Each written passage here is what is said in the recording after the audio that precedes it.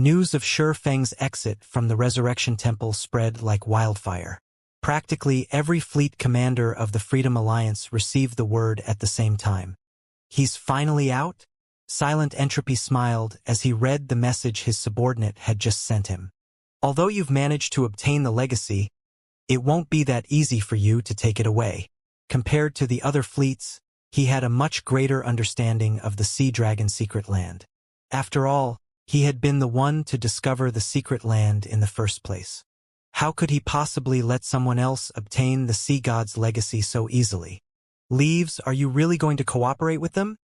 The cloaked woman asked as she looked at 100 Leaves, who was currently commanding a battle. The secret temple had long since made arrangements for such situations. They didn't need to cooperate with the other fleets to deal with Shi Feng. As long as Shi Feng exited the secret land, whether it was obtaining the Sea God's legacy or completing the Demon God's quest, they could easily achieve both by themselves. Cooperate. 100 Leaves could not help but giggle. How could I possibly cooperate with them? I simply wish to see what kind of trump cards that person still has. Previously, whether it was his fight against Identical Summer or his performance inside the Legacy Land, I kept feeling that he was still holding back a lot of his strength. Now that Identical Summer has banded together with the experts of the other fleets, I believe that even that man won't be able to continue holding back. If Identical Summer and the others do have some way to kill that man, I'll have Scorpion hinder them when the time comes. After all, that is the Sea God's legacy we're talking about. We absolutely cannot afford to let the other fleets have it. When the cloaked woman heard this, she immediately came to a realization. She had never thought that 100 Leaves had actually taken such factors into consideration. This way, Shi Feng really was doomed. As long as he left the secret land, there would be no escape for him. Outside the Resurrection Temple, as soon as Shi Feng came out, Passing Monarch walked up to him excitedly. Brother Yi Feng, you truly are amazing. Despite all the efforts Silent Entropy and 100 Leaves have put in, you still managed to snatch the legacy from them. I'm guessing that they're bursting with rage right about now, Passing Monarch said. His gaze filled with admiration as he looked at the swordsman. After all was said and done, the Freedom Alliance was an overlord at the sea's end. Meanwhile, the foundations of both Silent Entropy and 100 Leaves were among the best in the Freedom Alliance. Nonetheless, Shi Feng had actually managed to steal the legacy from those two by relying on his own strength. Sorry for the wait. Let's set out for the other caverns now. Shi Feng simply smiled in response to Passing Monarch's words, not commenting on the legacy he obtained. He had already seen the Sea God's legacy for himself, and it was definitely one of the most incredible legacies he had seen. The reason for this was the legacy tablet allowing not only one player to obtain a legacy but 10. This was an incredible matter. After all, even obtaining one legacy in God's domain was already quite a challenge, not to mention 10 in one go. Meanwhile, among these 10 players, one could obtain the Sea God's legacy, while the remaining 9 could obtain the Sea God's Protector's legacy. Players who inherited these legacies would receive a portion of the Sea God's strength. Moreover, the player who inherited the Sea God's legacy would receive greater power from the legacy the more Sea God's protectors they had. All right, let's move out right away. Passing Monarch nodded. However, as soon as Passing Monarch said so, Identical Summer suddenly appeared, wearing a smile on his face as he looked at Passing Monarch and Shi Feng. At the same time, a large group of players came out from the forest one after another, their numbers reaching close to 400. These players surrounded Shi Feng's group completely. Brother Monarch, why are you in such a hurry to leave? Identical Summer said, laughing. Look at how pitiful we are. Even after we entered the secret land, we still ended up obtaining nothing at all. You, on the other hand, have made a fortune. Shouldn't you make a gesture of goodwill? Passing Monarch's complexion turned incredibly grim as he observed his surroundings. Currently, it wasn't just Identical Summer's men that were present. He could also see well-known experts of 1st Fleet to 11th Fleet here. Our 3rd Fleet has already obtained the legacy. Are you still thinking of stealing it from us? In a deep tone, Passing Monarch said, could you have forgotten about the contract we signed before we entered this place? What you say is indeed true. our various fleets did sign a contract barring us from stealing the legacies others have obtained. However, we have no plans on stealing your legacy right now. We only want those 2 small sailboats of yours. Of course, you can also choose not to give them. However, you'll have to die several times until you are forcefully teleported out of the secret land. Identical Summer sneered. They dared not violate the conditions of the contract. Otherwise, they would receive a severe penalty from the system. However, the contract they signed back then was not perfect, including many exploitable loopholes. Everyone had deliberately ignored these loopholes in order to prevent one fleet from gaining too large of a monopoly. Otherwise, they would have long since signed a contract that barred all aggression against each other while inside the secret land. Despicable.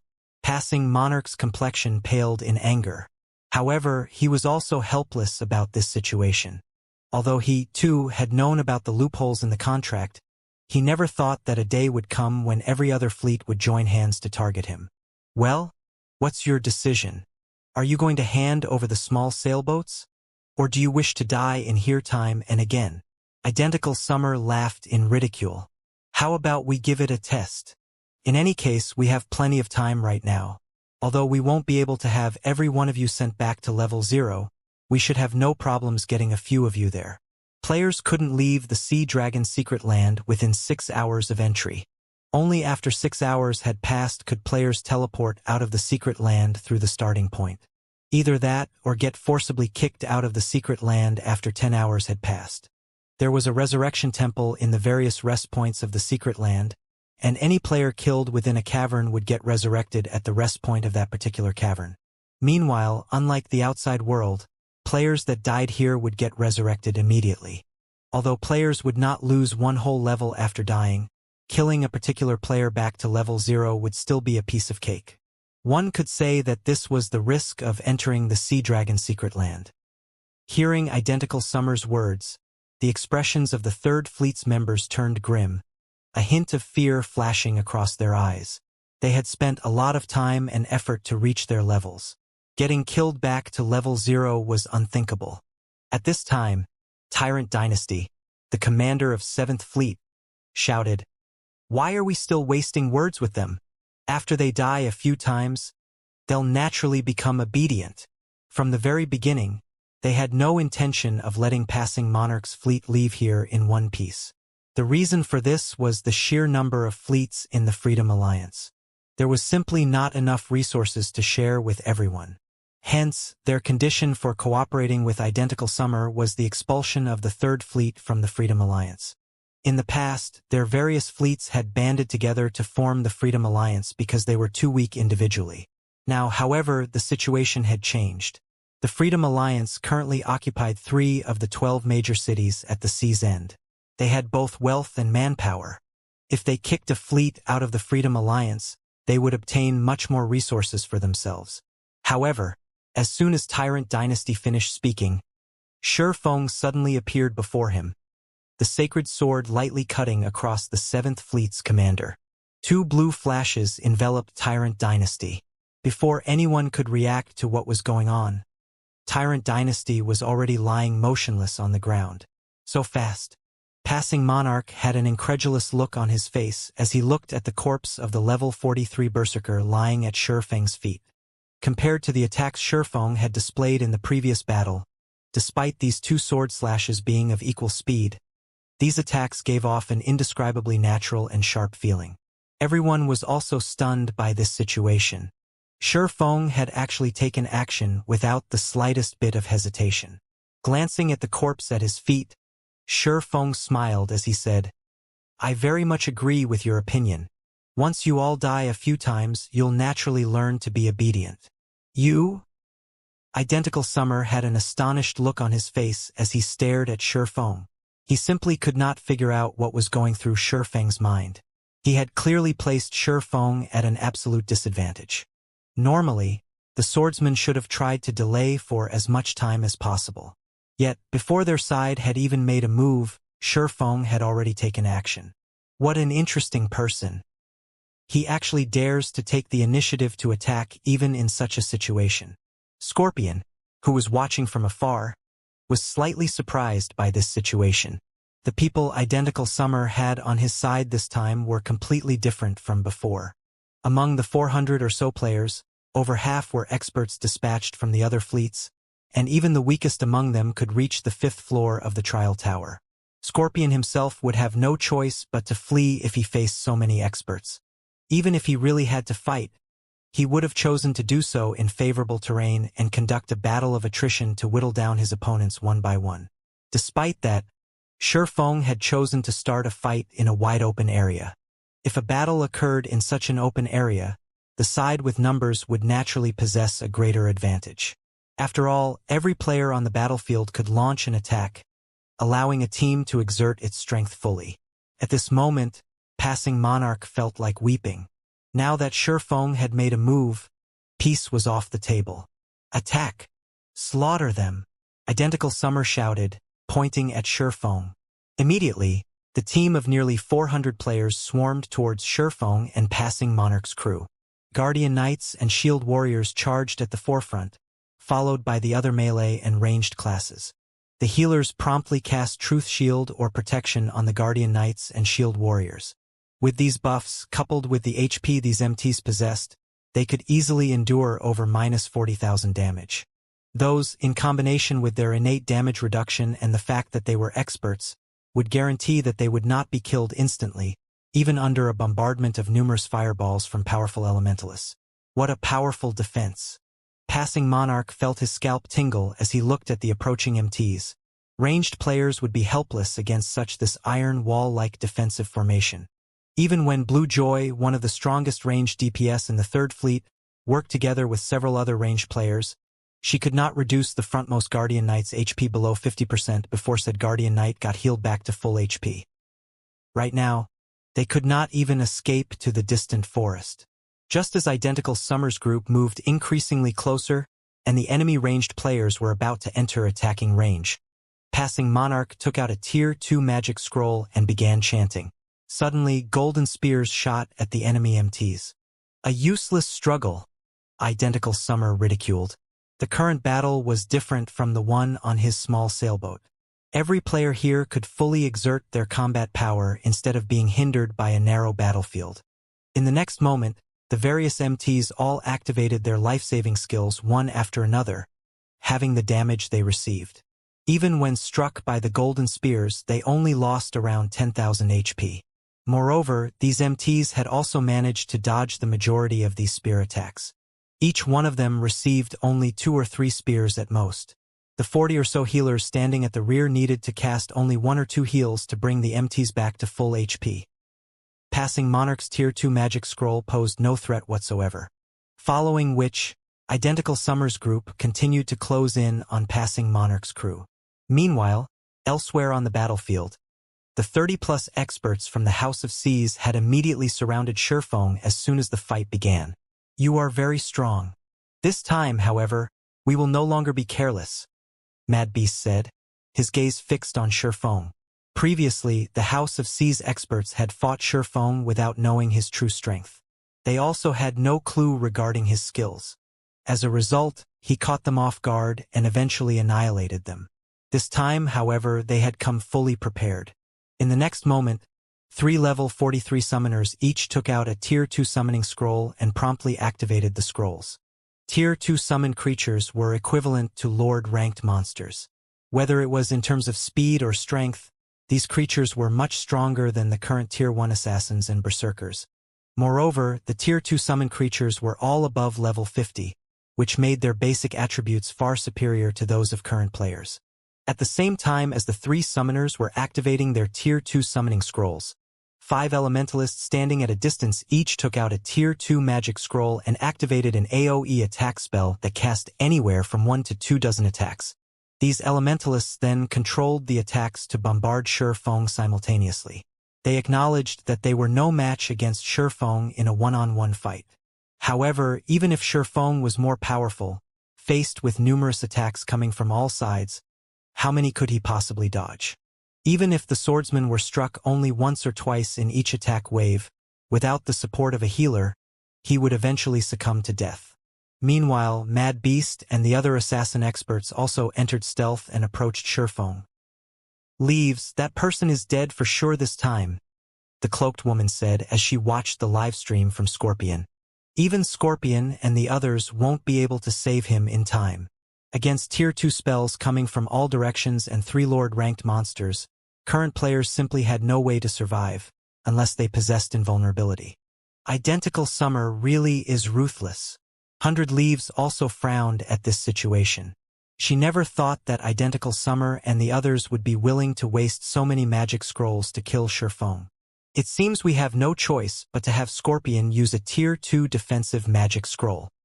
Just as Scorpion had received his orders and was about to take out a Tier 2 defensive magic scroll from his bag, a silver magic array suddenly appeared in the sky, covering everyone present.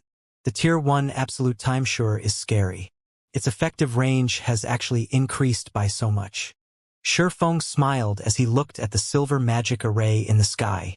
This magic array was the result of Shifeng activating the Tier 1 absolute time, which he had just sacrificed a ton of EXP to level up. Mad Beast and the others' performance had exceeded his expectations. In such a flat and open terrain, even he would not be able to handle the attacks of so many Tier 2 magic scrolls and expert players. Hence, he had no choice but to use his strategic skill Absolute Time. Previously, at Tier 0 Level 7, Absolute Time could only prevent enemies from using any skills, spells, and tools within an area of 100 by 100 yards for 24 seconds. After it reached Tier 1, Level 1, however, its effective area had expanded to 200 by 200 yards. Now, not only could the strategic skill cover the entire battlefield, but its duration had also increased to 30 seconds. The only downside of the skill's level up was that its cooldown had increased from 2 minutes, 30 seconds to 3 minutes. This situation had cost Shifeng the EXP from killing the Blackstone Chieftain and completing the Legacy Trial. However, due to Absolute Time, the Tier 2 spells flying towards Shifeng simultaneously vanished into nothingness. It was as if the spells had never been cast. The magic arrays maintaining the Tier 2 summoned creatures had also been abruptly shattered. Identical Summer and the others, who were currently fighting passing monarchs' crew a short distance away, found themselves unable to use any of their skills, spells, and tools. Not good. This is an AoE silencing skill. Everyone, quickly leave the spell's range. Mad Beast, who was forced out of his stealth state, shouted hurriedly. In God's domain, both ordinary players and expert players were heavily reliant on skills and spells in combat. Suddenly preventing them from using skills and spells was akin to robbing a tiger of its fangs and claws. Their combat power would fall by more than half. However, even as Mad Beast's words entered everyone's ears, Shifeng activated Silent Steps and appeared behind Identical Summer, using Chop to kill the latter instantly. At the same time, Shifeng also switched the Aura of Time to the Aura of Fire and promptly cast Firestorm over Mad Beast. Scorching flames rose from the ground, killing more than 30 experts on the spot. Only those with quick reactions had managed to avoid the raging inferno in time. Following which, Shifeng turned around and used Lighting Edge on the players assaulting passing Monarch's team. Unable to use any of their skills, the players targeting passing Monarch and the others fell helplessly to the innumerable arcs of lightning. In the blink of an eye, over 100 players collapsed, weapons and equipment scattered around their bodies. Shifeng turned the tables on Identical Summer's group in an instant. Faced against expert players barred from using their skills, passing Monarch and the Third Fleet members possessed an overwhelming advantage. Meanwhile, Shifeng had an even easier time slaughtering players. He was practically killing one player with each attack. By the time Identical Summer's group had escaped Absolute Time's effective range, less than 30 members remained alive. In contrast, not a single one had died on passing Monarch's side. Is this his hidden trump card? 100 Leaves' expression darkened considerably when she saw the livestream Scorpion sent her. After escaping Absolute Time's effective area, the other fleets had less than 30 members alive. If they continued fighting passing Monarch's team of 90 players, there was no doubt that they would be annihilated. Right now, their only option was to flee. However, for Shifeng, who greatly surpassed them in basic attributes, hunting them down was a piece of cake. While the sturdy Guardian Knights and Shield Warriors could endure a few hits, The other classes couldn't even last a moment against Shifeng's swords. Almost every time Shifeng swung his blades, a player died. What fast swordsmanship! Scorpion unconsciously gulped as he observed the battle from his distant hiding spot. Every one of Identical Summer's survivors was incredibly powerful. They would definitely be considered top-class experts in any large guild. Yet not one of these experts had managed to block Shifeng's attacks. Watching from afar, it seemed as if these players' reactions were slightly delayed, only lifting their weapons to block after Shifeng's swords had bit into them. As a peak assassin, Scorpion knew very well that this result wasn't due to these players being slow. Rather, Shifeng's attacks were simply too fast. However, the speed Shifeng displayed was different from his previous fight against Mad Beast on Identical Summer's small sailboat. Back then, Shifeng's speed had been the result of his high attack speed. His current speed, however, was due to his amazing reaction speed. It is fortunate that we didn't try to ambush him before. The consequences would have been unimaginable. Scorpion was relieved when he thought back to how his party had prepared to ambush Shifeng. Shifeng's extraordinary basic attributes made it impossible to fight him in a melee battle. One had to fight him from a distance. Mad Beast and the others' decision to use Tier 2 summoning scrolls and Tier 2 magic scrolls was wise. Unfortunately, nobody could have expected that Shifeng had saved an AoE silencing skill. This skill instantly increased the difficulty of killing the swordsman. Unless these players could surpass Shifeng's basic attributes and techniques, or surround him with a large group of peak experts with similar basic attributes, killing Shifeng was practically impossible. Scorpion, did you get a lock on him? 100 Leaves asked. I've locked onto his soul. No matter where he goes, I'll find him, Scorpion reported confidently after checking the tracking system. Good. Continue keeping an eye on him and make sure you do not arouse any suspicion. Keep updating Uncle Lee about his situation. 100 Leaves smiled in satisfaction. Thanks to Identical Summer and the other fleets working together to deal with Shifeng, Uncle Lee and his team had a greater chance of killing him. An AoE silence was indeed a troublesome skill. However, if one knew about it beforehand, they could find a way to cope. Commander, relax. He won't discover me, Scorpion said, grinning. The Soul Lock scroll kept a record of the aura released by the target soul, and it would not display any status effects on the targeted player. There was no way for the targeted player to find out that they were being tracked. While Scorpion had given his report, Shifeng had finished with the reaming fleet experts. Corpses and items littered the sandy beach. Big Brother Yifeng, you are simply too amazing. Now that Identical Summer and the others have been annihilated, I want to see they try to stand in our way. Reverence lit Blue Joy's eyes as she looked at Shifeng. Whether it was the previous battle against Identical Summer's fleet on the water or the current battle against the combined expert team the fleets had formed, Shifeng had easily turned the tide of battle by himself. If this tale were retold, nobody would believe it. Shifeng was practically a living myth. Although Identical Summer and the others would not lose an entire level from 1 or 2 deaths, players killed inside the secret land would drop a weapon or piece of equipment. The items Identical Summer and the others had donned the best items they had before the fight. It would be nearly impossible to find suitable replacements in a short time. They could only use their backup items. This would significantly impact their combat powers. Worse, if they had not prepared any backup items, their combat powers would fall even further. Identical Summer would have to think twice before picking a fight with them now. Brother Yifeng, before Identical Summer and the others hurry back, let's use this opportunity to get out of here, Passing Monarch suggested. Players that died inside the secret land would automatically resurrect in the nearest resurrection temple. It would be very easy for Identical Summer and the others to regroup. Meanwhile, Shifeng's AoE silencing skill was not without a cooldown. If Identical Summer and the others surrounded them once again, their chances of victory would drop. No. Let's ambush them at the Resurrection Temple, Shifeng said, shaking his head. If we leave for another cavern, by the time we get out, they will be prepared to take us on again. We have to strike while the iron is hot. We'll ambush them before they can prepare. Once we cripple them, they'll be powerless against us even after we obtain other legacies. This, Although Passing Monarch had considered the same option, they had only defeated Identical Summer and the others so easily due to Shurfeng's AoE silencing skill. Without it, what were they going to use to ambush Identical Summer? Relax. Take these. One for each person. When the time comes, throw them at my command. Shurfeng understood Passing Monarch's concerns. Immediately, he retrieved the last 22 basic mana pulse bombs he had from his bag and handed them to Passing Monarch and his team.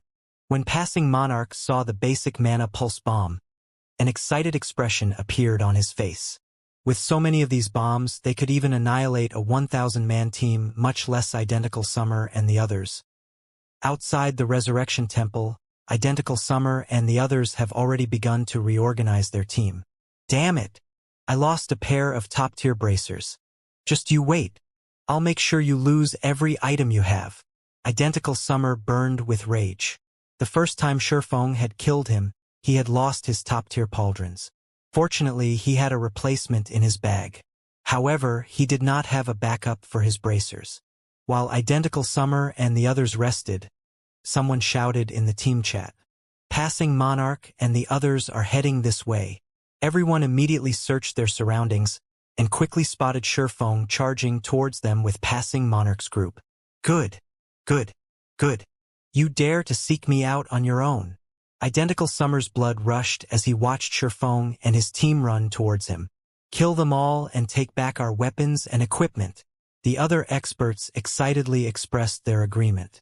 Compared to the previous battle, they had even more motivation to wipe out Shurfeng and the others. Quickly, everyone threw up their positions. The Guardian Knights and Shield Warriors moved forward, and the ranged players prepared for combat. As soon as Shurfeng and the others were within range, the opposing experts bombarded them with attacks. Unsatisfied with the situation, Identical Summer even activated a Tier 2 large-scale destruction magic scroll. Boom! Boom! Boom! A series of explosions shook the grotto, throwing dirt and dust into the air. Identical Summer really is ruthless. He's even used a large-scale destruction magic scroll. That should have mostly wiped out Passing Monarch and his men. Scorpion, who observed the battle from a distance, muttered. However, as soon as Scorpion had said so, a group of people burst forth from the dust clouds. These people were none other than Shurfeng and the Third Fleet. Every player was unharmed as Shurfeng's absolute defense had absorbed all of the damage. With sufficient distance between the combatants, Shurfeng shouted, "Kill them!" Immediately, 7 players tossed out the basic mana pulse bombs, the bomb's radius enveloping Identical Summer's joint team. Boom! Boom! Boom! After a series of explosions, only weapons and equipment remained. Second wave. Get ready. Everyone else, deal with the survivors. Make sure you collect all of the dropped weapons and equipment. Shurfeng commanded when he saw a few dozen people still alive. With Shurfeng's command, Passing Monarch's people set out to hunt down the survivors. 4 players carrying basic mana pulse bombs charged into the Resurrection Temple, executing another round against the recently resurrected. The Resurrection Temple was not very large. 4 or 5 basic mana pulse bombs were more than enough to cover the area. As a result, Identical Summer and the others died again and again. Although they had not lost any levels, they had each lost 5 or 6 weapons and pieces of equipment so far. That was practically half of their items. Needless to say, their combat powers had decreased tremendously. Despite their numerical advantage, they were no longer a threat to Passing Monarch's fleet. Passing Monarch, you're going too far. At the end of the day, we are still members of the Freedom Alliance. Identical Summer shouted at Passing Monarch and Shurfeng, who currently stood in the Resurrection Temple's entrance. Are you trying to make an enemy of all 10 of our fleets? If these members were only from the 2nd and 4th fleets, Passing Monarch could pay them no heed. However, the players present included experts from every fleet, with the exception of 3rd. If Passing Monarch made enemies of all 10 fleets, he couldn't remain in the Freedom Alliance. The Freedom Alliance was comprised of the Independent faction and the Small Guild faction. Meanwhile, Passing Monarch had only risen to the 3rd seat in the alliance due to the support from the other independent adventurer fleets. If passing Monarch lost that support with his fleet's current strength, he could easily be knocked down to the bottom of the Freedom Alliance. If passing Monarch made enemies of everyone, he wouldn't even receive scraps in the future. If that happened, it would only be a matter of time before passing Monarch and his fleet were forced out of the Freedom Alliance. Passing Monarch's expression darkened upon hearing this, glaring at Identical Summer. Although he was frustrated, he whispered to Shi Feng, suggesting, "Brother Yi Feng, if we continue this fight, every fleet here will become an enemy. If that happens, our future plans will be affected." Part of the reason that he had become the Third Fleet's commander was that he had worked with the other independent adventurer fleets during past city defenses. If he broke all pretenses with the other fleets here and were kicked out of their circle, it would become far more difficult to contest for the Freedom Alliance's first seat in the future. "I understand." Shi Feng nodded. Seeing passing Monarch and his people halt their attack, Identical Summer chuckled and said, "Monarch, it's good that you are aware of the situation. Let's forget about this matter altogether. However, you must return the items our member lost. After all, they were originally ours." He had suffered severe losses in this visit to the secret land. Not only had he lost his small sailboat, but he had also lost half of his equipment. His subordinates had suffered severe losses as well. Recovering from these battles would take a long time. With the situation now in his favor, he had to ask for the items back. Identical Summer is too shameless. He clearly attacked us first. Now that he knows he can't beat us, he's using the masses to pressure us. Blue Joy was furious. However, she was also powerless to do anything about Identical Summer's shamelessness. As passing Monarch hesitated over his decision, Shi Feng used silent steps and appeared behind Identical Summer once more, his sacred sword slashing down on the elementalist. A streak of blue light bisected Identical Summer's body. "You!" Only after killing Ray had cut through his body did Identical Summer realize what had just occurred. He could not fathom why Shi Feng would dare to make an enemy of practically every fleet in the Freedom Alliance. Although Identical Summer wanted to say something, his vision had already darkened, and his body no longer reacted as it collapsed to the ground. Without hesitation, Shi Feng picked up the dark gold staff the man had dropped. Everyone was stunned. Passing Monarch's jaw hit the ground. Passing Monarch even wondered if Shi Feng had understood his prior words. "If you wish to leave this place, it is very simple. From now on, I'll give you 3 minutes. After 3 minutes, the 50 players still standing in this resurrection temple may leave. You can keep your spoils of war. Any who linger best prepare themselves." Shi Feng warned, smiling as he glanced at every enemy expert. He then walked towards the temple's entrance, checking the system clock. Identical Summer might know how to use the masses to his advantage, but the elementalist was 10 years too early if he thought that he could use an unstable alliance like this against Shi Feng. "You're looking to die. Don't listen to him. He wouldn't dare move against us," Identical Summer, who just resurrected, shouted. However, as soon as Identical Summer finished speaking, another chaotic battle raged in the Resurrection Temple. There was no longer an alliance to speak of. Nobody present wished to lose the weapons and equipment they had struggled to obtain. Moreover, when they thought about Shi Feng's demonic prowess, they stopped caring about what was right or wrong. Finishing off the members of the other fleets was far more important right now. Watching everyone kill each other, Mad Beast turned to the slim elementalist beside him and asked, "Saint, what should we do?" "Kill. We can't bet our fate on that lunatic," hoping he's not so bold as to provoke the other fleets, Frost Saint said, sighing. "Moreover, we can, more or less, make up for some of our losses in this slaughter." "All right." Mad Beast licked his lips. Immediately, he joined the fray. As for making a break for the temple's entrance, that was definitely not an option. Shi Feng instantly killed the few players that tried. He could only hope that Shi Feng would keep to his word. Time passed quickly. Everyone inside the Resurrection Temple grew frenzied as they slaughtered each other. As soon as a player died and resurrected, they rejoined the battle. Players died just as fast as they had against the basic mana pulse bombs. Watching the bloodbath, Passing Monarch and Blue Joy were shocked. When they looked at Feng, who sat by the temple's entrance, cold sweat dripped down their backs. They inwardly celebrated the fact that they stood on this man's side. Otherwise, the consequences would be truly horrific. With just a few words, Feng had shattered the 10 fleets' temporary alliance and turned them all against each other as he watched their strength wane. A demon. He was definitely a demon. After 3 minutes, silence descended upon the Resurrection Temple. Some rejoiced while others despaired. Those who rejoiced stood in the center of the main hall. These people were the 50 survivors after the 3 minutes. As for those that resurrected after the time limit, they stood in the back of the temple, hatred shining in their eyes as they glared at the 50 survivors. As promised, you may leave. Feng addressed the victors. Hearing Feng's words, these people breathed a sigh of relief.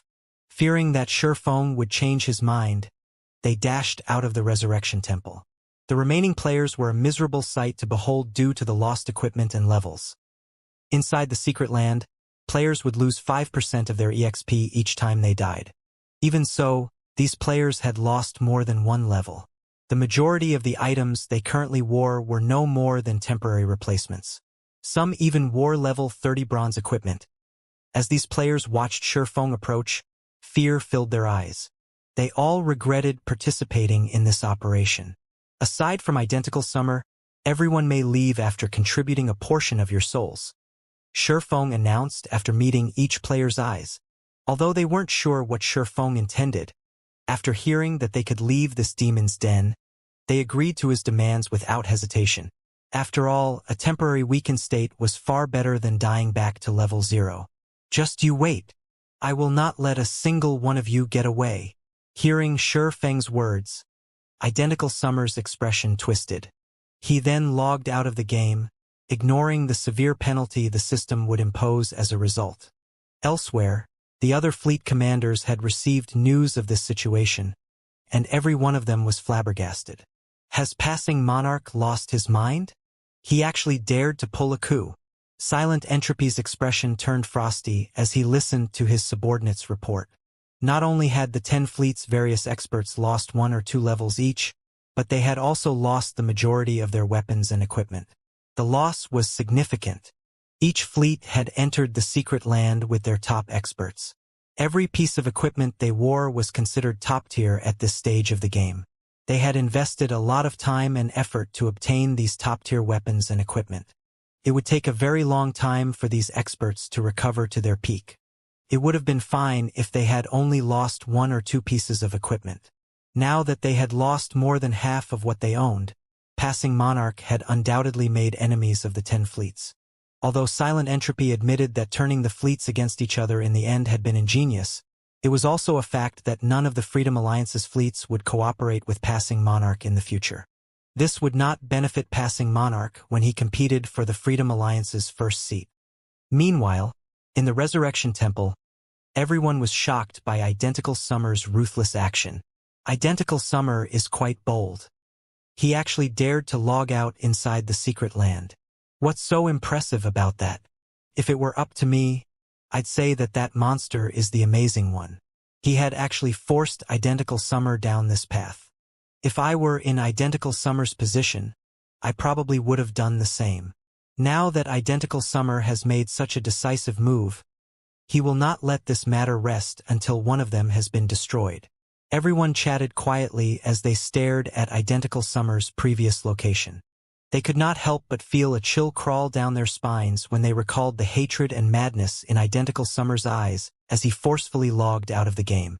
In the outside world, if players forcefully logged out of the game, the system would impose a penalty, which was slightly more severe than the usual death penalty. If one did the same thing inside the secret land, the penalty would multiply by several times.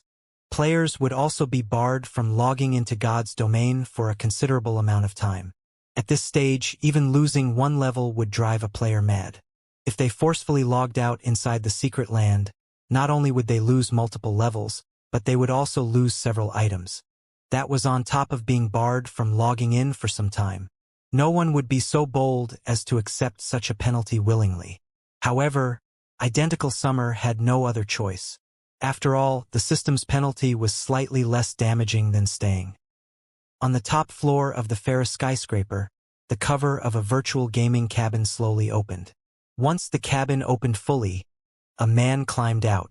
The man wore a grim expression, his chilling gaze forcing a shudder from anyone it fell upon. This man was Xia Tianqi. He was also known as Identical Summer, the commander of the Freedom Alliance's Second Fleet. Nobody would have ever imagined that the commander of Second Fleet was actually the young master of the Xia Corporation. Although the Xia Group was not a powerful international corporation, it was one of the country's first-rate corporations. Passing monarch. And that damnable brat as well. I won't let either of them off the hook. Xia Tianqi slammed his palm on the wooden desk before him in rage, shattering the desk. The strength he displayed was not one bit inferior to a professional fighter's. Immediately, he tapped the quantum watch on his wrist and called a particular number. Hello? Viper? Look into two people for me. Both are God's domain players. I'll send the information I have on them to you in a moment. If you help me discover their true identities, there will be no lack of benefits. Young Master Xia, what a rare occurrence.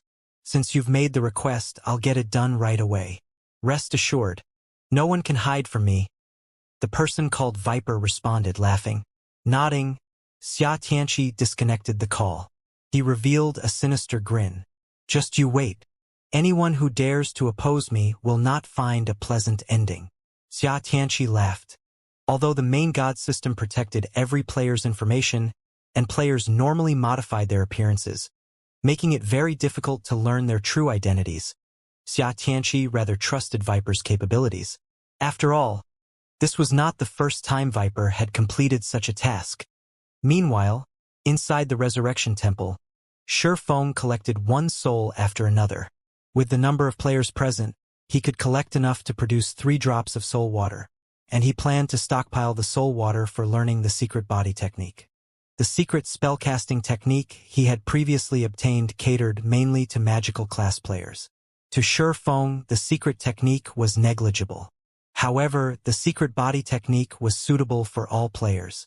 Since he didn't need to share the slots this time, he had to prepare more soul water. He was currently in Sea's End. He had also hidden his identity under his black cloak. Aside from Passing Monarch and a few other trusted players, nobody knew his exact identity. Unlike in the Star Moon Kingdom, he did not have to worry about implicating Zero Wing. Right now, the most he had to worry about was an ambush from dark players. Shi Feng quickly collected over 300 souls, producing 3 drops of soul water in the soul orb. Now that I don't have to worry about exposing my identity in Sea's End, I can use this opportunity to collect more soul water. Many ideas swam in Shi Feng's mind as he gazed at the soul orb in his bag. In the past, the Flower of 7 Sins had made a fortune with the soul orb. With it, the organization had nurtured plenty of peak experts. With no concerns to hold him back, he needed to use this opportunity to collect soul water. It'd be very difficult to obtain once he returned to Star Moon Kingdom. After obtaining the soul water, Shi Feng led Passing Monarch and the others to another grotto to search for legacies. Aside from the grotto that contained the sea god's legacy, there were 12 grottos in the Sea Dragon's secret land. Among them, the entrance to 3 grottos had a diameter of 50 yards. The legacies in these grottos was only second to the sea god's legacy. With 2 small sailboats, it would be a piece of cake for Shi Feng's group to obtain a legacy from one of the 50-yard grottos. Without suspense, Shi Feng helped Passing Monarch obtain a legacy in their 9th hour in the Sea Dragon's secret land. This time, however, there were no other fleets to contest for the legacy, and everything went relatively smoothly. Commander, Passing Monarch's fleet has returned to the starting point. By the looks of it, they seem to have obtained another legacy and are preparing to leave. Scorpion, who hid at the starting point, reported when he saw Shi Feng's group approach. Good. Uncle Li and the others are already outside. You should take off too, 100 Leaves said, nodding. She had waited for this moment for a long time. Although the legacy items weren't guaranteed to drop upon death, Uncle Li was a dark player. He had tools and methods of increasing the drop rate for players he killed. As long as Shurfeng did not store the sea god's legacy in his warehouse, it would only take a few extra kills before they obtained the legacy. For now, she needed to regroup with Uncle Li's team. Once Uncle Li killed Shurfeng, since she was on the same team, she would complete the demon god's quest. As long as she obtained both the sea god's legacy and the demon god's reward, the Freedom Alliance's first seat was hers for the taking. After that, she would gradually take control of the Freedom Alliance and rule over the 3 major NPC cities. Every one of CZN's 12 major NPC cities had a larger population than any Land Kingdom's capital city. The player population of Heavenly Ocean City, in particular, could rival an empire's imperial capital. At the Sea Dragon's Secret Land's entrance, after Shurfeng stored the 2 small sailboats, he followed Passing Monarch and the others into the teleportation magic array. System, do you wish to leave the Sea Dragon's Secret Land? Shurfeng chose yes without hesitation. Immediately, a beam of white light descended upon him. He then vanished from the secret land. Shortly after, Shurfeng returned to Blue Jade Restaurant's top-floor hall. However, more players were present than before. Every player was a member of one of the Freedom Alliance's fleets. They all stared at Shurfeng and Passing Monarch with looks that could kill. Why are so many people here? Shurfeng could not help his surprise as he looked around. They're not thinking of taking action here, right? He was not surprised by the hostile gazes he received from the various fleets. What Shurfeng found odd was the fact that so many players had gathered in the hall. At a glance, he could see at least 2,000 people, taking up nearly half of the entire hall. They were currently in an NPC city. Attacking another player here would be detrimental unless these players were absolutely confident of escaping the NPC guards. The arrest of so many members would definitely wound the various fleets. That's not it.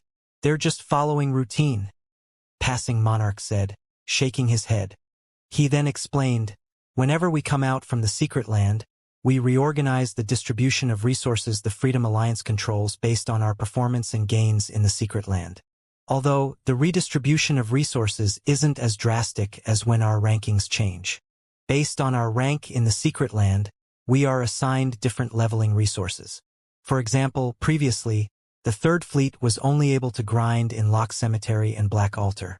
Since the Third Fleet has come out on top this time, we might get assigned to the Silent Lumberyard and Stormwind Shelter to level up.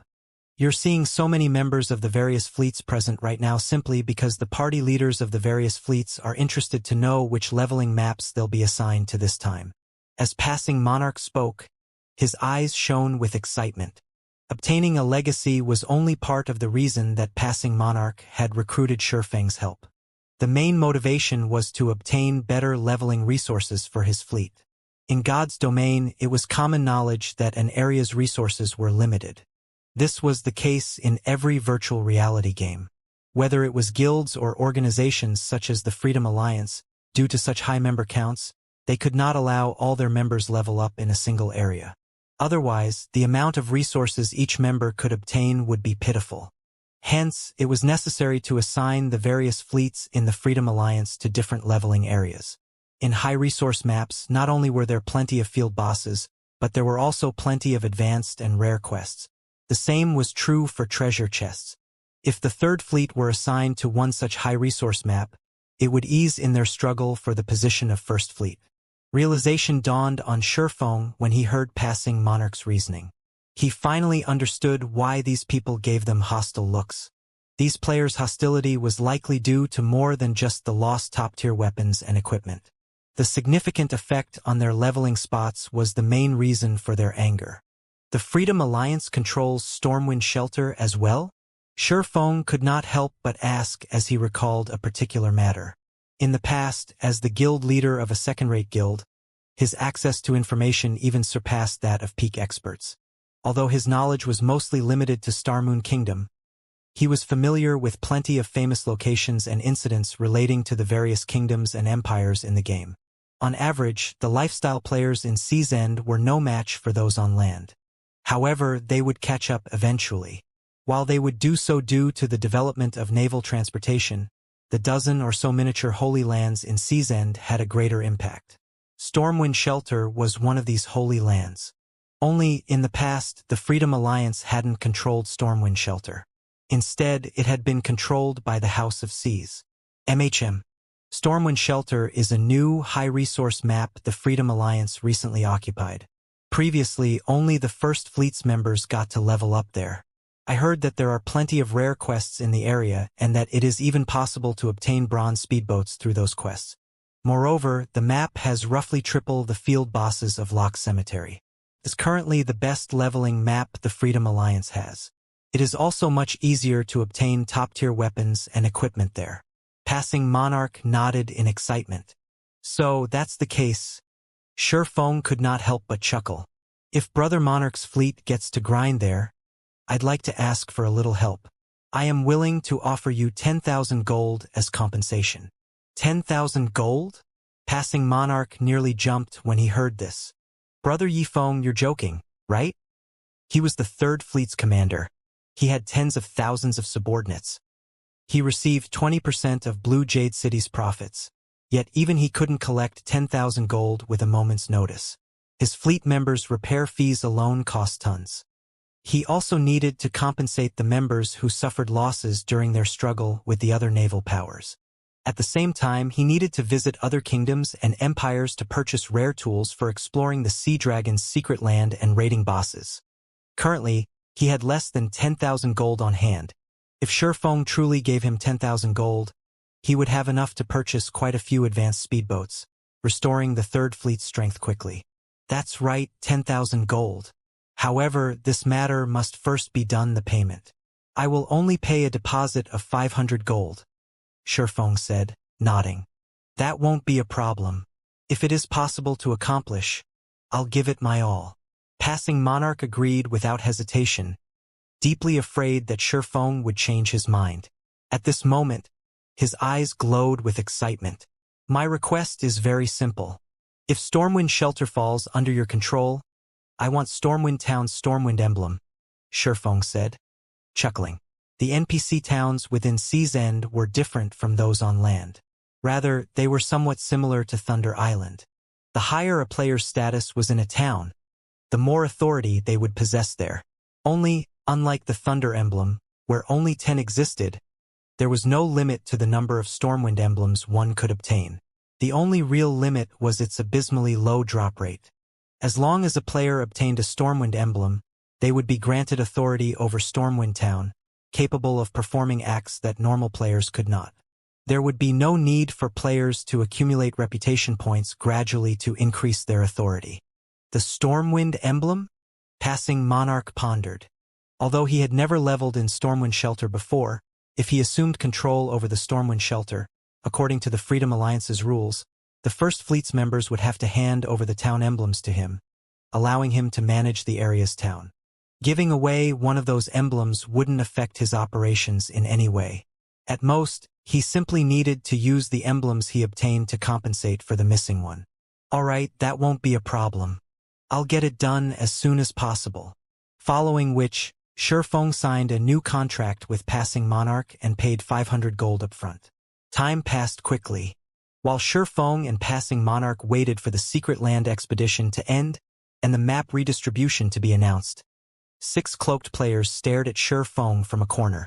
Scorpion, is he the one Leaves spoke about?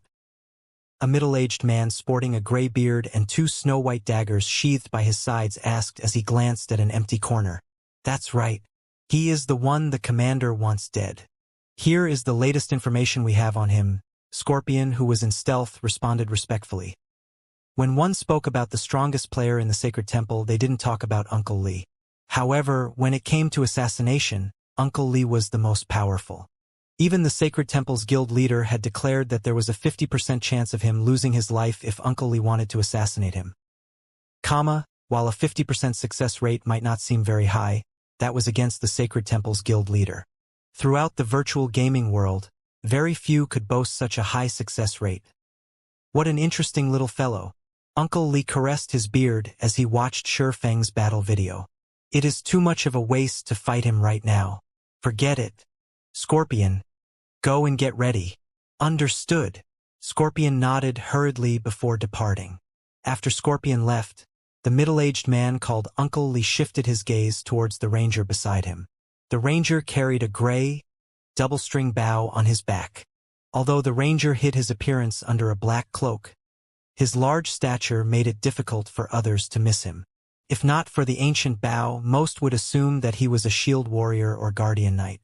Ghost, when the time comes, you'll strike first. Remember to use all of your black arrows, Uncle Lee said in a deep tone.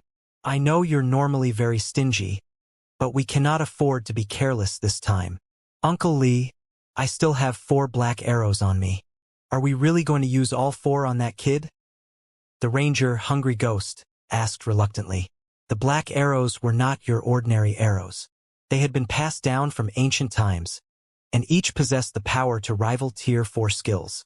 Current players and NPCs had no way of reproducing them, so each arrow used depleted the finite number in God's domain. One could only obtain more black arrows by raiding ancient ruins. Yes, we'll need at least that many to take him down, Uncle Lee said as he glanced at Shifeng, who sat quietly across the room. Smiling, he continued. Although he has yet to achieve a domain as 100 Leaves said, he is not far from it, either. With his frightening basic attributes and powerful skills, killing him will be slightly more difficult than killing actual domain realm experts.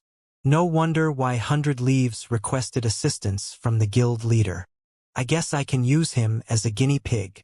Hungry Ghost's interest grew upon hearing Uncle Lee's explanation.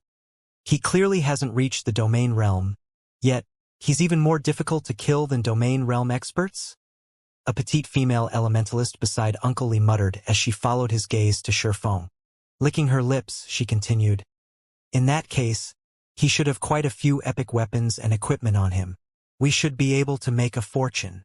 Uncle Lee, seeing as you've appraised him so generously, are you thinking of making a move personally this time? A shield warrior asked excitedly. Every time Uncle Lee made a move, they learned a lot from him.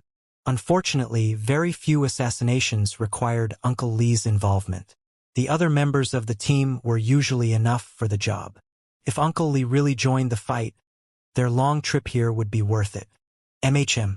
Although you have a high chance of killing him if you all work together, this mission is very important.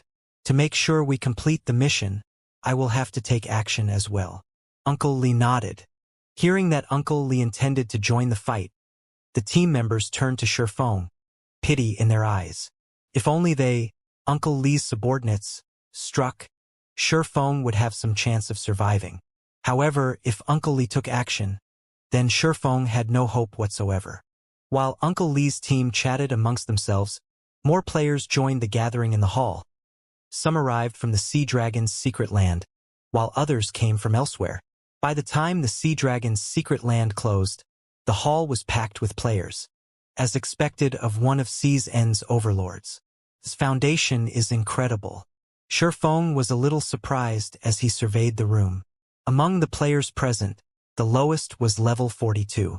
As for the weapons and equipment they wore, the most inferior was level 40 fine gold rank. There were over 2,500 such players. Even a first-rate guild didn't have these bragging rights. It was not hard to imagine how the Freedom Alliance had become one of the naval overlords in Shifeng's previous life. God's domain was still in its early stages, yet already the Freedom Alliance was so strong. With the assistance of the 3 major NPC cities the Freedom Alliance controlled, first-rate guilds couldn't compare to its income or number of players it could recruit. As Shifeng silently observed his surroundings, the clamor quieted. In the next moment, Silent Entropy, the First Fleet's commander, slowly walked up the stage in the center of the hall. Now that everyone is here, let us begin. Loudly, Silent Entropy continued. According to the rules, we will reorganize the leveling maps for each fleet based on their performances and losses in the Secret Land. I'll announce the results now. The present Freedom Alliance members were tense. Although the Alliance's leveling areas were all high-resource maps, there were also huge differences between them. I'm sure everyone already knows this, but the fleet with the best performance this time is our 3rd Fleet. Hence, from today on, 3rd Fleet will take over Stormwind Shelter and Silent Lumberyard. Placing in 2nd is the 8th Fleet. It will take over the Silent Canyon and Reef Sea. First Fleet came in third. It will occupy the Black Altar and Locke's Cemetery. As Silent Entropy announced the various fleets' ranks, silence reigned over the hall. Nobody could have imagined such a massive transformation. While everyone already knew that the Third Fleet had placed first this time, the fact that the Eighth Fleet had placed second came as a big surprise. Meanwhile, the Third Fleet's members were ecstatic. Shifeng released a sigh of relief as well. With this, his plans could come to fruition. In the past, Stormwind Shelter had become a miniature holy land due to the Sea God's Temple in Stormwind Town. Like the War God's temples on land, the Sea God's temples offered various quests. At the same time, players could accumulate points with the Sea God's Temple and trade them for items. However, the Sea God's Temple in Stormwind Town was slightly special. Not only could players trade their points for rare items, but they could also trade for laboratories. To combat players, the laboratory wasn't worth anything. To lifestyle players, however, it was a treasure that allowed them to improve rapidly. Although the Sea God's Temple's laboratories could not compare to Titan City's research rooms, they were superior to the basic meditation rooms in a 3-star shop. Although laboratories contained dense mana, players could also research information about the various lifestyle classes.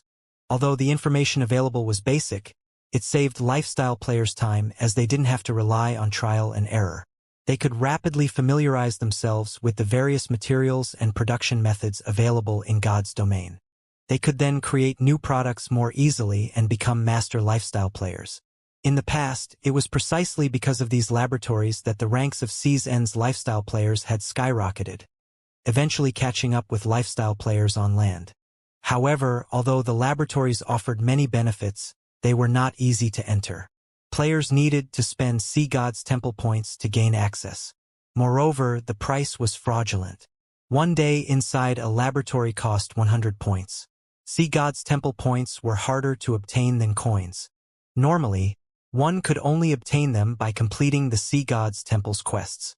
Players also had the option of trading in rare items such as the runic crystals, with each worth 10 points. Unfortunately, runic crystals' drop rate was extremely low. Normally, only boss-grade sea monsters had a reliable chance of dropping them. Yet, renting a laboratory for a day cost 10 runic crystals. Hence, very few lifestyle players could afford to use them. Of course, as players' level increased and the supply of runic crystals became more abundant, more lifestyle players could gain access. However, that wouldn't happen for quite some time. However, Shifeng possessed the Philosopher's Stone. As long as he collected enough runic fragments, he could easily synthesize runic crystals. Moreover, if he had the Stormwind emblem, it would grant him advanced authority in Stormwind Town. With that, he would receive a 20% discount when trading for items or services in the town's Sea God's Temple. Most importantly, he could purchase Stormwind Town's land. With all of these factors in hand, growing the Candlelight trading firm would be easy. Commander, now that Passing Monarch has taken over Stormwind Shelter, this will impact our ability to contest for the first seat. Should we cause some trouble for Passing Monarch? A cloaked oracle asked Silent Entropy quietly. No need. Even without our involvement, Passing Monarch will face plenty of challenges from Stormwind Shelter. With the strength of Passing Monarch's fleet, just holding the area will be difficult. We don't need to waste our manpower on this. Locating other leveling spots right now takes priority, Silent Entropy said, chuckling as he glanced at Passing Monarch and Shifeng. Although the Stormwind Shelter was the best leveling spot the Freedom Alliance currently possessed, various other powers fought over the map. Keeping these other powers at bay would require a lot of manpower and resources. In his opinion, handing over Stormwind Shelter to Passing Monarch wouldn't strengthen the Third Fleet, but weaken it. Commander, should we still give the Stormwind emblems to Passing Monarch? Then? The Stormwind emblems? Silent Entropy frowned.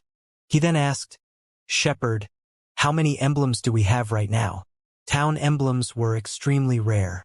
Although they could not be used to take full control of a town, they did make it easier for players to pick up quests and develop in the area. With Stormwind Shelter being a high-resource map, the Stormwind emblem's value went without saying. Could even rival an epic item. 2. The oracle named Shepherd answered softly. Only 2? Why do we have so few? Silent Entropy could not help but grow curious. Haven't we been exploring Stormwind Shelter? Normally, when they explored a new map, they easily obtained 8 or 9 town emblems, even more if they were lucky. The first fleet had put everything they had into exploring the area. It was inconceivable that they had only obtained 2 Stormwind emblems so far. Commander, Stormwind Shelter is different.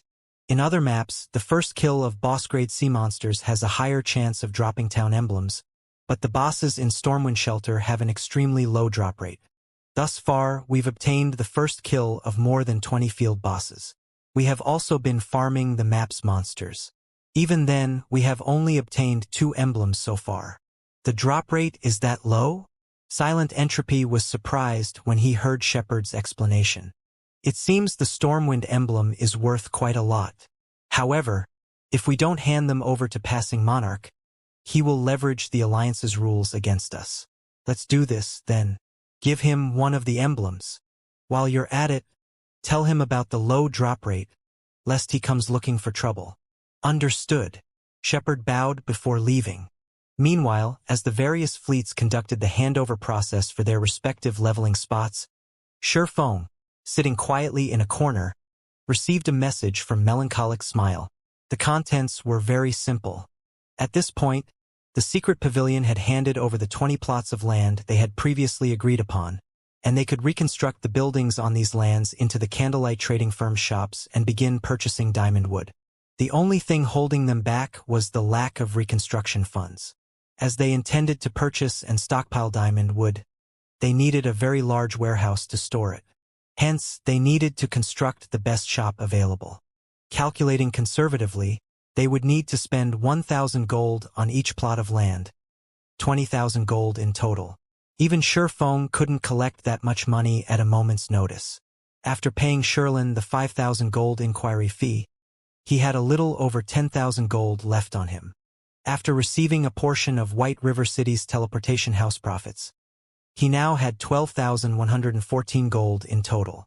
Even if he emptied his wallet, he would not have enough to reconstruct the shops, much less purchase diamond wood in bulk. Most importantly, he had already signed a contract with Passing Monarch. As long as the latter gave him the Stormwind emblem, he would pay 10,000 gold. Once the sum was paid, he would only have around 2,000 gold left. Considering his financial status, Shurfeng's stomach cramped. Passing Monarch approached quietly, excitement and joy plastered across his face. Brother Yifeng, here is the Stormwind emblem you requested. Don't lose it. For some reason, the emblem's drop rate in Stormwind Shelter is extremely low. I only have one. Replacing this will be very difficult. Passing Monarch warned his companion softly. He then traded the Stormwind emblem to Shurfong. Stormwind emblem, once equipped, player will enjoy advanced authority in Stormwind Town. I'll be careful. Shurfong nodded as he stored the emblem. The Stormwind emblem's rarity didn't surprise him in the least. Otherwise, he wouldn't have offered to buy it for 10,000 gold. In the past, many people had offered to purchase the Stormwind emblem, and their starting bids were usually above 20,000. The emblem was far more valuable than epic items. However, even at that price, players rarely sold their emblems due to the abysmal drop rate. Aside from the higher drop rate for a first kill, subsequent field boss kills had a drop rate of roughly 0.1%. On average, the map only produced one Stormwind emblem per month. As a result, lifestyle players had no choice but to invest a large amount of time, slowly raising their reputation and authority in Stormwind Town. Currently, Stormwind Shelter was still in its exploration period as it was a large level 40 to 65 map. This increased the Stormwind emblem's value further. After all, the sooner one obtained the Stormwind emblem, the sooner they could truly garrison themselves in Stormwind Town. If Shurfong headed out to farm the Stormwind emblem himself, even if he relied on divine providence, he would likely need to spend 2 or 3 days grinding. This was the best-case scenario. At this point, the various naval powers had likely monopolized the majority of Stormwind Shelter's field bosses. He would be lucky if he even got his hands on a handful of bosses. If that were the case, he would have to waste even more time grinding in Stormwind Shelter. Hence, the 10,000 gold he spent to obtain the Stormwind emblem was a worthwhile expenditure. Following which, Shifeng handed over the remaining 9,500 gold to Passing Monarch, completing the contract between them. After receiving the coins, Passing Monarch sincerely offered, "Brother Yifeng, why don't you join us in the grind in Stormwind Shelter? I've recently received some information on the map from Silent Entropy. We'll split the loot from the bosses we kill. You'll also have priority over swordsman equipment. How about it?" Hearing this, Blue Joy, who stood beside Passing Monarch, gaped in shock. She had never expected Passing Monarch to extend such generosity to Shifeng. Normally, the most he offered peak experts in Sea's End was first pick of one weapon or piece of equipment, yet he had just offered to split the loot equally. Moreover, he intended to give Shifeng first pick. If news of this spread, it would shock every player in Sea's End. However, after considering it for a moment, Blue Joy wasn't terribly surprised. Passing Monarch wouldn't be so generous to just any peak expert. Shifeng was an exception simply because they had already witnessed his strength. With Shifeng's aid, they could take on even more powerful bosses. Although they would only be obtaining half of Theses' boss's loot, their harvest would likely be more abundant than monopolizing the weaker boss's loot. "Thanks for the offer, but I still have many matters to attend to." Shifeng rejected the kind offer. "We'll raid bosses together if there is another chance in the future." While killing powerful boss-grade sea monsters was very profitable, he was the leader of a guild. There were many matters that required his attention. If a guild wished to grow powerful, it needed to be managed carefully. Zero Wing would not grow stronger if he neglected his responsibilities as the guild leader. If something like that were possible, so many guilds wouldn't vanish each day. Blue Joy was slightly disappointed by the swordsman's response. However, she knew it was reasonable. Shifeng was both a powerful expert and a member of Zero Wing. How could he possibly spare the time to level with them? What a pity. Until next time, then. During the next contest for the seating positions, we'll have to trouble you again, Passing Monarch said, sighing. Following which, Shifeng said his goodbyes to Passing Monarch and the others before leaving the Blue Jade restaurant and hurrying to Stormwind Shelter. As soon as Shifeng left the restaurant, Scorpion, who had hidden in the alleyway beside the building, followed after him. "Uncle Lee, the target has left Blue Jade restaurant.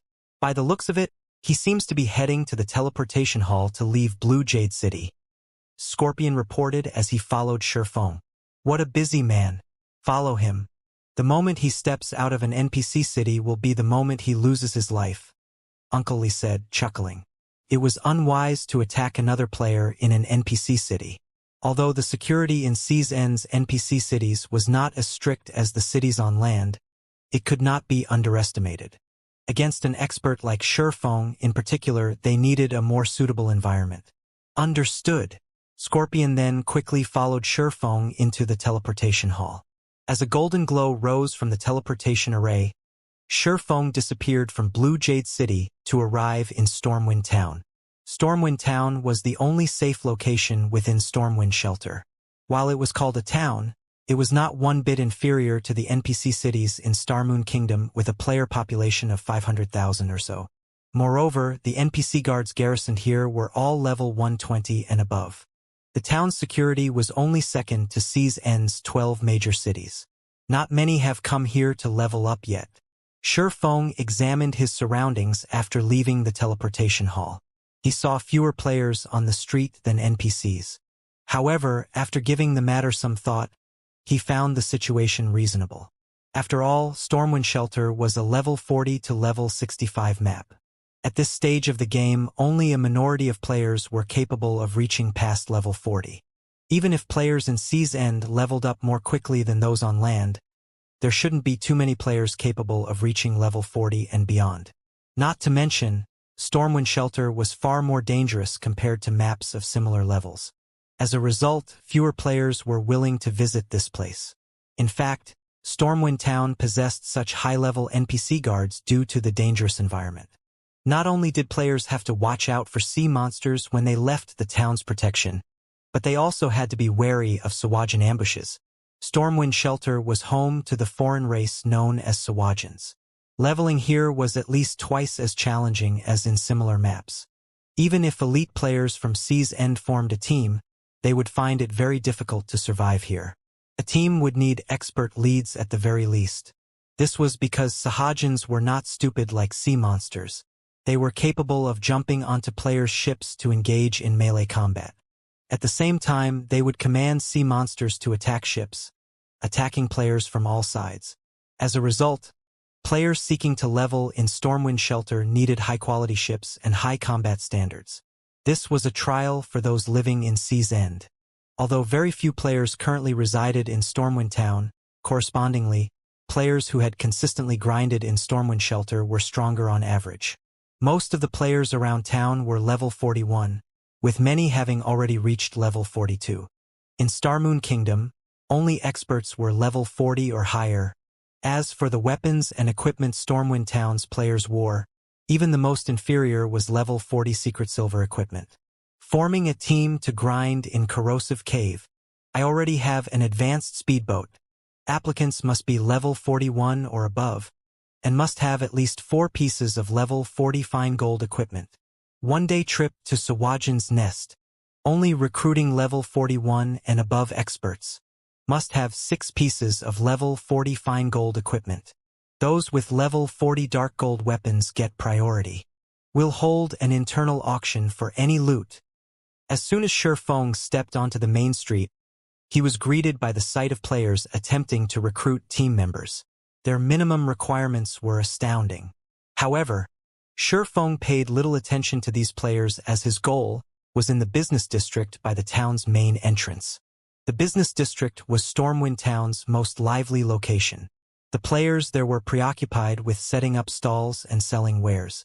Selling this fine gold ranked blast bow at a low price. Interested buyers come quickly.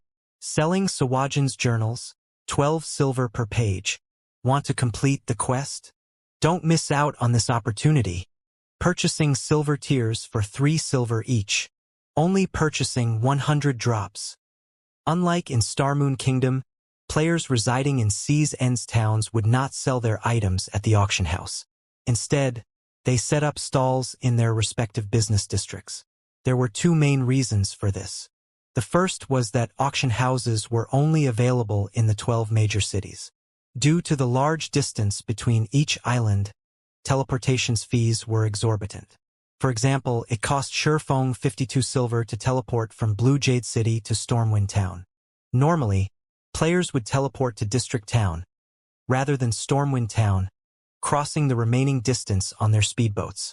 Although this path took a lot of time, it was much cheaper to teleport to District Town. The second reason was that fees in Sea's End's auction house were much higher than on land. The fee was roughly 20% of the item's total value. It was a fraudulent amount. However, one had to admit that the services one obtained in return for such an exorbitant fee were worthwhile. When using one of Sea's End's auction houses, a player's item would display in all 12 major cities. One would not have to worry about their items not selling. However, for mundane, low-value items, players generally had to rely on their own stalls. Either that, or they would accumulate those items for some time before selling them in bulk in an auction house. Very quickly, Shurfeng arrived before an NPC grocery store in the business district. Dear customer, may I know what you are looking for? Our shop offers a wide range of fine products at affordable prices. The shopkeeper, a chubby, middle-aged man with a short beard, said as he greeted Shurfeng. I'd like to rent your shop, Shurfeng announced, wearing the Stormwind emblem. He had already inspected the business district and was rather fond of this grocery store's location. Using it as a secret shop for the candlelight trading firm would be ideal. Although he preferred to purchase the shop, he didn't have much money to spare at the moment. Hence, he settled with renting the shop for now. Unlike in Starmoon Kingdom, players did not have to negotiate with the town hall to purchase town shops in Sea's End. Players simply needed to negotiate a price with the shop owner. Of course, players had to possess sufficient authority within the town as a precondition. Even renting a shop required a certain level of authority. However, while renting a shop was much cheaper than outright buying one, there were 2 risks to consider. The first risk was that shops were rented to the highest bidder.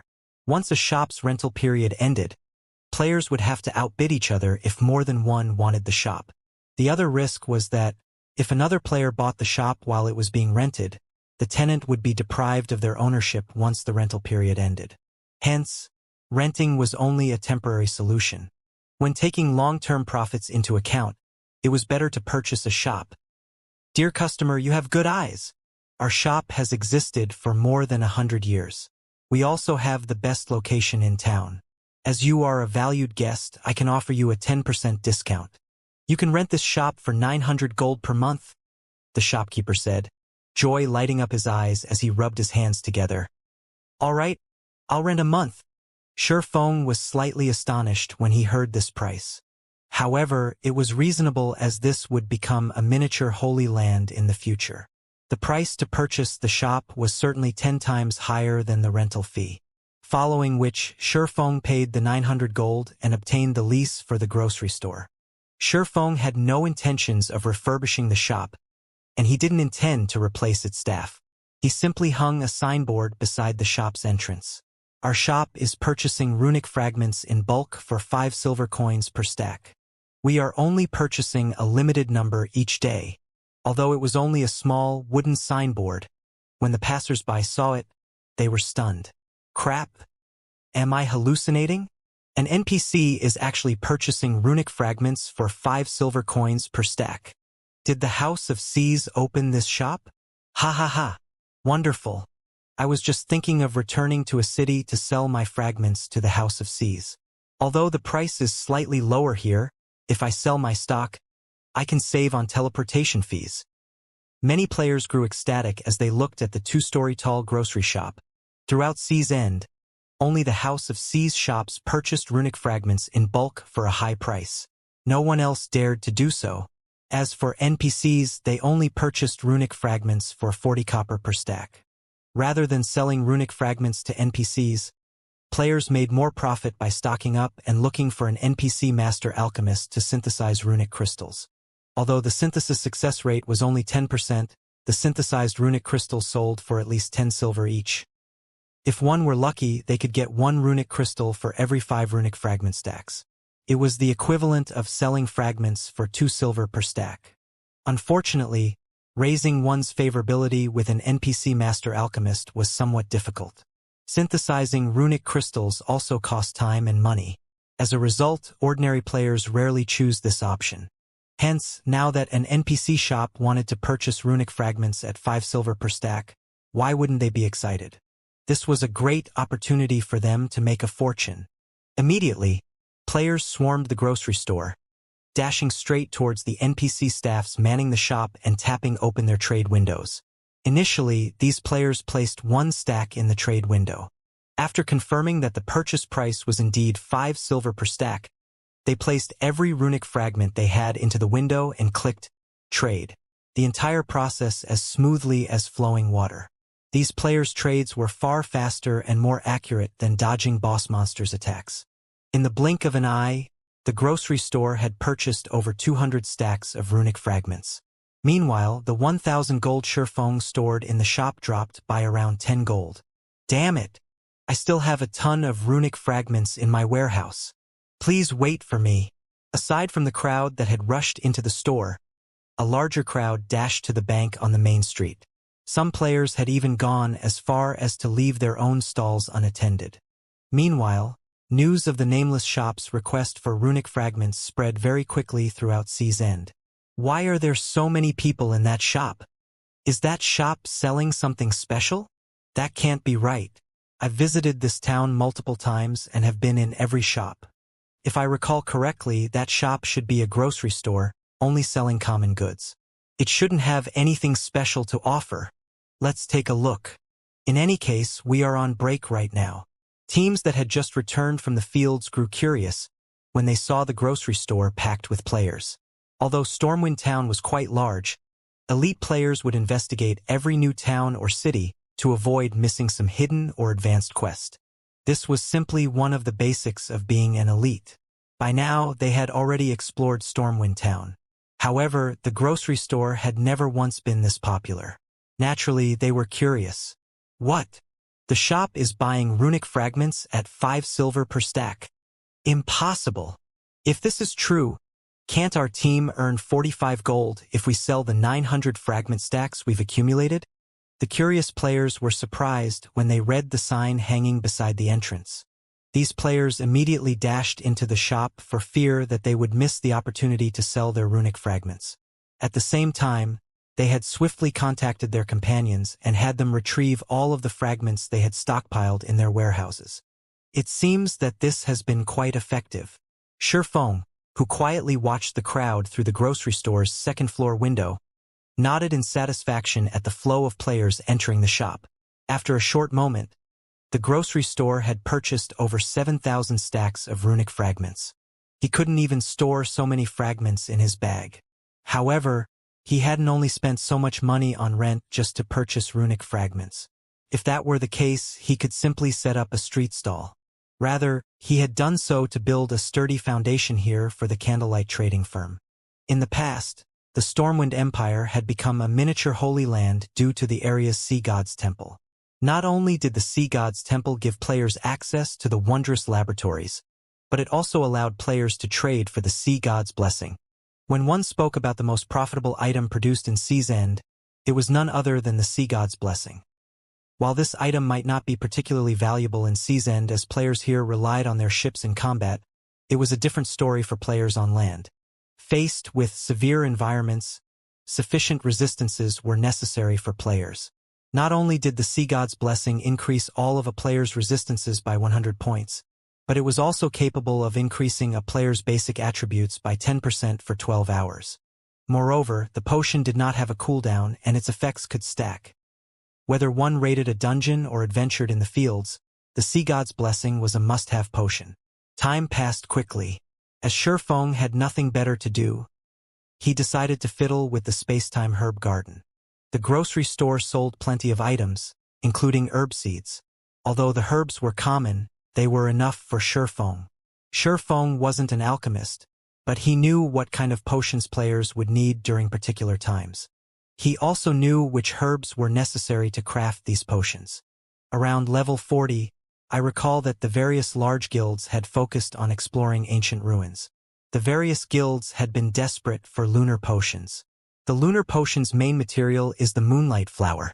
Planting moonlight flowers isn't a bad option right now. Shifeng thought to himself. Normally, ancient ruins were located underground. Because of that, it was usually very dark inside. Even if players used spells, they would only illuminate a small area. This made their progress difficult and dangerous. Avoiding monster ambushes was particularly challenging. Hence, the lunar potion had become very popular around this stage of the game in the past. The lunar potion allowed players to see in the dark. In addition, the potion had a long duration, making it suitable for exploring underground ruins. It wasn't hard to find the lunar potion's recipe, and any advanced alchemist could easily produce it. Only, moonlight flowers, the potion's main material, was considerably rare, and this resulted in a low supply of the potion on the market. If he could obtain a large quantity of moonlight flowers, he could mass-produce lunar potions. Making a fortune would be a piece of cake. Currently, as the various large guilds had already begun to raid ancient ruins, the lunar potion's market price had already reached 6 silver per bottle. This price was already rivaled that of the intermediate all-recovery potions. Meanwhile, crafting the intermediate all-recovery potion nearly cost 3 silver, whereas one could craft the lunar potion for less than 80 copper, 50 of which were spent on obtaining moonlight flowers. However, due to the rise in the lunar potion's price, moonlight flowers' prices had also increased. Right now, each flower could sell for around 2 silver, significantly increasing the cost of the lunar potions. Following which, Shifeng purchased a large quantity of moonlight flower seeds and filled the space-time herb garden. Each moonlight flower needed 2 by 2 yards to grow. Overall, the herb garden allowed Shifeng to plant 62,500 flowers. Each moonlight flower seed cost 5 copper, costing a total of 31 gold, 25 silver. While 62,500 flowers seemed excessive, when taking into consideration the flower's survival rate, he would only end up with a small harvest in the end. Normally, The various large guilds didn't bother to nurture any less than hundreds of thousands of herbs. Fortunately, the Spacetime Herb Garden was an epic tool. Shifeng didn't need to invest too much time or money to grow the flowers. After Shifeng finished planting the seeds in the Spacetime Herb Garden, he received a communication request from Fire Dance. Guild leader, I've arrived. Fire Dance reported softly. Good. I've given you access to the second floor, so come up. Shifeng nodded. While he fiddled with the Spacetime Herb Garden, he had also sent for Fire Dance to bring him the Philosopher's Stone. With Fire Dance's equipment and strength, she could come and go without anyone noticing her. Guild leader, here is the Philosopher's Stone you asked for, Fire Dance said as she entered the second floor room. She then took the Philosopher's Stone from her bag before looking around curiously. By now, runic fragments filled the room. Rather than a room, it looked like a warehouse. Thanks. Shifeng excitedly received the Philosopher's Stone. With this, I can finally begin my work. Guild leader, the candlelight auction is tomorrow. Melancholic and the others are preparing for it right now. Aqua is still stuck inside the secret technique space, while Snow is managing things on Stone Forest Town and Lake Heart City's side. They don't know what has happened in the guild, Fire Dance said. Some time ago, many experts with hidden identities attacked our dungeon raiding teams, causing significant losses. Experts with hidden identities? Could they be Dark Guild members? Shifeng asked. After the Dark Guilds their previous lesson, they should have been weak. He hadn't expected them to strike again. That shouldn't be the case. According to the reports from our members who fought these experts, they are all highly skilled. There were also quite a few Refinement Realm experts among them. I believe that they are from a super guild, Fire Dance said, shaking her head. They wouldn't dare attack in the open. So they're trying to start a secret war of attrition? Shifeng frowned. Since they want to play, we'll entertain them. When the various superpowers in God's domain wish to target a particular guild, they generally used such hidden tactics. Eventually, they would wear the targeted guild to death. After all, in such battles of attrition, the members of both guilds would lose levels as well as weapons and equipment. Without sufficient strength and background, surviving a war of attrition was impossible. Right, one more thing. Guild leader, our members have passed the inferior legendary treasure chests trial. I brought the treasure chest with me. Now all that's left is for you to open it. Fire Dance said as she excitedly took a massive chest from her bag and set it before Shifeng. Everyone has passed their trials already? Shifeng could not help his growing excitement as he gazed at the inferior legendary treasure chest before him. Even in his previous life, he had never heard of an inferior legendary treasure chest. Initially, he had expected conquering the treasure chest to take a long time. After all, the trial inside the treasure chest wasn't easy to clear. Clearing it with enough people would be even more difficult. I wonder what kind of items are inside. It'd be great if a fragmented legendary weapon appeared. The guild could give birth to another peak expert. In God's domain, weapons provided a much higher boost to a player's combat power than equipment. Take Fire Dance, for example. Although she was only a Refinement Realm expert with 1,000 transformations abilities, she had a high chance of defeating Void Realm experts of the same level. Please let there be several items inside. Shifeng suppressed his excitement as he activated Divine Providence. He then activated the treasure chest. The inferior legendary treasure chest's loading bar began to fill slowly. It took much longer than opening an epic treasure chest. 5 seconds, 10 seconds, 15 seconds. Fire Dance, who stood beside Shifeng, struggled to settle her nerves as she watched the loading bar. After 20 seconds, a clear click resounded throughout the room. Immediately, both Shifeng and Fire Dance held their breath as they watched the lid open, a myriad of colors slipping through the gaps. The treasure chest also radiated an aura that weighed on Shifeng. As for Fire Dance, she had unconsciously taken a step backward. What an intense feeling. Shifeng was inwardly surprised. If the shop were not strengthened by magic arrays, both the dazzling light and the powerful aura would attract everyone's attention in Stormwind Town. As the lights gradually dissipated, the items inside the treasure chest were revealed. when Shifeng and Fire Dance saw the treasure chest's contents. However, they were flabbergasted. The inferior legendary treasure chest only contained 2 items. There was nothing else. One of these items was an exquisite black and white cape, while the other was a design. There were fewer items inside the treasure chest than they had expected. Normally, a treasure chest had between 3 and 5 items, yet this one only had 2. This was even after Shifeng had activated Divine Providence. It seems it really is unrealistic to ask for 2 fragmented legendary items from an inferior legendary treasure chest. However, these 2 items are an impressive bounty, Shifeng thought, smiling as he picked up the items for inspection. Nightwalker's Cape. Fragmented legendary rank. Cape. Equipment requirement. Strength 1500. Agility 200. When equipped, all resistances increased by 100%, all damage received reduced by 30%, strength increased by 40%, agility increased by 50%, endurance increased by 30%, ignore levels plus 20, movement speed increased by 30%, attack speed increased by 30%, reaction speed increased by 30%. Additional passive skill 1 Nightwalker.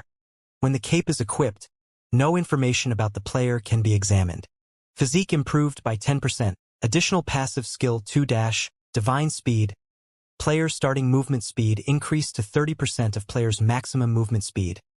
Additional active skill 1 Divine Steps. Summons 10 doppelgangers before a maximum of 10 targets for 5 seconds.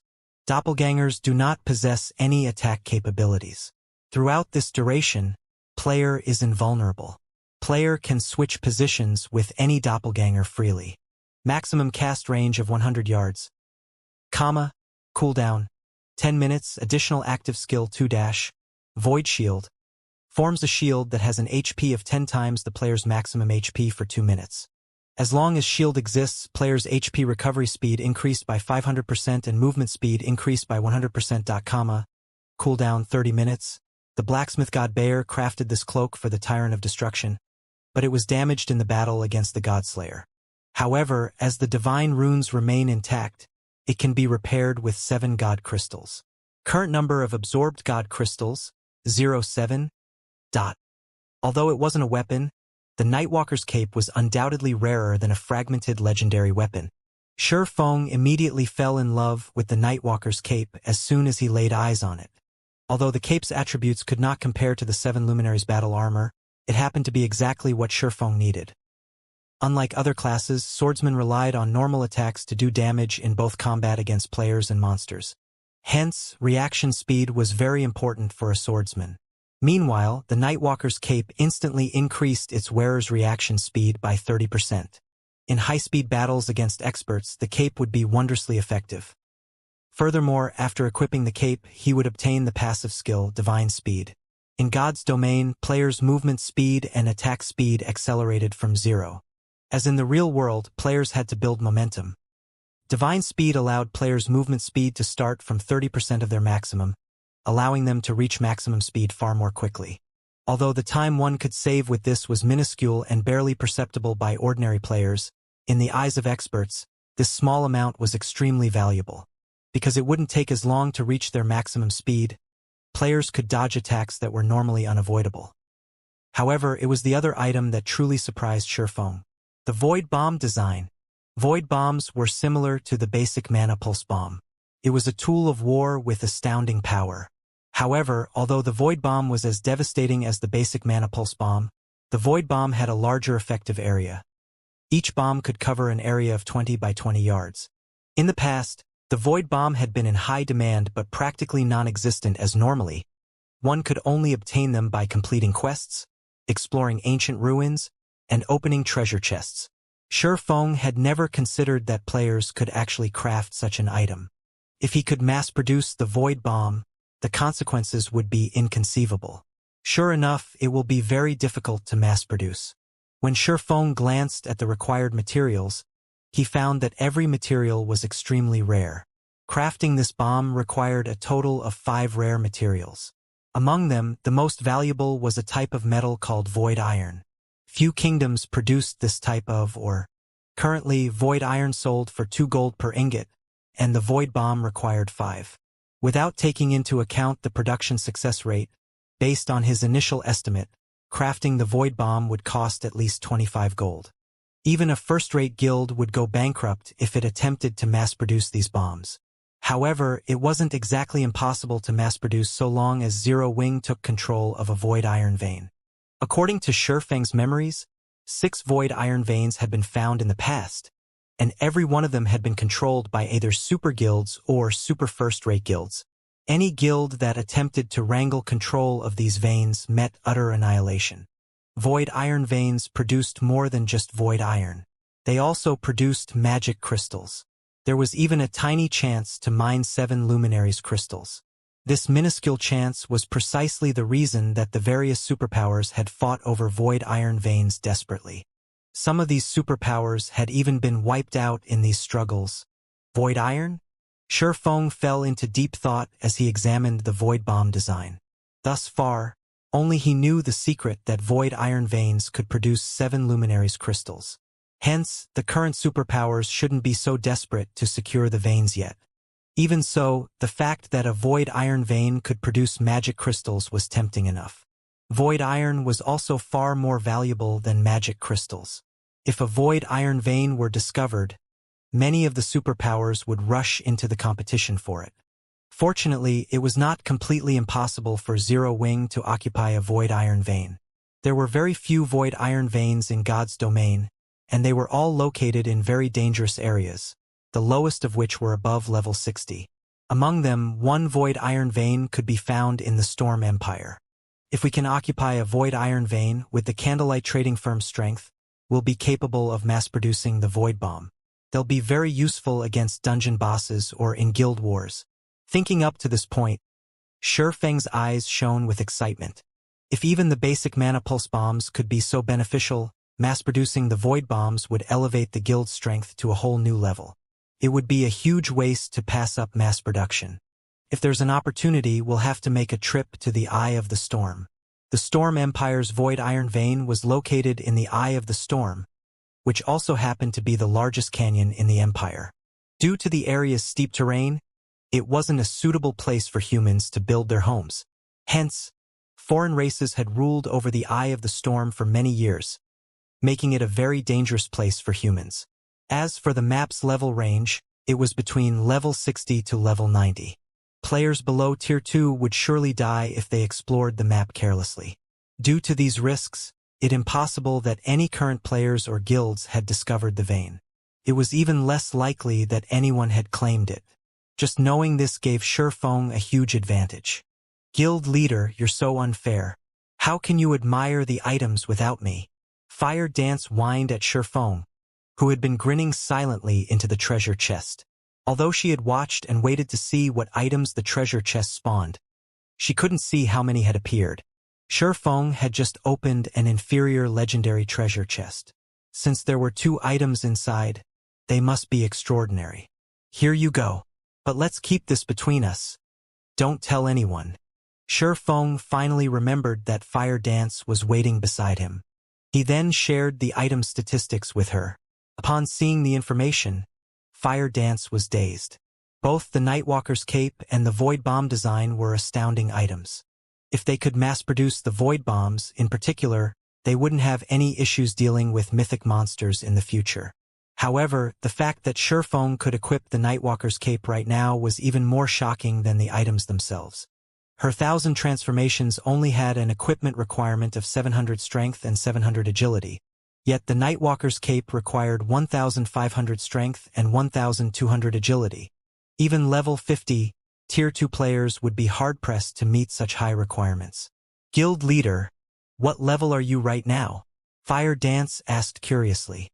Level 50, Shifeng responded nonchalantly. He had no intention of hiding the truth from Fire Dance. Hearing this response, Fire Dance was speechless. She knew that Shifeng possessed a hidden class. Moreover, leveling up his class required double the EXP of a normal class. Meanwhile, she had been trying desperately to level up. She had even taken down so many bosses with Shifeng. Even so, she was only level 48. Although she was only 2 levels away from level 50, with her leveling speed, she would roughly need another 5 or 6 days before hitting that milestone. Alright, snap out of it. I'll send the Void Bomb design back with you, but first, make a few trips to the Sea God's temples, Shifeng said, chuckling. He needed to synthesize a large quantity of runic crystals. He did not have the free time to travel to and from the Sea God's temple. Meanwhile, Fire Dance was both stealthy and swift. As long as she held the Stormwind emblem, she could convert the runic crystals into Sea God's temple points before converting those into Sea God's blessings. Following which, Shifeng rapidly synthesized one runic crystal after another. A stack contained 100 individual runic fragments, and each synthesis required 50 fragments. Fortunately, the Philosopher's Stone had a synthesis success rate of 100%. In just a few seconds, Shifeng finished synthesizing a runic crystal. As Shifeng synthesized runic crystals and Fire Dance moved the runic fragments from the shop's warehouse to the second floor. Damn it! Why is that bastard still inside the shop? How many does he intend to buy? Scorpion muttered in annoyance as he glared at the grocery store opposite of the open-air bar he watched from. As he did not want to alert Shifeng of his presence, he did not dare move too close to the swordsman. After all, experts of their standards were extremely sensitive to their environments. If he accidentally leaked the slightest killing intent, Shifeng was likely to discover him. When stalking targets of Shifeng's caliber, he maintained a distance of over 200 yards. Stormwind Town's security was much stricter than Blue Jade City's. Although these guards' levels were lower, there wasn't much difference to players of his level. They would die instantly either way. He couldn't afford to strike inside Stormwind Town. It would only be time to make his move after Shifeng left the town to grind or quest. Time passed quickly. Before Shifeng realized it, the 1,000 gold he had set up to purchase runic fragments had depleted. In the end, the shop had purchased 20,000 fragment stacks in total. With this, he had bought out nearly every player in Stormwind Town. However, news travels quickly, and players from other cities had discovered that a grocery store in Stormwind Town was purchasing runic fragments. They had rushed in from nearby towns and cities. Even now, a long line of players still waited by the shop's entrance. Crap! Why aren't they buying anymore? I just arrived, for God's sake. Are you guys buying fragments tomorrow? I still have 30 stacks here. The players outside of the shop grew flustered, afraid that they had missed their chance to make some money. Dear customers, please rest assured that our store will purchase a large quantity of runic fragments every day. However, as we have already reached our quota for today, please come back tomorrow.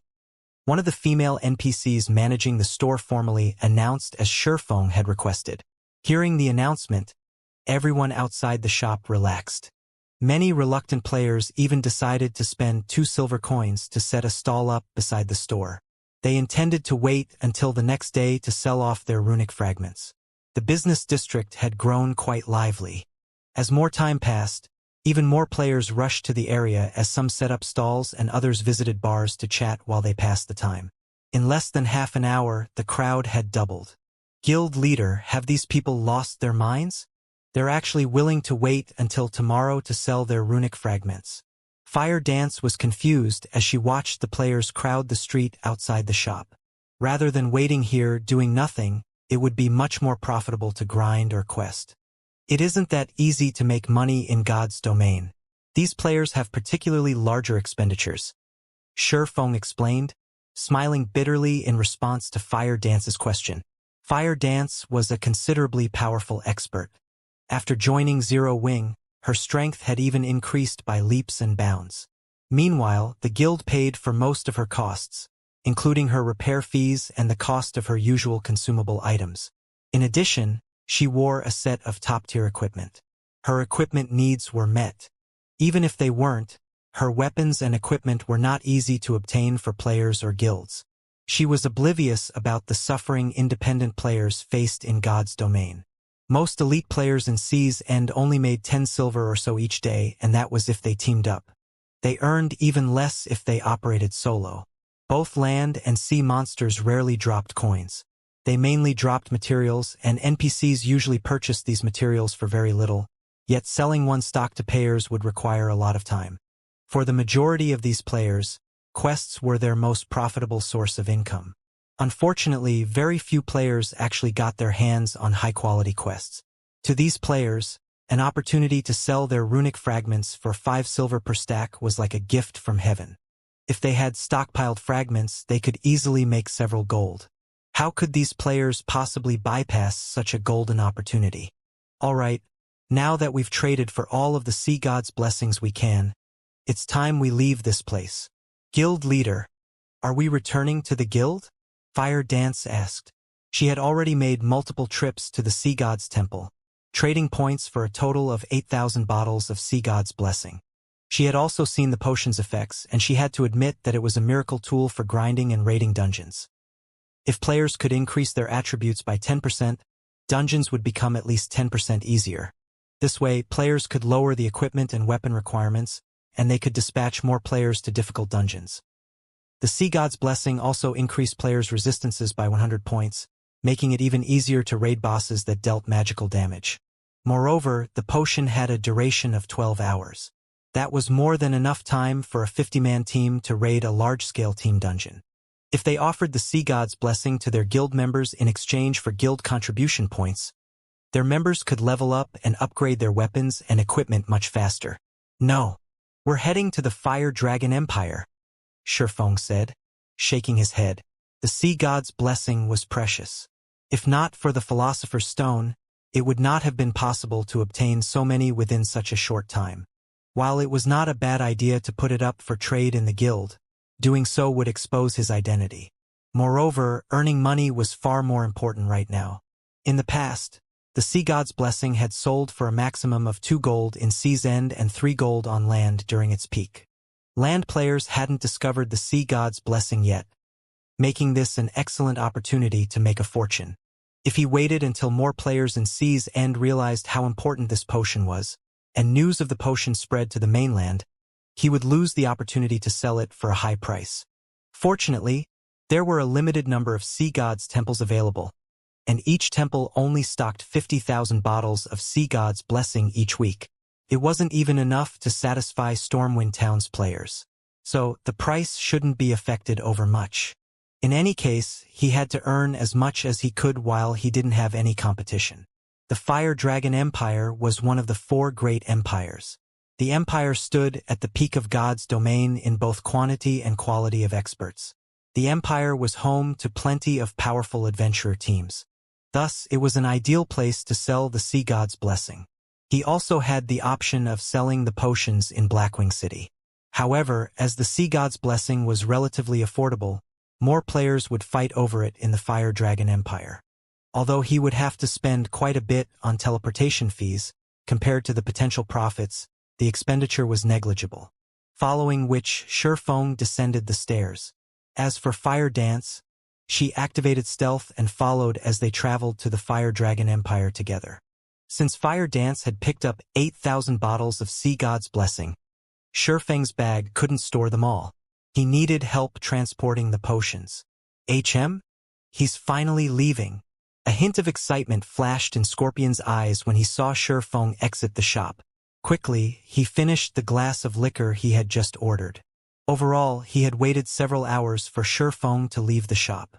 Although it was common for assassination experts like himself to wait several hours at a time on a mission, stakeouts were tiresome. However, before Scorpion could celebrate, he saw Shifeng head towards the teleportation hall. After traveling all the way here, he doesn't plan to go out and level? Scorpion was confused as he watched Shifeng leave the town via the teleportation hall. Suppressing his bubbling frustration, he called out the system map and checked Shifeng's current location. Flame Dragon City?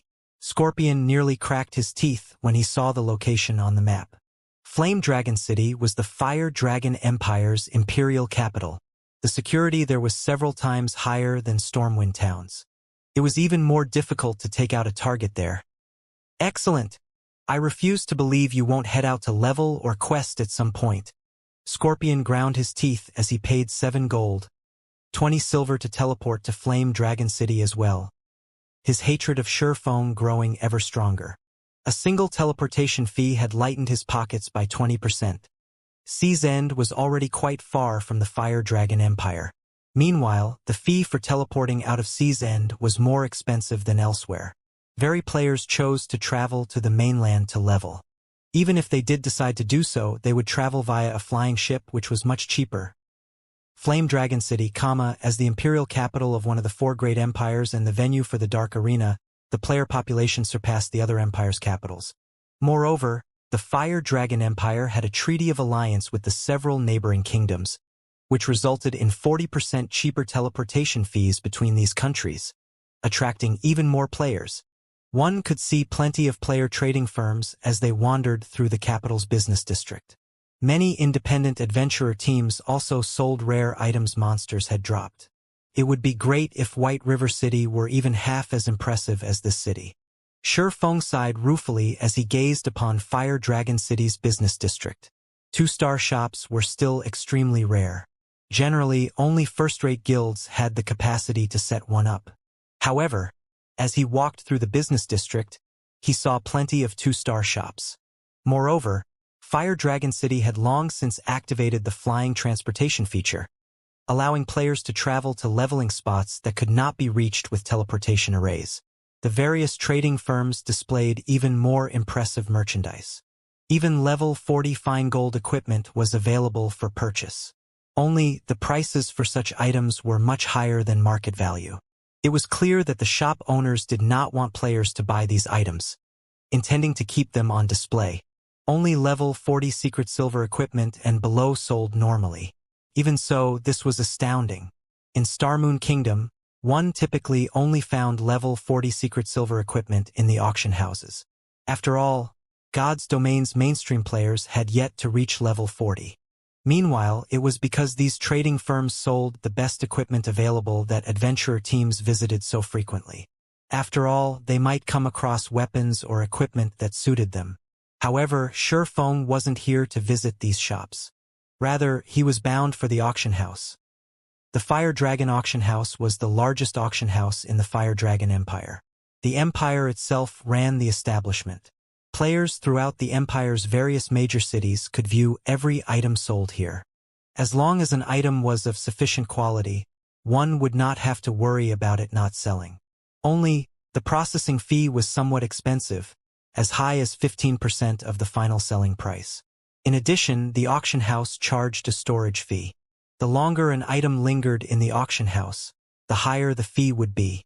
If one sold an item that was not particularly attractive, they might actually lose money. After arriving at the Fire Dragon Auction House, Fire Dance was amazed by the breathtaking view. The Fire Dragon Auction House was humongous. It was even larger than Blackwing City's Blackwing Auction House.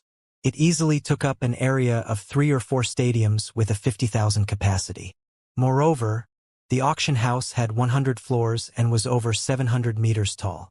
A sea of players drifted in and out of the auction house. Independent players, members of small guilds, as well as members of large guilds were here to purchase materials. Surefong wasn't particularly moved. After all, he had seen the Fire Dragon Auction House when Flame Dragon City had been at its peak. Far more players had visited the auction house back then.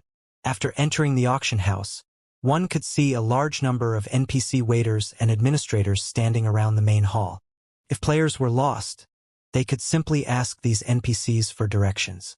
These NPCs would then provide them detailed explanations of the auction house. Once inside the building, Surefong approached the item sale area. As there were many players seeking to sell their items, despite so many NPCs, Surefong had to wait for some time before his turn.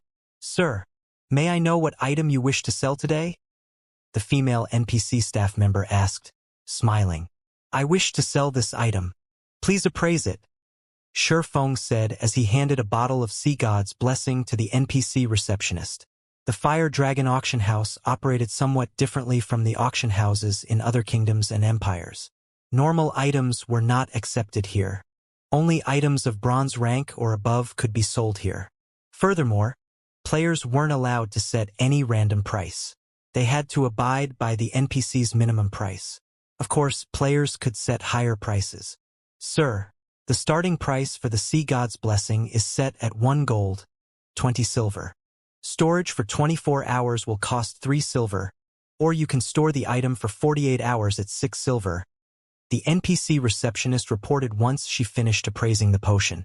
I'd like to set the starting price at 1 gold, 60 silver and store the item for only 24 hours. I will sell 3,000 bottles in total. Sell 150 bottles every 1 hour. Shurfeng said as he retrieved 1 bottle of Sea God's Blessing after another. Seeing so many bottles of Sea God's Blessing, the NPC receptionist was momentarily stunned. However, she recovered quickly and accepted the 3,000 bottles. After commissioning the 3,000 Sea God's Blessing bottles to the Fire Dragon auction house, Shurfeng left the auction house with Fire Dance and hurried back to the teleportation hall.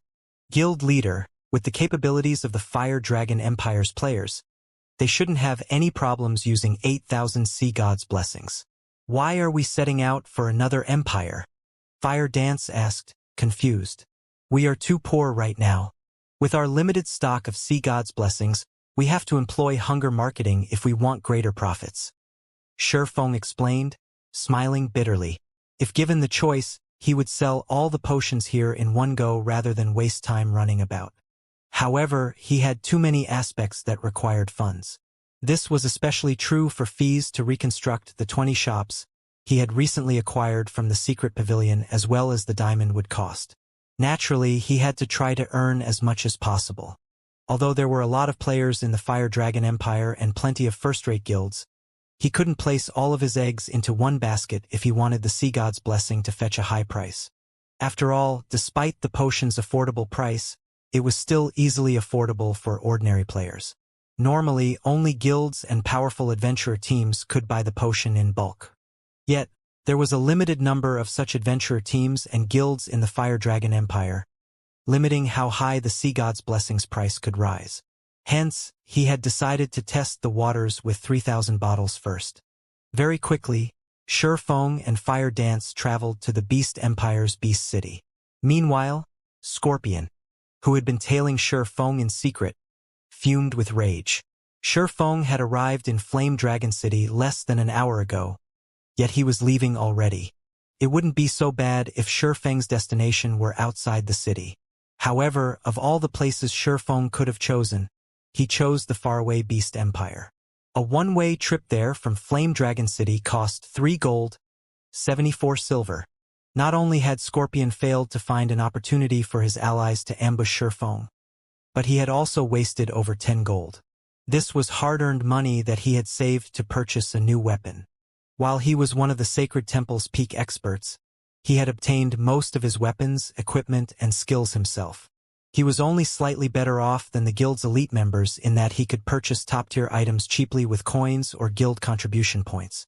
Yet now, he had spent nearly 1/3 of his savings just to follow Shurfeng around. He even began to consider attacking Shurfeng outright. Shortly after Shurfeng left the Fire Dragon auction house, the Sea God's Blessing appeared in the auction house's potion window. Who's this seller? He's actually selling a potion for 1 gold, 60 silver. Has he lost his mind? Crap. Does he think he's selling dragon blood? The various guilds and adventurer teams' logistic members who had come to purchase potions were astonished when they saw the Sea God's Blessing. The intermediate regeneration and intermediate mana recovery potions they usually purchased only cost several silver per bottle. Even the mana mixture, which was slightly more valuable, only cost a dozen or so silver coins. Meanwhile, the mana mixture could temporarily increase a player's maximum mana by 10%.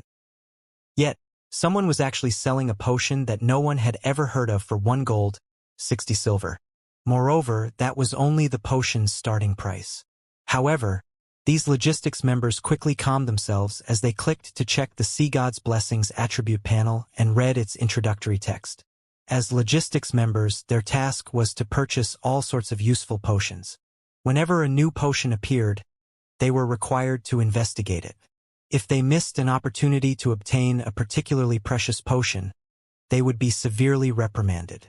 However, as these players read the Sea God's Blessing's introduction, Their mocking laughter died as an excited madness took its place. Leader, I discovered a super potion that increases all basic attributes by 10% and resistances by 100 points for 12 hours.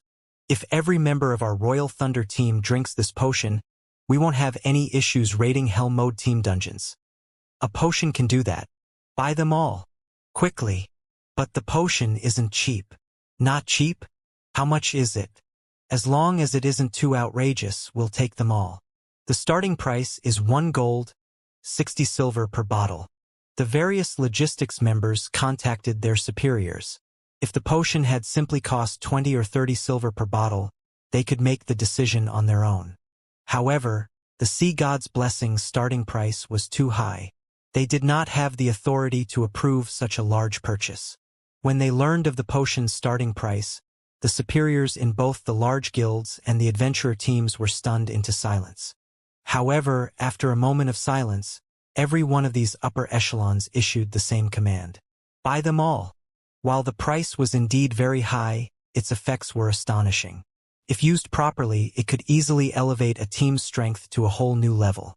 The potion might even enable a team to raid a dungeon of a higher difficulty, allowing access to higher quality weapons and equipment.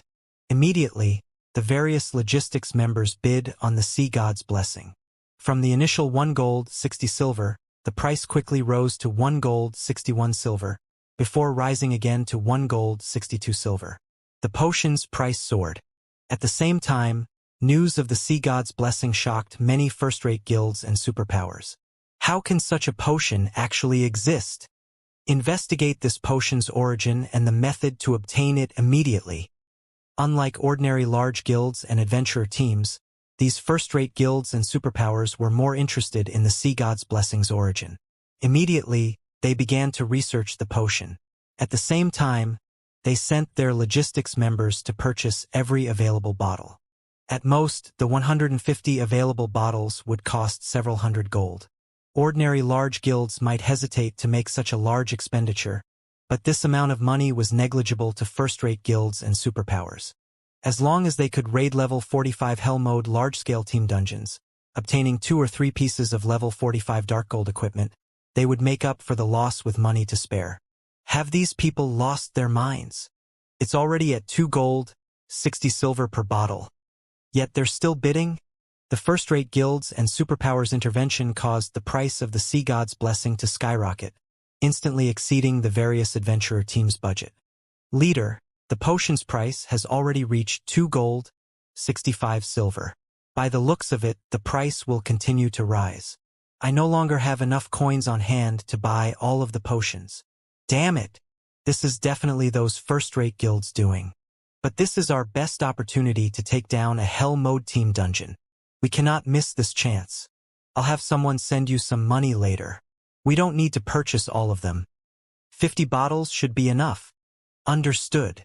At the end of the day, an adventurer team could not compete with a large guild's financial strength. Fortunately, adventurer teams didn't need all 150 bottles. They could manage with 1/3 of that. Unfortunately, while the various adventurer teams discussed their options, none of the large guilds intended to let the potions fall into anyone else's hands. Very quickly, the price of the Sea God's Blessing broke past the 4 gold threshold, exceeding the record high in Shurfeng's previous life. Once the auction for the 150 Sea God's Blessing bottles concluded, Shurfeng was stunned. System. The Sea God's Blessing you placed in the auction house has sold. After deducting the procedural fees, 5 gold, 16 silver has been sent to your bag. System. The Sea God's Blessing you placed in the auction house has sold. After deducting the procedural fees, 5 gold, 24 silver has been sent to your bag. System. The Sea God's Blessing you placed at the auction house has sold. After deducting the procedural fees, 5 gold, 19 silver has been sent to your bag. A series of 150 system notifications bombarded Shurfeng. In the blink of an eye, he had gained nearly 800 gold. Guild leader, what happened? Fire Dance asked when she noticed Shurfeng's joyful smile. It's nothing. I just made a small profit, that's all. Shurfeng replied, chuckling. In the past, the Sea God's Blessing had only sold for 3 gold during its peak. Now, he had managed to sell the potion for an average of 5 gold, 20 silver. That was nearly double the price back then. Moreover, this had only been the first batch. As the potion's fame spread, its price would continue to rise. The only problem was the attention from the various large guilds. By now, the various large guilds should have begun their investigation into the potion. With a little effort, it wasn't hard to learn about the Sea God's Blessing. After all, the Sea God's Blessing was one of the basic items available for trade in the Sea God's Temple. Once the various large guilds discovered the potion's origins, they would try to obtain it for themselves by any means necessary, rather than purchase the bottles from the auction house. After all, it was much cheaper to obtain the potion from the Sea God's Temple. With enough runic fragments, they could hire an NPC master alchemist to synthesize runic crystals. Employing a master alchemist might be difficult for ordinary players, but that was not the case for large guilds. Even if a master alchemist only had a 10% synthesis success rate, with each stack of runic fragment only costing 5 silver, the potion's total cost wouldn't exceed 1 gold, 50 silver. It was much cheaper than buying the potion from Shurfeng. With the potion's growing popularity, I need to hurry. Thinking up to this point, Shurfeng rushed back to Stormwind Town with Fire Dance. Now that the various guilds had caught wind of the Sea God's Blessing, they would find a way to obtain them in Sea's End. However, the Sea God's Blessing was not available indefinitely. Each Sea God's temple only stocked 50,000 bottles each week. If he secured all of the available Sea God's Blessings, even if the other guilds had the required points, they wouldn't be able to trade for the potion.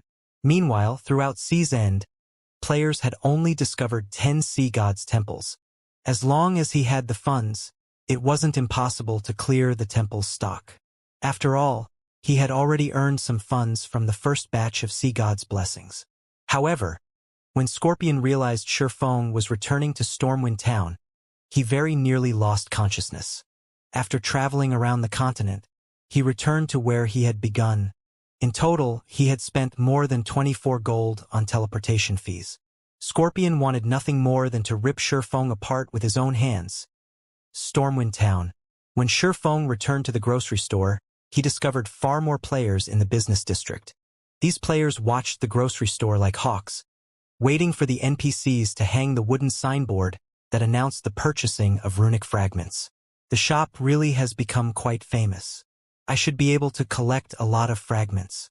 Shurfeng smiled as he entered the grocery store.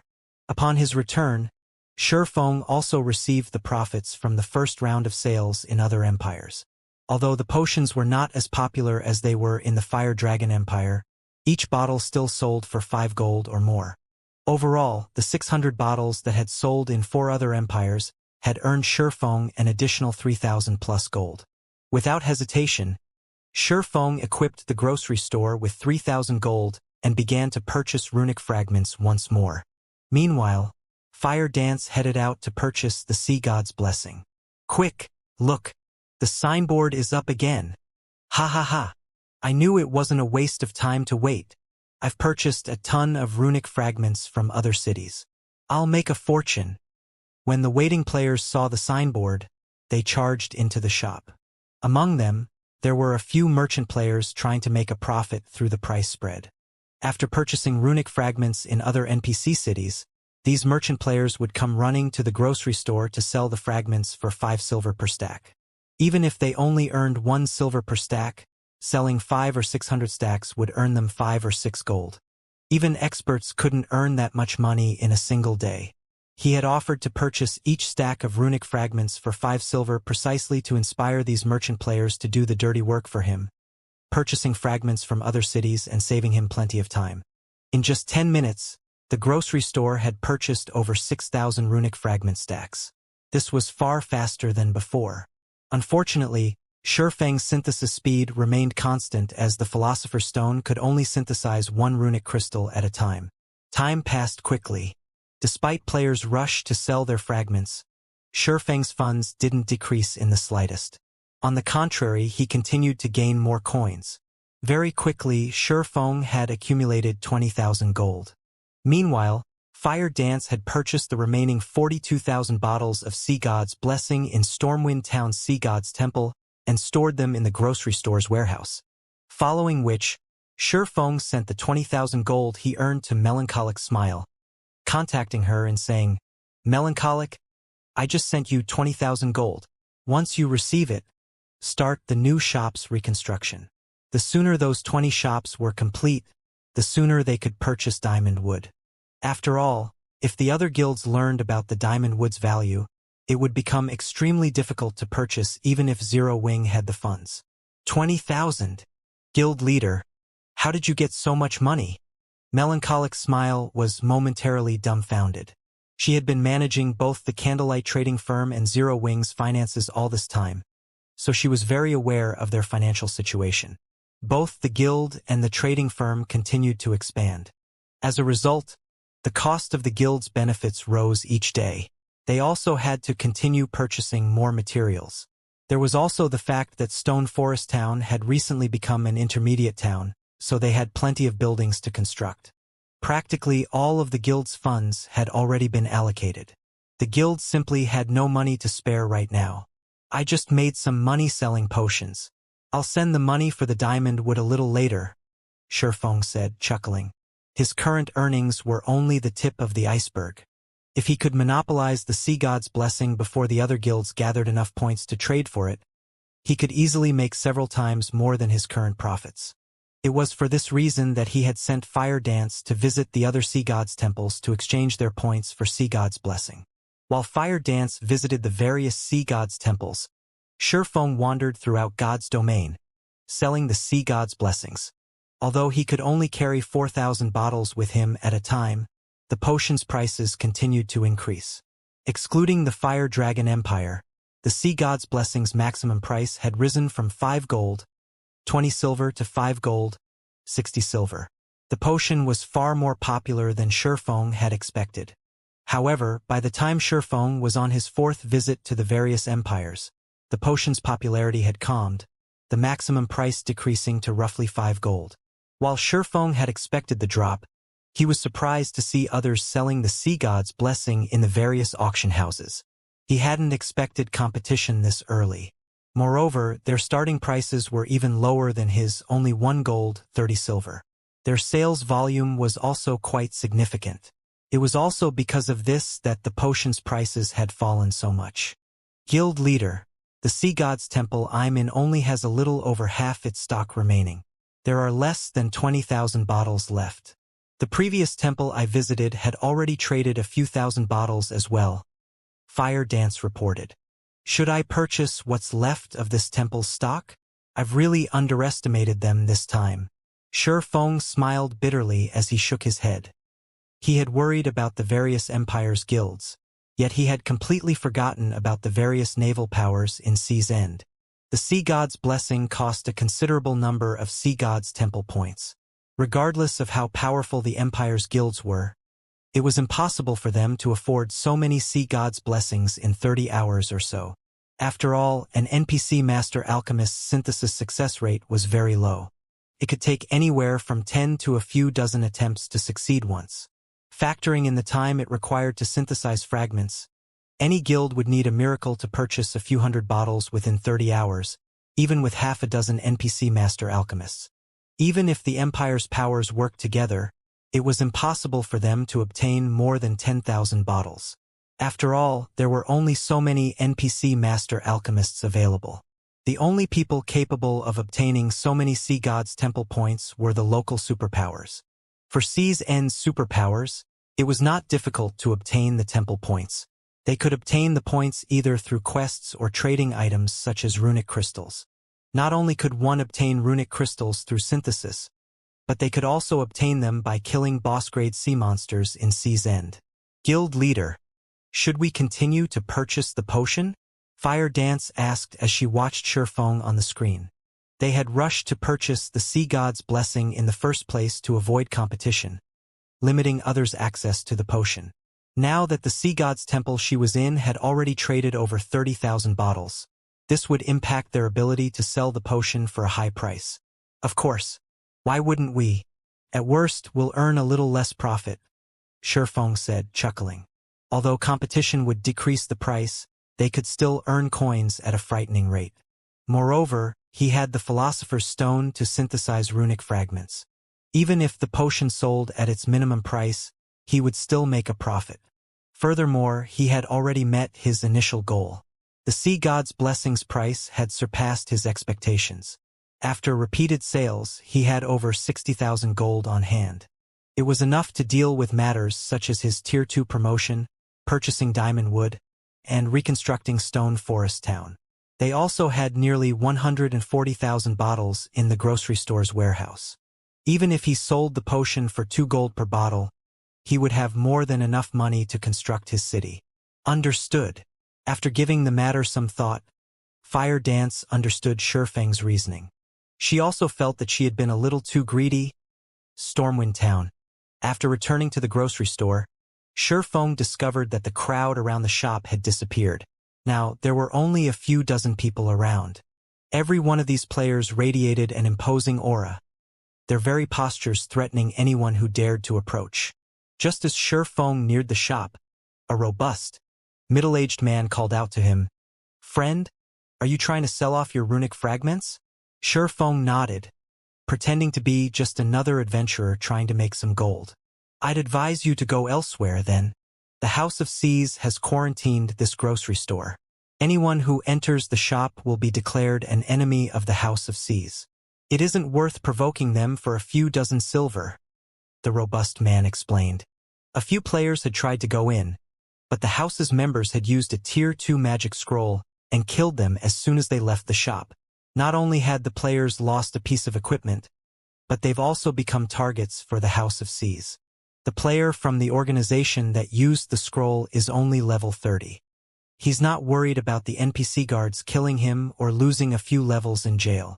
How tyrannic!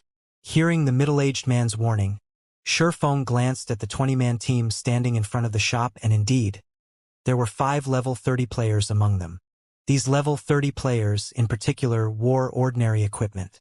As for the other team members, they were either level 42 or level 43 players equipped with level 40 fine gold equipment. A few of them even wore 2 or 3 pieces of level 40 dark gold equipment. It was clear that these expert players were here to scare off ordinary and elite players. If an ordinary expert disregarded the warning, these House of Seas members would finish them off with a Tier 2 magic scroll. With this, the House of Seas had successfully barred Stormwind Town's players from selling their runic fragments to the grocery store.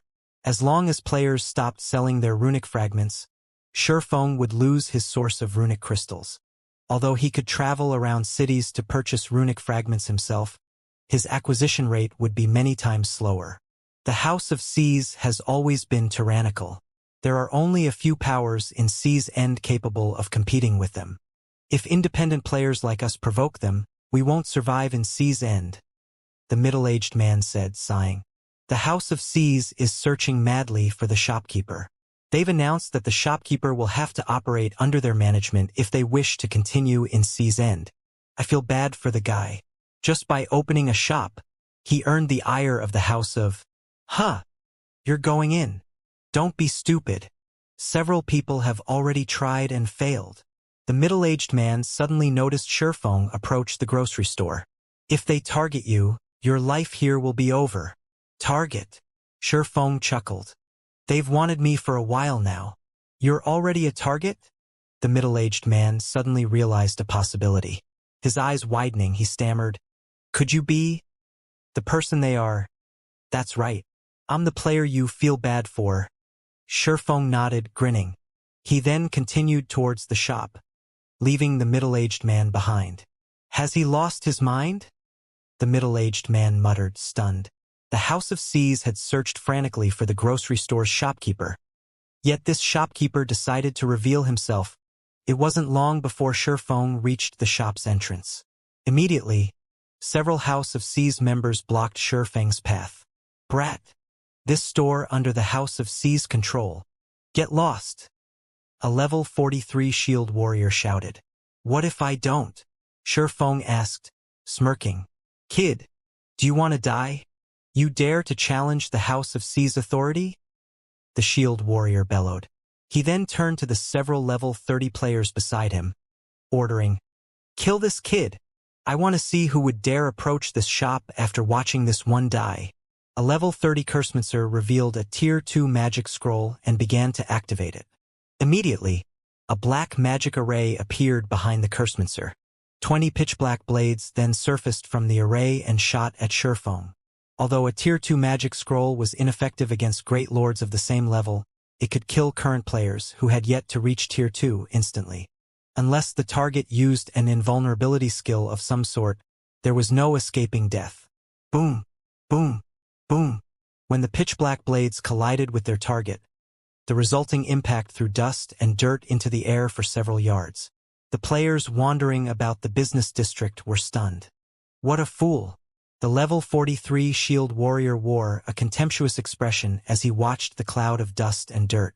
However, as soon as the shield warrior finished speaking, a familiar voice reached his ears. Are you sure about that? The shield warrior spun towards the voice's source. Before anyone had realized it, Surefeng had moved behind the level 30 Cursemancer. His blue long sword, which emitted arcs of electricity, protruded through the Cursemancer's heart. Although the Cursemancer tried to speak, his HP had already fallen to 0. His head rolled to the side as his body collapsed to the ground. A pair of level 30 bronze boots dropped beside his corpse. Impossible! The bystanders watching from afar were shocked when they saw They couldn't believe what they had just seen. Even an agile assassin couldn't dodge so many of those pitch-black blades. Not only was Surefeng unharmed, but he had also appeared behind the level 30 Cursemancer, killing the player instantly. It was unbelievable. This can't be real, right? Is he an NPC? The middle-aged man who had warned Surefeng muttered. The House of C's members surrounded Surefeng while everyone recovered from their shock. Kid, you really do want to die. The level 43 shield warrior assumed Surefeng must have used a skill to avoid the incoming spell, surprised by the swordsman's performance. He turned to the level 30 players beside him and said, "You four, attack together. I refuse to believe that this kid has any more skills to save himself." The 4 level 30s promptly took Tier 2 magic scrolls from their bags and activated them. 2 of the 4 Tier 2 spells were single-target spells. The others were AoEs. All 4 spells bombarded Surefeng, leaving him no room to dodge. "Let's see how you dodge these attacks," the shield warrior sneered. They had long since familiarized themselves with the rules of combat inside towns and cities. The system wouldn't deem an attacking player's spell channeling to be aggressive until it locked onto a specific target. If the target retaliated, attacking first, the system would deem them the aggressor. The target had to wait until the magic scroll locked on before counterattacking. Normally, players would have no choice but to dodge, block, or use a life-saving skill to protect themselves. Surefeng had already used his life-saving skill. He would die, facing 4 magic scrolls, if he didn't have another. "Want to run?"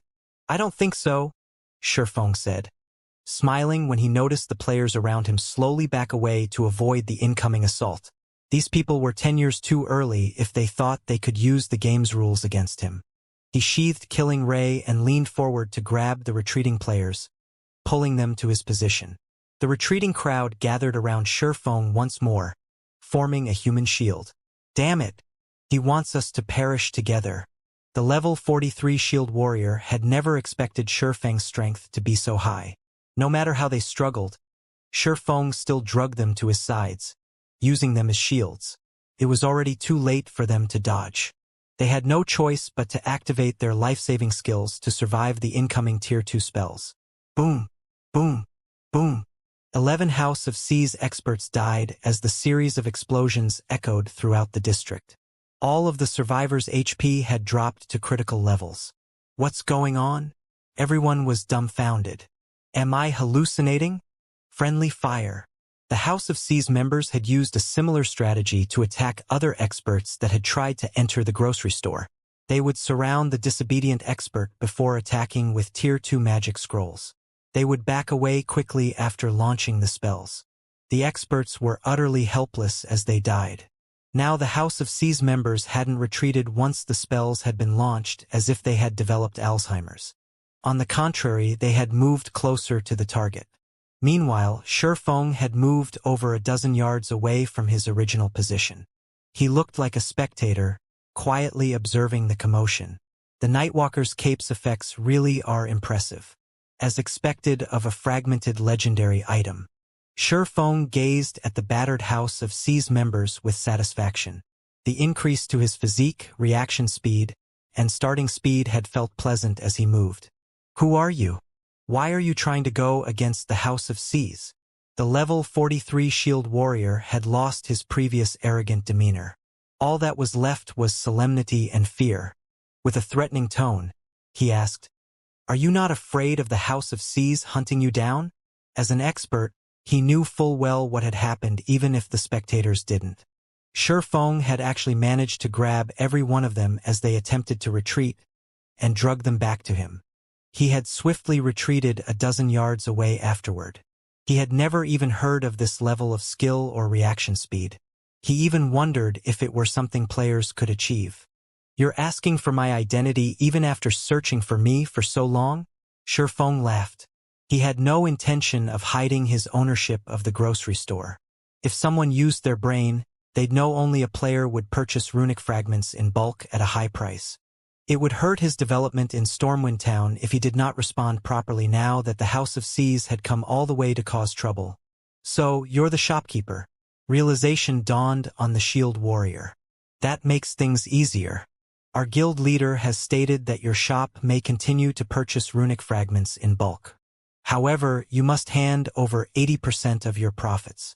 Don't even think about running a shop in C's End in the future otherwise. Our House of C's will hunt you to the ends of God's domain." The fear on the shield warrior's face faded when he spoke of the guild leader's command, reverting to the prideful, confident expression he had before. It was as if the guild leader's command was a system rule, and no player could challenge it. None of the C's End players present doubted the validity of those boastful words no matter how laughable they seemed. The House of C's was one of C's End's overlords. It was the #1 ranking overlord. Even the mighty Freedom Alliance, not to mention the other powers at the C's End, had to show respect to the House of C's. The House of C's also possessed a shop in all 12 major cities in C's End. It was obvious just how powerful the guild was. The House of C's could easily stop the players in C's End from entering a particular shop if it wanted to. The players in Stormwind Town proved this point. How was a shop going to buy or sell items if it didn't have any players visiting it? In other words, the shop was useless. Ha ha ha. Interesting. This is too interesting. Scorpion, who had been watching since the beginning, was ecstatic when he heard the shield warrior's words. The frustration from spending so much money on teleportation fees instantly vanished. "Not only will you become the sacred temple's target, but you'll also be the House of C's target. I want to see how you're going to survive on your own strength in the future." The House of C's strength wasn't comparable to that of a super first-rate guild, but it was still a veteran first-rate guild. The House of C's current strength was extraordinary because it had focused its development in C's End and had the support of major corporations. Identical Summer had sought cooperation with the House of C's for this same reason. If the House of C's wanted to deal with Shifeng, the Sacred Temple would have a much easier time assassinating him. If he couldn't run a shop in any town or city in C's End, he would have to explore and do quests to procure weapons, equipment, and other resources. They would have plenty of chances to strike. The House of C's really is ruthless to ask for 80% of the profits. Scorpion was curious about how Shifeng was going to respond. In his opinion, Shifeng would most likely give up on the shop altogether. At least he could avoid provoking the House of C's that way. The likelihood of agreeing to the House C's demands was very low. It would be no different than working for the House of C's for free if he gave them 80% of his profits. Is this all your guild leader has to say?" Shifeng asked. "That's right. You need to give a reply today. Otherwise, we'll take your silence as a refusal to our invitation, and a declaration to make the House of C's your enemy," the shield warrior said proudly. "You want a reply today?" Shifeng smiled. "All right then. Go back and tell Tyrant Serpent that if he wants to play, I'll play with him until the end." Although Shifeng's tone had been casual, The entire business district had fallen silent when they heard his words. The spectating players stared at Sure Feng with dumbfounded expressions on their faces. A lunatic. He's a lunatic. He actually dares to challenge the House of C's by himself. Does he know what he just said? The bystanders started excitedly chatting about the situation. The House of C's was one of C's End's overlords. Only a handful of powers in C's End were bold enough to provoke the organization. Yet now, a lone player had declared war against this overload. This was the first time such an incident had occurred in C's End. Normally, the most they had heard was certain expert players killing an elite or expert member. Even so, such incidents became hot topics, independent players revering the player in question. Now that someone had openly declared war on the House of C's, the various spectators commended him, even if it were just a boastful declaration. It was enough to shock players throughout C's End. Meanwhile, news of this matter quickly spread to C's End's official forums. Mysterious expert openly declares war on the House of C's. The instant this post published, it sent waves throughout C's End. Does this guy want to die? Or does he plan to delete his account and start a new one? After receiving such a challenge, the House of C's will never live this down if they don't kill that player back to level 0. I heard that the House of C's is trying to take 80% of that player's profits. Anybody in their position would retaliate. He's still a fool. The House of C's has plenty of members and influence. They even have ways of hunting down assassin players. Since he's just a swordsman, he will have a hard time going out to level up from now on. That shouldn't be the case. The player has hidden his identity and appearance. Causing trouble for him won't be so easy. What do you know? Don't you know that the various large guilds have tracking experts? There are also a few tracking tools available. Not even wearing a black cloak will help this guy. After all, the black cloak can only hide a person's basic information and appearance. It can't hide a person's figure and class. With how many members the House of C's has, they can easily send a few assassins to keep an eye on him. This guy is simply too amazing. Even if he dies back to level 0, his achievement will be recorded in God's domain's history. None of the players on the official forums had an optimistic view of Sure Feng's foolish actions. However, they were happy to see such an incident. At the very least, the event would spark conversations during their daily visits to the bar. Meanwhile, back in Stormwind Town's business district, the several surviving members of the House of C's were dazed for a long moment upon hearing Sure Feng's reply. They even wondered if they had heard wrong. What a joke! They were the House of C's, one of C's End's overlords. Only a handful of superpowers in C's End would dare to declare war against them. Even if they wanted to, they'd have to spend a long time considering the consequences before making a decision. They would avoid war unless it was absolutely necessary. Yet now, the proprietor of a measly grocery store had declared war on the House of C's. This was simply a mockery. This is your reply? The level 43 shield warrior asked in a chilling tone. That's right. No matter how many times you ask, my answer will be the same. If you want a war, then let's do it, Sure Feng said nonchalantly. While the House of C's possessed an extraordinary background, unfortunately, C's End was simply too far away from Starmoon Kingdom. Even if his identity were exposed, Sure Feng would not be afraid to declare war. Moreover, he needed to rely on the sea god's blessing as a long-term source of income. He also planned to stock some of the potions for the guild. Hence, he intended to purchase runic fragments long-term. If the House of C's were just a business competitor, he wouldn't mind a fair competition. However, since the House of C's dared to hinder his path to riches, he did not mind giving them a broken nose. You have a death wish. The level 43 shield warrior revealed a sinister expression. He then waved his hand. Immediately, 200 players suddenly surged onto the street. These players all wore the House of C's guild emblem, and they were all level 41 and above. Quite a few had even reached level 43. The most inferior equipment they wore was level 40 fine gold rank, while quite a few had 4 or 5 pieces of level 40 dark gold equipment. Every one of these players radiated killing intent. They were clearly one of the House of C's expert teams. Without paying heed to the NPC guards that had already reached the business district, they formed a tight circle around Shifeng. Unlike the House of C's members that had blocked off the grocery store's entrance, these experts had originally been leveling and questing around Stormwind Town. They were not originally tasked to deal with Shifeng. Only, after Shifeng's declaration of war, they had no choice but to take action. Meanwhile, Scorpion, who watched from afar, was overjoyed. Ha ha ha. Now that this concerns the guild's reputation, the House of C's won't let you get away even if they have to sacrifice their expert team. Scorpion was thrilled as he watched at Shifeng. Immediately, he contacted Uncle Lee and said, "Uncle Lee, I found an opportunity to strike. The target is currently in Stormwind Town's business district and is surrounded by the House of C's expert team. If Uncle Lee's party tried to assassinate Shifeng normally, the battle would likely drag on. If the fight drug on for too long and the NPC guards arrived, killing Shifeng would become even more difficult. Moreover, they wouldn't be able to escape, perishing alongside Shifeng. Although they might have achieved their objective, their side would similarly suffer heavy losses. This was not a trade they were willing to make. After all, they were at least peak experts, not ordinary experts.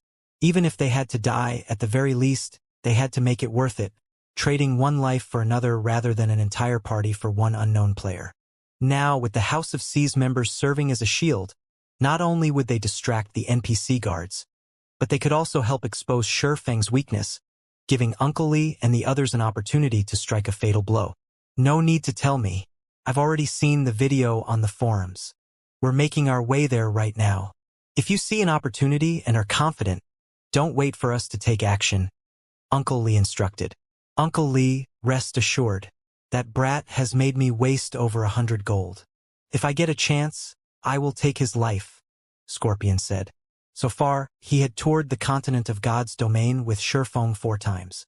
To continue his mission, he had even been forced to borrow over 100 gold from 100 Leaves. If he could not complete his mission, he would be saddled with debts. How could he possibly miss a chance to kill Shifeng? Despite Shifeng being a peak expert, against 200 experts from the House of C's, he would undoubtedly lose his life. And in the event that he survived, he'd be forced to flee. As for the swordsman's powerful AoE skills, he couldn't use them easily inside the town. If he accidentally attacked any bystanders, the NPC guards would pounce. When the battle began, Shifeng would definitely be forced to exercise caution, preventing him from using many of his skills. Even a domain expert would expose gaps in their defense. As Scorpion contemplated the situation, the 200 House of C's experts were finally in position. 3 level 43 shield warriors at the forefront immediately activated charge, rushing at him from 3 directions and giving Shifeng no room to dodge. Melees, distract him. Ranged players, get ready to attack. The black-clad ranger leading the House of C's expert team commanded as he glared at Shifeng, who remained motionless. Use a magic array to suppress the NPC guards. Do not give him any chances to escape. Almost immediately after the ranger issued the command, a golden magic array appeared in the business district. 36 magical class players maintained the array, and it instantly enveloped the 10 or so NPC guards that had been making their way towards the battle. Like a steel wall, the golden barrier only trembled slightly when the NPC guards attacked it. The barrier showed no signs of cracking. Seeing this, the spectating players revealed solemn expressions. While they were shocked by the magic array's performance, they were even more afraid of the House of C's capabilities. The NPC guards in Stormwind Town were all level 120. To players like them, these NPCs were invincible. A single hit was all these NPCs needed to finish them off. These NPCs also safeguarded independent players like themselves. It was because of this that they dared to relax and rest in Stormwind Town. Yet now, a single magic array had trapped these invincible NPCs. They suddenly realized how easily the House of C's could deal with independent players. Is this the House of C's true strength? They are actually capable of taking out a magic array that can suppress the NPC guard's movements. What a powerful magic array! Even if that guy tries to buy time, he won't last long enough for the guards to save him. Seeing the trapped NPC guards, everyone became even more afraid of the House of Seas. Many inwardly celebrated the fact that hadn't made an enemy of the House of Seas. Otherwise, the consequences would be unimaginable. Meanwhile, Scorpion, who had stealthily approached the center of the battlefield, was similarly shocked. He hadn't expected the House of Seas to possess such a powerful foundation.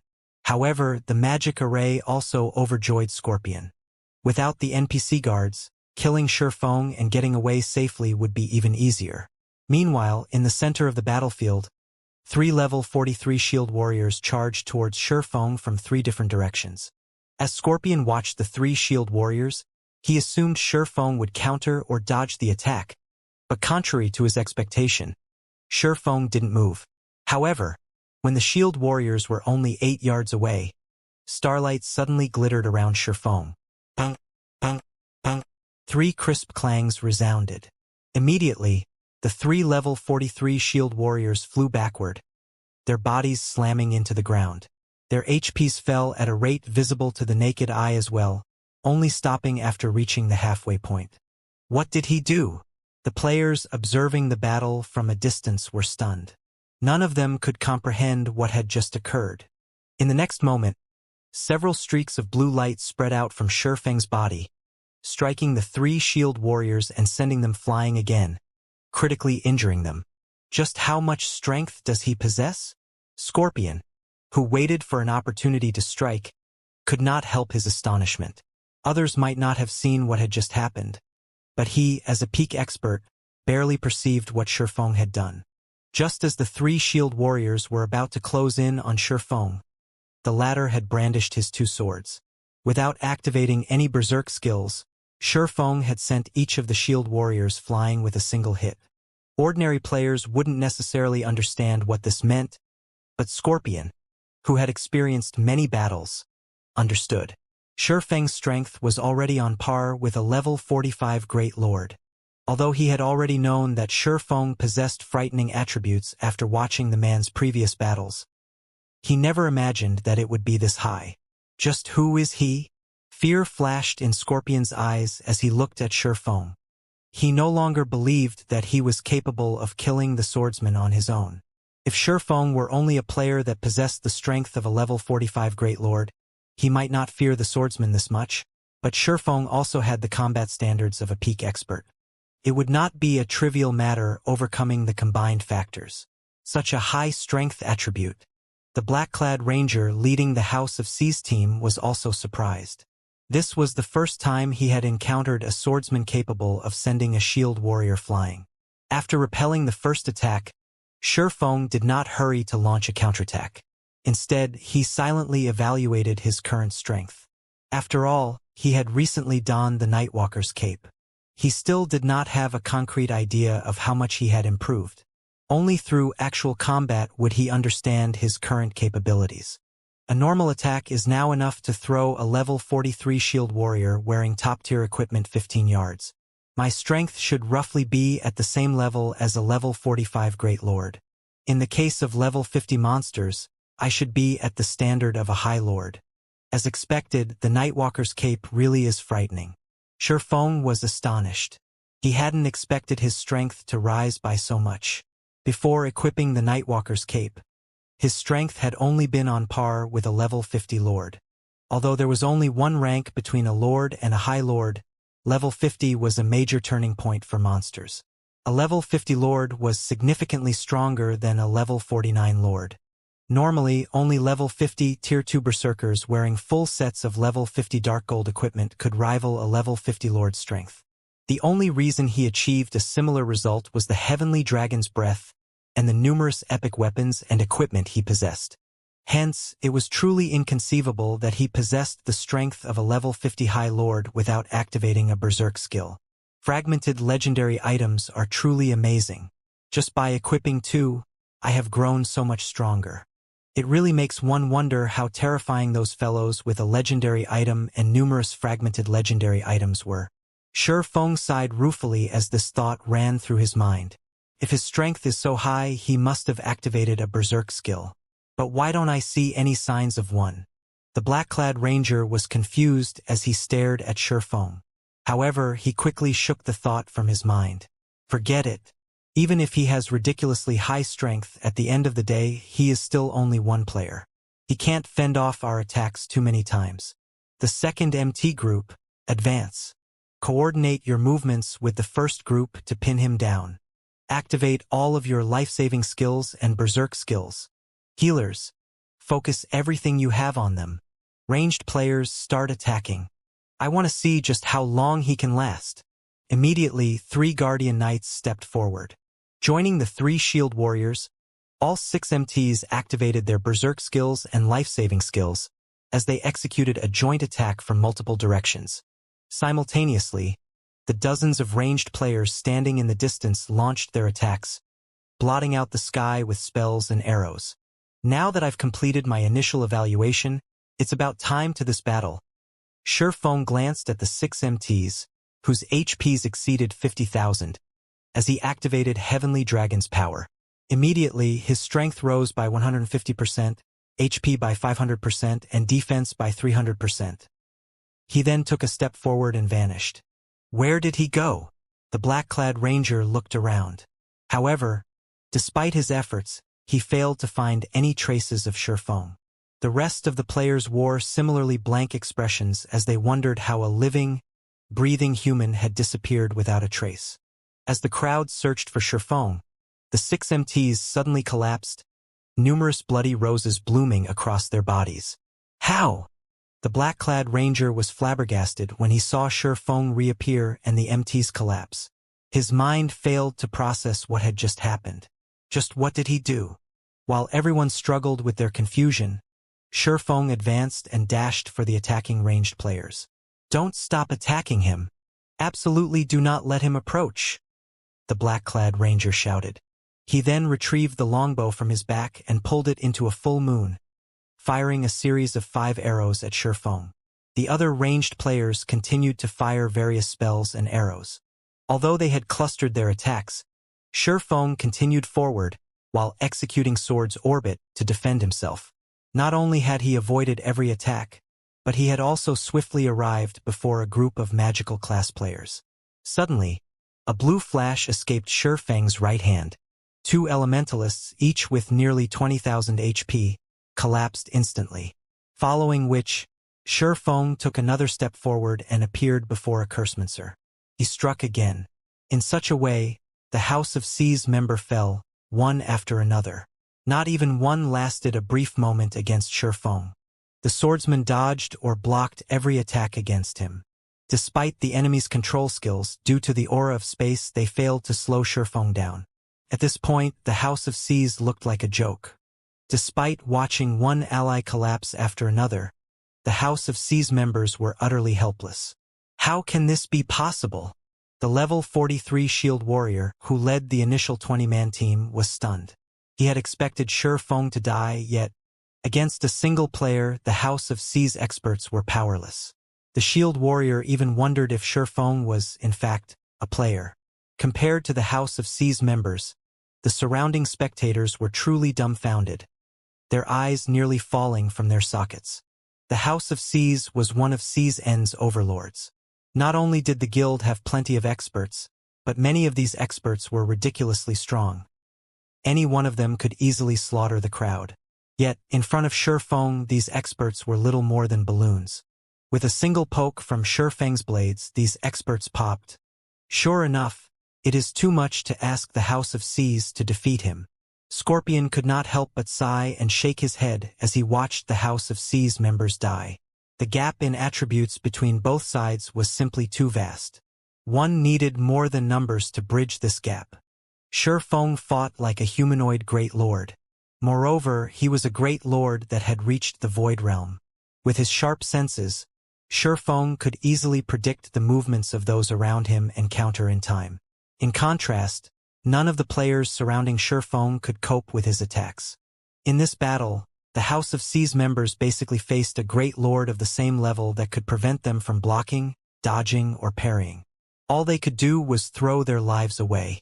Among those present, who could possibly receive a direct attack from a great lord of the same level and live to tell the tale? Furthermore, Shurfeng had activated his berserk skill. Scorpion was relieved that he hadn't joined the fray earlier. Otherwise, he really would have pointlessly thrown his life away as well. In a short moment, the House of C's expert team had lost over 30 members. Against Shifeng's relentless momentum, some of the House of C's members had lost their courage, losing strength as they slumped to the ground, paralyzed. The difference between their strength and their opponents had taught them the meaning of despair. How can such a player exist? The black-clad ranger wore an ugly expression. His was an expert team from the House of C's. Even against a Grand Lord, they would not end up in such a miserable state. Moreover, their guild's prestige was on the line. If they allowed Shifeng to have his way today, the House of C's influence in C's End would plummet. The ranger even regretted coming to Stormwind Town. Had he gone elsewhere, he wouldn't have been dragged into this mess. With things as they are now, I can't hold anything back. As the black-clad ranger watched Shifeng massacre his allies, he reluctantly took an ancient, gray scroll from his bag. He then unfurled it and began to chant the activation incantation. This magic scroll contained a Tier 3 curse, which he had saved for an important quest in the future. The curse was called Heaven's Punishment Blade. It was even capable of severely injuring mythic monsters. Even with invulnerability, the curse could not be avoided. The curse also dealt physical and magical damage. Die! The ranger shouted as he activated Heaven's Punishment Blade. Immediately, a pitch-black magic array formed above Shifeng. A massive, pitch-black sword gradually emerged, exuding a peerless aura. Heaven's Punishment Blade. Shifeng's expression darkened when he saw the pitch-black sword in the sky. The Heaven's Punishment Blade was a famous spell in God's domain because it could penetrate invulnerability. It was a super-rare scroll specifically used to kill abyssal guards. As the name suggested, abyssal guards defended the abyss passages. If outsiders opened a passage to the abyss and tried to enter, they would encounter the abyssal guards. Not only were the abyssal guards extremely strong, but when their HP fell to a critical level, they also became invulnerable. If one could not remove their invulnerability, they wouldn't have any hope of defeating these monsters. Hence, Heaven's Punishment Blade had become the key to the abyss. The curse was the equivalent of an entry ticket to the abyss. The abyss had a harsh environment and very few resources. However, while the abyss lacked most resources, 2 items could be found in abundance. The first was the 7 Luminaries Crystal. It was an item that any guild or major corporation that invested in God's domain sought desperately. The second item was the Magic Crystal. However, due to the violent mana ever present in the abyss, one could not just obtain magic crystals from the abyss. Instead, one had to obtain demonic stones, which were common, and refine them with alchemy. After refining demonic stones, one could obtain magic crystals and other precious byproducts. Countless guilds had tried to enter the abyss because of these 2 items. Shifeng had never expected the black-clad ranger to be insane enough to expend such a precious tool just to kill him. Very quickly, the pitch-black sword finished taking form. Without any flare, it descended on Shifeng, leaving no opportunities to avoid it. Shifeng could only receive the attack. Without hesitation, Shifeng activated the Nightwalker's Cape's Void Shield. A protective barrier instantly formed around Shifeng's body. At the same time, Shifeng met Heaven's Punishment Blade with a counterattack. Boom! An explosion shook the business district as a deep crater formed under Shifeng's feet. What kind of spell is that? The impact created such a massive hole in the ground. Even Tier 4 spells shouldn't be that powerful. The House of C's used a Tier 3 curse on a single player. They are shameless. In the end, it seems that even a monster-like player can't survive against the House of C's. The crowd involuntarily gasped when they saw the crater in the middle of the business district. Although Shifeng had lost, he had lost with dignity. After all, he had forced the House of C's to use such a powerful trump card. If not for the Heaven's Punishment Blade, the House of C's would have been powerless against Shifeng. As everyone believed the battle to be over and the House of C's members released sighs of relief, they suddenly saw a familiar figure standing before the black-clad ranger. How are you still alive? The black-clad ranger stuttered. blood draining from his face as he gaped at Shifeng, who looked a little worse for wear. The Heaven's Punishment Blade could even rival a Tier 4 spell. Even mythic monsters would suffer heavy injuries, not to mention a Tier 1 player. Logically, Shifeng shouldn't have survived. However, what the black-clad ranger did not know was that, due to Heavenly Dragon's power, Shifeng's maximum HP had risen to over 200,000. Meanwhile, Void Shield created a barrier that had 10 times his maximum HP. Factoring in his defense and magic resistance, Shifeng survived Heaven's Punishment Blade with a little over 60,000 HP remaining. He had very nearly died. However, Shifeng did not offer the ranger an explanation as he swung Killing Ray. Although the ranger tried to defend himself with his bow, Shifeng adjusted Killing Ray's trajectory mid-swing, as if he had expected the ranger to defend himself, avoiding the bow, piercing the ranger's heart, and eliminating the player's HP. When the black-clad ranger, who had commanded the team, died, the House of C's members' spirits finally broke, and they scattered.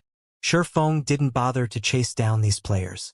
After all, the NPC guards would hunt down anyone that had attacked him. If he attacked those that hadn't attacked him, the guards would hunt him instead. Chasing these players down was no longer important. As Shifeng looked for a place to sit and recover, he discovered that he couldn't remove any items from his bag. He couldn't access any of his skills either. Suddenly, a silent figure appeared behind Shifeng. Even with Shifeng's sharp senses, he failed to detect the figure's arrival. It was as if this figure had melded with the environment. After the figure appeared, a silvery white dagger thrust into the back of Shifeng's head, moving with incredible speed. "Young lad, you really are something.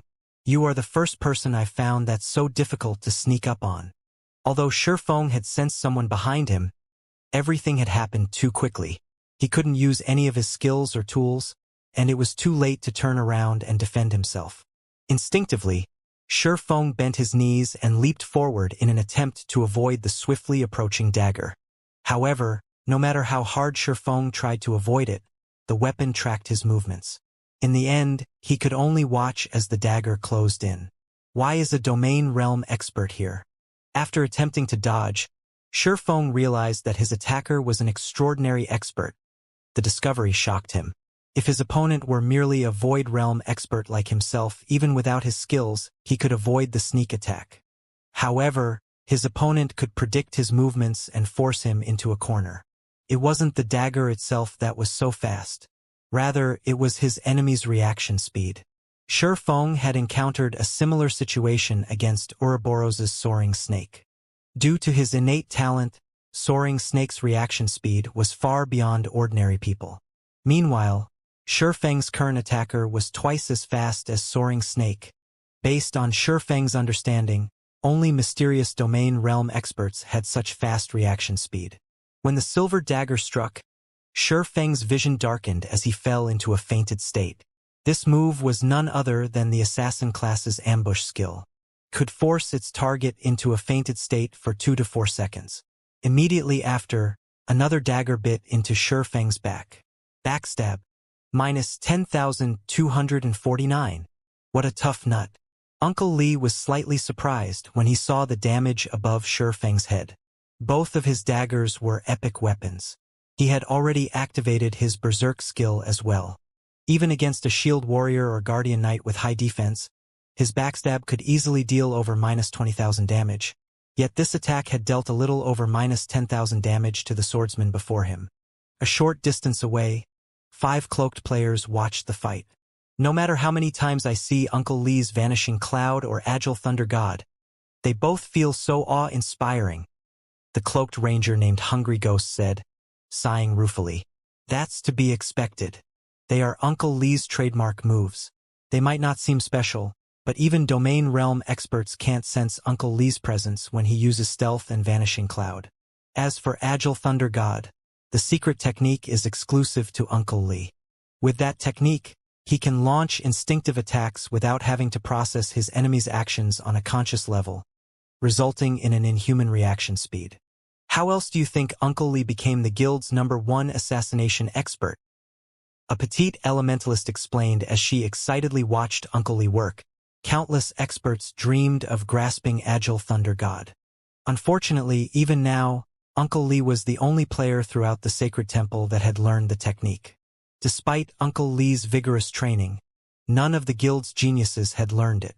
The berserker wielding an aqua-blue spear said, "Ghost, it's about time to make your move. We don't have much time left." "Relax, Frostbite. That guy won't be able to move for at least 2 seconds. I can kill him twice with that much time." Hungry Ghost nodded, chuckling, following which he retrieved 4 black arrows from his bag, aiming for Shurfeng and firing. "With this, our mission is complete." Yet another explosion shook the district as the black arrows broke the sound barrier. In the blink of an eye, the black arrows crossed the distance of 30 yards and reached their target. Hungry Ghost had aimed for Shurfeng's blind spots. Even if the swordsman could move, he couldn't avoid these 4 arrows. "It's finally over," Scorpion, who was in stealth, said, chuckling. Although he was disappointed that he did not get to finish Shurfeng off personally, witnessing Uncle Lee's attack made the time he spent tracking Shurfeng worthwhile. Uncle Lee retreated to the side and took a silver magic scroll from his bag. This was the rapid teleportation scroll that only peak dark players could obtain. Unlike return scrolls, which had a 10-second activation time, the rapid teleportation scroll only required 2 seconds. Moreover, the activation process could not be disrupted. At the same time, the scroll would form a magic barrier around the user that could both protect the user and prevent NPCs from sensing them. Right now, he needed to retrieve the item Shurfeng would drop on death and leave Stormwind Town as fast as he could. As the 4 black arrows were about to slam into Shurfeng, however, a black figure appeared before him. This figure had taken the hits. Surprisingly, the black arrows hadn't killed the figure instantly. Instead, they vanished upon coming into contact with them. This black figure was none other than the cloaked Fire Dance. Even before Shurfeng had picked a fight with the House of Seas, he had asked Fire Dance to return to Stormwind Town. He had instructed her to watch from stealth as he tested the Nightwalker's cape's effects. Moreover, he didn't want others to know that anyone else was related to the grocery store unless absolutely necessary.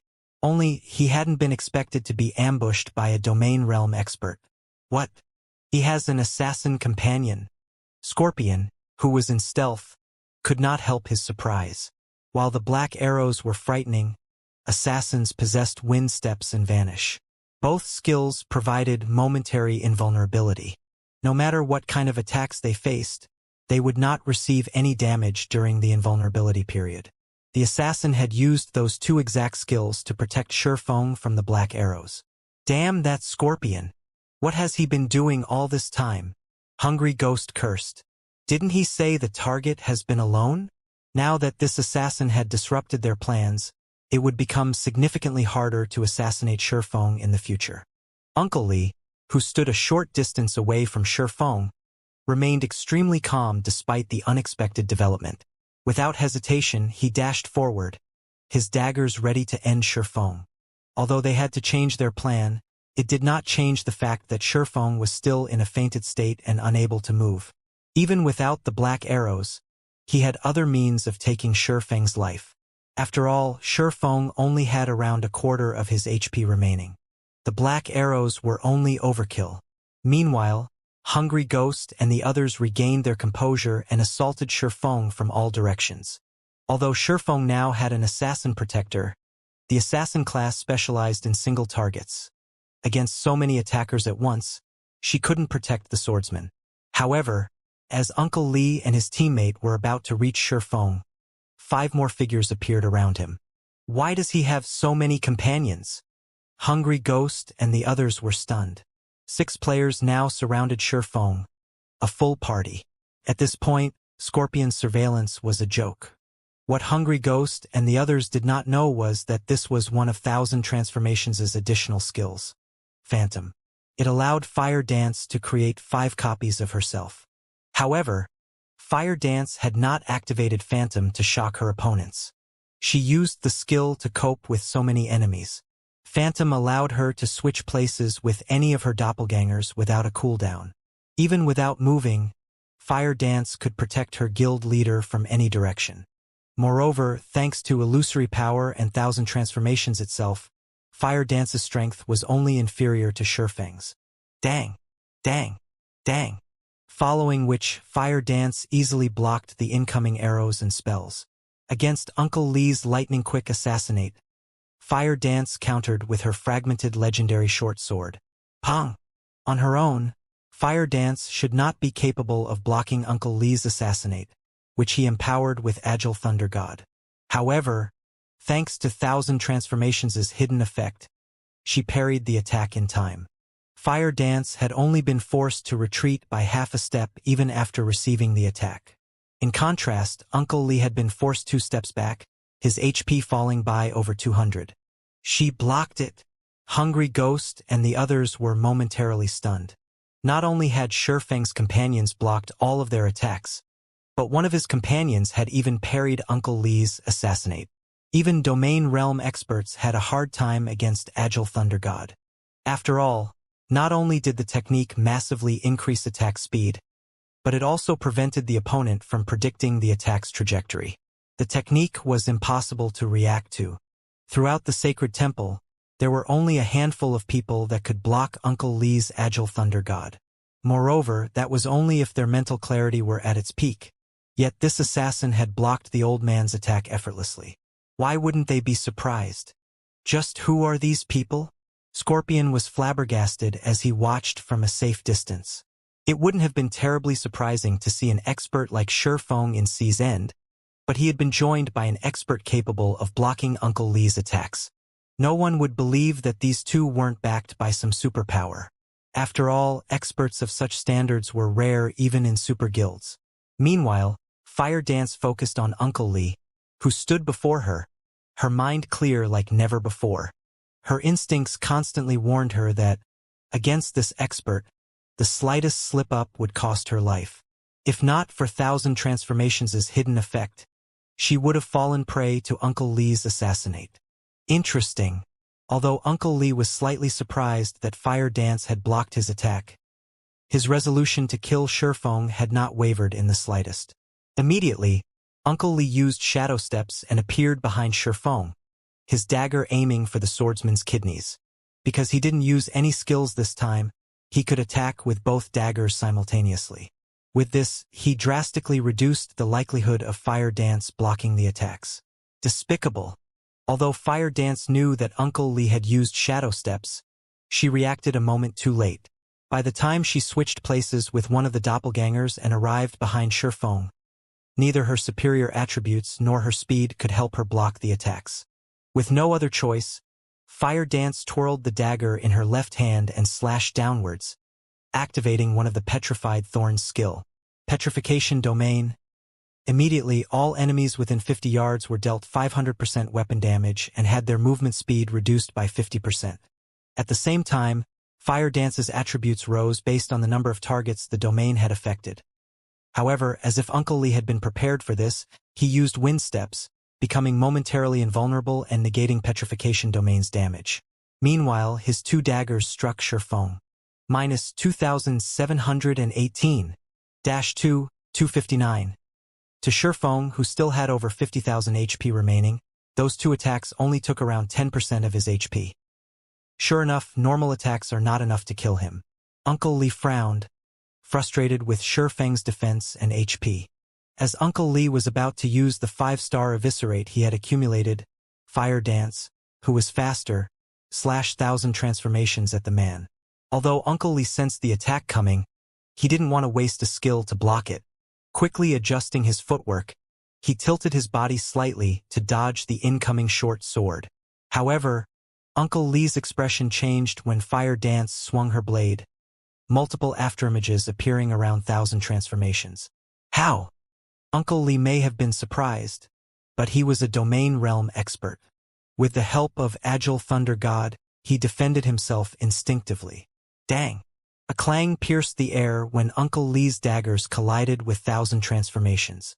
Meanwhile, Uncle Lee was forced to retreat by 3 steps, a damage of over -500 appearing above his head. After landing the first strike, Fire Dance brandished Thousand Transformations once more, giving Uncle Lee no time to react. Although Fire Dance's reaction speed was slower than the old man's, she had an absolute advantage when it came to attack speed. Against countless sword lights, even Uncle Lee had to be careful. As a result, Fire Dance forced him back farther. Uncle Lee tried his best to counterattack, brandishing both daggers simultaneously, but Fire Dance simply responded by swinging 1,000 transformations. Innumerable sword lights flickered around the combatants, blocking the daggers. Again, the resulting impact forced Uncle Lee to retreat. Impossible! Hungry Ghost and the others, who were about to launch another wave of attacks, were stunned. To them, Uncle Lee was an unparalleled expert, yet that expert was at a disadvantage against Fire Dance. If news of this reached the sacred temple, it would cause an uproar in the guild. While Fire Dance and Uncle Lee clashed, Shifeng finally recovered from his fainted state. Seeing Shifeng regain consciousness, Uncle Lee knew that it was no longer possible to kill the man. He abruptly retreated to a distance before turning to Fire Dance, saying, "Little Missy, you really are astounding. Despite having not obtained a domain, not only did you block my attacks, but you also suppressed me completely. Among the many non-domain realm experts I've fought thus far, you rank third. Might I ask if you are interested in joining us? If you do, I promise that you'll become one of the best assassins in God's domain. You'll reach heights that you haven't even imagined yet." Fire Dance was taken aback by Uncle Lee's sudden offer. She could not figure out what the man before her was thinking. They were currently engaged in a battle, yet the latter had extended a recruitment offer. Hungry Ghost and the others also heard Uncle Lee's offer. Their jaws dropped, and they stared at Fire Dance with envy and admiration. Uncle Lee was a domain realm expert. He was also the Sacred Temple's #1 expert. His evaluations were harsh. He only ever praised the guild's geniuses for their potential, yet he had just claimed that Fire Dance could become one of the best assassins in the game. Not even the Sacred Temple's top genius had enjoyed such praise. One could see just how much Fire Dance had impressed Uncle Lee. "Forget it. I will never join you." Fire Dance rejected Uncle Lee's offer without hesitation. "I doubt that I'll become God's domain's #1 assassin by joining your measly guild." Fire Dance's words instantly infuriated and frustrated Hungry Ghost and his companions. They sorely wished they could take the woman's place. They were talking about an offer for exclusive training under Uncle Lee. The Sacred Temple's geniuses hungered for such an opportunity, yet Fire Dance treated the offer as if it were an insult. "All right, if you change your mind, you can contact me with this. We will welcome you at any time." Uncle Lee could not help but sigh at Fire Dance's reply. He tossed her a communication scroll before turning to leave, vanishing. The communication scroll was a common tool in God's domain. Even if without being friends, they could communicate through the scroll. Only it needed to be bound to someone first, then the wielder could contact the initial owner at any time. The scroll was mostly intended for players that wished to hide their identities. In Uncle Lee's opinion, Fire Dance was still too young. She had only replied in such a way because she had yet to understand just how powerful the experts at the top of the world were. Only after Fire Dance had fought those experts would she learn how vast this world truly was. At that time, she would seek him out. Meanwhile, upon realizing that Shifeng had recovered, Hungry Ghost and his team used their rapid teleportation scrolls and left Stormwind Town. Sea's End, Dark City Yasland. After using the rapid teleportation scroll, Hungry Ghost and the others arrived in Yasland, a lawless city. Even if one killed other players inside this city, the NPC guards paid no attention to the crime. The only reason these NPC patrols existed was to defend the city itself from those who sought to harm it. "Uncle Lee, the target is stronger than we expected. Moreover, he has companions following him in secret. Should we ask for the Punishment Legion's help during our next attempt? We'll have a greater chance of eliminating the target," Hungry Ghost asked Uncle Lee, who had just teleported into the city. The Punishment Legion was the Sacred Temple's Assassination Legion. The Legion had specifically been formed to deal with other superpowers' key figures. Although the Legion's members were weaker than their party members individually, they had the advantage of numbers. They also had gear that gave them an advantage against other players. "No need. We're giving up on this mission," Uncle Lee said, shaking his head. As for the guild leader and 100 Leaves, I'll explain the situation to them personally. You guys can go level up and upgrade your gear for now. The Reef Sea, famed for its coral reefs, pearls, and other precious materials, was a level 40 to level 55 high-resource map. A short distance away from Reef Island, dozens of speedboats attacked a massive, level 53 sea monster. Unlike normal sea monsters, this was a boss, a chieftain-rank sea monster. It was also one of Reef Sea's overloads. Right now, this overlord had very little HP remaining. Its HP is at 20%. Advanced speedboats, back away. Let the bronze speedboats tank it. 100 Leaves commanded through the team chat. After the Freedom Alliance redistributed the leveling maps, the 8th Fleet's members traveled to the Reef Sea and Echo Canyon to level. The first thing they needed to do was kill the map's field bosses. The first reason was to guarantee their ship's safety when exploring these maps, allowing their members easy access to towns and leveling spots. The second reason was to obtain the weapons and equipment these bosses dropped. Each map had a limited number of field bosses. Once these bosses were killed, they could take anywhere from 1 to 3 days to respawn. Each time players killed these bosses, they dropped fewer top-tier weapons and equipment when they respawned. Hence, when the area's major powers discovered a field boss, they swarmed to kill it immediately. This was also why conflict was so common in leveling maps. As independent players passed, they watched the 8th Fleet with shock and envy. The Freedom Alliance's 8th Fleet is so strong, they're actually challenging a 9-claw squid so soon after arriving.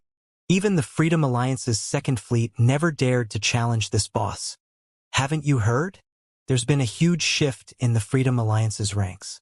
The 8th Fleet currently ranks the 2nd strongest. As for the 2nd Fleet, it's ranked 10th. We really got lucky this time. If they kill the 9-claw squid, it'll be easier to get to Reef Island. The passing players chatted as they watched the battle. Not only was the 9-claw squid one of Reef Sea's overlords, but it was also Reef Island's gatekeeper. Reef Island was a valuable location due to its ancient ruins. One could obtain plenty of treasures and top-tier items in those ruins. However, players had to get past the 9-claw squid before they could reach Reef Island. Some time later, the 9-claw squid shrieked as its body slammed into the water. A large number of items then dropped around its body. The spectators drooled when they saw the loot. As this was the first time the 9-claw squid had been killed, it had dropped plenty of items. They could count at least 50 in total. Moreover, every item was top tier. If put up for auction, the items would easily sell for large sums. Of course, the 8th Fleet had also paid a considerable price for these items. In total, they had lost 3 advanced speedboats and 11 ordinary speedboats. The fleet's bronze speedboats also received varying amounts of damage. The repairs would be costly.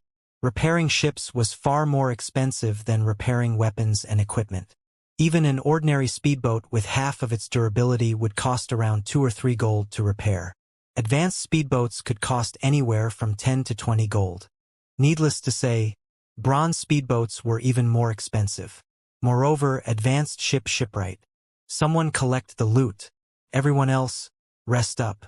We'll dock on Reef Island soon. 100 Leaves instructed. She then noticed the communication request from Uncle Lee. Revealing an excited expression, she accepted the call and asked, "Uncle Lee, have you dealt with the issue?" As far as she was concerned, once she dispatched Uncle Lee's party, Shifeng had no hope of survival. Uncle Lee must have contacted her to report his success. "No, the assassination failed," Uncle Lee said, shaking his head. "Failed." 100 Leaves was momentarily stunned. Quickly, she reacted and asked, "Is he that strong?" Uncle Lee was the Sacred Temple's #1 assassination expert. Both Vanishing Cloud and Agile Thunder God were advanced techniques that even Domain Realm experts struggled to learn. Agile Thunder God, in particular, allowed one to become practically invincible in melee combat, giving the player the upper hand in every exchange. That's not the case. When we attacked, his companions showed up to protect him. When Uncle Lee thought about Fire Dance, he was disappointed that he couldn't recruit the woman. "Uncle Lee, whatever you need for the next assassination attempt, just ask." I can even hire other assassination experts to help you. After hearing about Shifeng's companions, 100 Leaves had a rough guess as to what had happened. Usually, assassination attempts were carefully planned. An unexpected factor would significantly decrease the chances of success. Unfortunately, now that the first attempt had failed, Shifeng would be on guard, making it even more difficult to kill the swordsman. I've already discussed this with the guild leader, and we have agreed to give up this mission for the moment, Uncle Lee said. Give up? Why? 100 Leaves demanded. The target and his companions are all extremely powerful. I believe that they are supported by some superpower. Although we still don't know which superpower is moving in secret, our sacred temple has other matters to attend to. We don't have enough energy to fight another superpower, Uncle Lee said seriously. My guild leader had decided to ignore them temporarily. We'll decide what to do after we take control of the Freedom Alliance. The guild leader said that? Although 100 Leaves was hesitant, she had to obey the guild leader. I understand. I'll make sure to secure the first fleet position in the next siege battle. Ah, right. Also, the target has declared war on the House of Seas. Don't poke your nose into this matter. Let them wear each other down. Uncle Lee warned her before disconnecting the call. He declared war on the House of Seas? Why? Has he lost his mind? 100 Leaves gaped, wondering if she had heard wrong. The House of Seas was even stronger than the entire Freedom Alliance. It also had the support of a major corporation. It had both financial strength and manpower in abundance. Moreover, although it wasn't as powerful as the super first-rate guilds, due to the situation in Sea's End, it was much stronger than veteran first-rate guilds. Yet Shifeng had openly declared war against the guild. She wasn't sure if Shifeng was brave or just foolish. Immediately, 100 Leaves launched an investigation into the matter. Before, she had focused on commanding the battle against the Nine-Claw Squid, so she had been oblivious about anything outside of the battle. Who is this guy? When 100 Leaves received the information her subordinates had collected, she was astonished. Shifeng was simply overbearing. He actually intended to fight the House of Seas to the bitter end. Meanwhile, a storm brewed in the House of Seas' main headquarters in Meteorite City. Great! A single player dares to declare war against the House of Seas. Now we're a laughingstock in Sea's End. Pass the word. Use everything we have to take down Stormwind Town. I want him obliterated. Send the Blood-Drinking Legion to keep an eye on him as well. If he sets foot outside of the town, kill him. I want everyone in Sea's End to know that no one gets away with provoking the House of Seas. Tyrant Serpent, the House of Seas guild leader, laughed in anger after watching the declaration of war video on the official forums. Since he wants to sell the Sea God's blessing, I'll give him a chance. From now on, sell our Sea God's blessings in our shops. Sell them at 1 gold per bottle. Didn't he recently purchase a large stock? I want to see just how much money he can afford to lose. Inside the House of Seas meeting room, Tyrant Serpent's orders shocked the guild's upper echelons in the room. This was the first time they had seen their guild leader so enraged, angry enough to make rash decisions. Guild leader, isn't that a little too far? We're already spending 1 gold for each Sea God's blessing we obtain. If we sell the potion for 1 gold, won't we be working for nothing? Moreover, our stock is limited. If we don't sell enough potions, that player will continue to make a profit. Yet if we sell too many, we might not have enough for our members. It could hurt our exploration of Death's Waterfall. The House of Seas had stumbled upon the secret land, Death's Waterfall, by coincidence. The area's resources were beyond abundant. It was even home to quite a few ancient ruins. The small corner of Death's Waterfall they had explored thus far had already boosted the guild's strength significantly. Among their initial harvest, they had obtained over a dozen bronze speedboats. They had also obtained a mysterious iron speedboat. There was even less need to mention the number of top-tier weapons and equipment they had found. The areas of Death's Waterfall they had explored thus far were only the tip of the iceberg. The farther they ventured, the more frightening the treasures they encountered. However, the secret land's environment was severe. If players did not possess sufficiently high magic resistance, survival was out of the question. Hence, the House of Seas had purchased the Sea God's blessing in bulk. Fortunately, the House of Seas had met an NPC Grandmaster Alchemist, which allowed them to synthesize runic crystals at a much higher success rate. However, while the cost of synthesizing the runic crystals had decreased significantly, it still wasn't cheap. To explore Death's Waterfall, the House of Seas invested tons of coins and resources each day. Moreover, the guild increased its investments by the day. The more players they could send into the secret land, the faster they could explore the area. Naturally, they would send as many players as they could. This was also why their guild was in short supply of coins. However, after seeing the popularity of the Sea God's blessing in the various empires, they had found a solution to their money problem. They could sell some of their stock to fund the exploration. But selling the Sea God's blessing at cost would gain them nothing. Don't worry.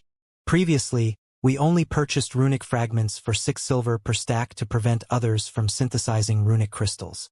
If we purchase the fragments in bulk for 4 silver per stack, that brat won't have any hope against us, Tyrant Serpent said, chuckling. You just need to focus on finding an opportunity to kill that player. Hearing this, realization dawned on the upper echelons. After all was said and done, Stormwind Town was only a town. The teleportation fees to get there weren't cheap. Meanwhile, the House of Seas had shops in all of the 12 major NPC cities as well as numerous NPC towns in Sea's End. If players only planned to sell a small number of fragments, they could earn far more by selling them for 4 silver per stack rather than traveling to Stormwind Town to sell them for 5 silver per stack. By doing this, not only could they hinder Shurfang's financial progress, but they could also lower their cost of obtaining the Sea God's blessing, killing 2 birds with 1 stone. They doubted that Shurfang had the assistance of a Grandmaster Alchemist. If this competition persisted long-term, Shurfang would eventually fail to make any money with the Sea God's blessing, suffering losses instead. Guild leader is the best. If that brat had agreed to cooperate from the very beginning, he could have kept 20% of his profits. Now, he'll be kicked out of the competition and hunted endlessly. Following which, the House of Seas upper echelons left to fulfill Tyrant Serpent's orders. As the House of Seas had discussed Shurfang's situation, players also discussed the matter on Sea's End's official forums. Someone had long since uploaded Shurfang's declaration video against the House of Seas. No one had ever expected this outcome. Despite the House of Seas sending hundreds of experts at Shurfang, the guild suffered a miserable defeat, its experts either dying or running away with their tails between their legs. Shurfang's battle video had also mesmerized many independent players. Whether it was his positioning, dodges, or attacks, compared to the other expert battle videos they had seen, this video was worlds apart. In prior battle videos, they had seen experts take on 20 opponents at most. Moreover, those crowds usually consisted of ordinary players with poor equipment and low levels. The higher quality videos usually only recorded a single expert taking on 3 or 4 elite players. Even so, the videos were educational and helped them to learn many combat techniques. However, Shurfang's battle video showcased a fight against the House of Seas' 200-man expert team. Even if some were not true experts, they were not that far off from it, either. Just one of these players could easily overwhelm multiple independent players like themselves. Yet Shurfang had suppressed all 200. If these players were distracted in the slightest while watching the battle video, they'd miss how the House of Seas members had died. Some of them had even opted to play the video in slow motion. Their eyes couldn't keep up with Shurfang's speed. After all, such a mythical battle completely redefined their definition of expert. Compared to Shurfang, the usual experts were nothing than a joke. The boss of this grocery store is invincible. He actually killed close to half of the House of Seas' 200 experts by himself. I wonder if he'd accept an apprentice? I have to ask him to teach me his ways. I wonder if that shopkeeper plans to establish an adventurer team or guild. If he does, I have to join even if I go bankrupt. How can he move so fast? Is he even human? He's a monster. There isn't a single player in Sea's End that's a match for him. Even those famous experts can't block one of his attacks. Ha ha ha. The House of Seas is in trouble this time. They've provoked such an expert. If this expert wants revenge, the House of C's members will have to be careful. The House of C's has indeed knocked on the wrong door this time. However, it won't be easy for this expert to cause trouble for the House of C's. After all, the guild has nearly 1 million members. Even if he can kill a player each second, it would take him days to annihilate the guild. Even if he goes out of his way to hunt them down, what about his level and equipment? At the end of the day, one man's power is limited. At most, this player can annoy the House of C's and damage its reputation. Even so, he's still pretty impressive. The House of C's is one of C's overlords. Have you ever seen the House of C's suffer such a miserable defeat before? The forums buzzed with conversation regarding Shurfeng. The most debated topic was about who would emerge victorious. Would it be Shurfeng? Or would the House of C's triumph? Although the outcome was unknown, everyone agreed on one thing.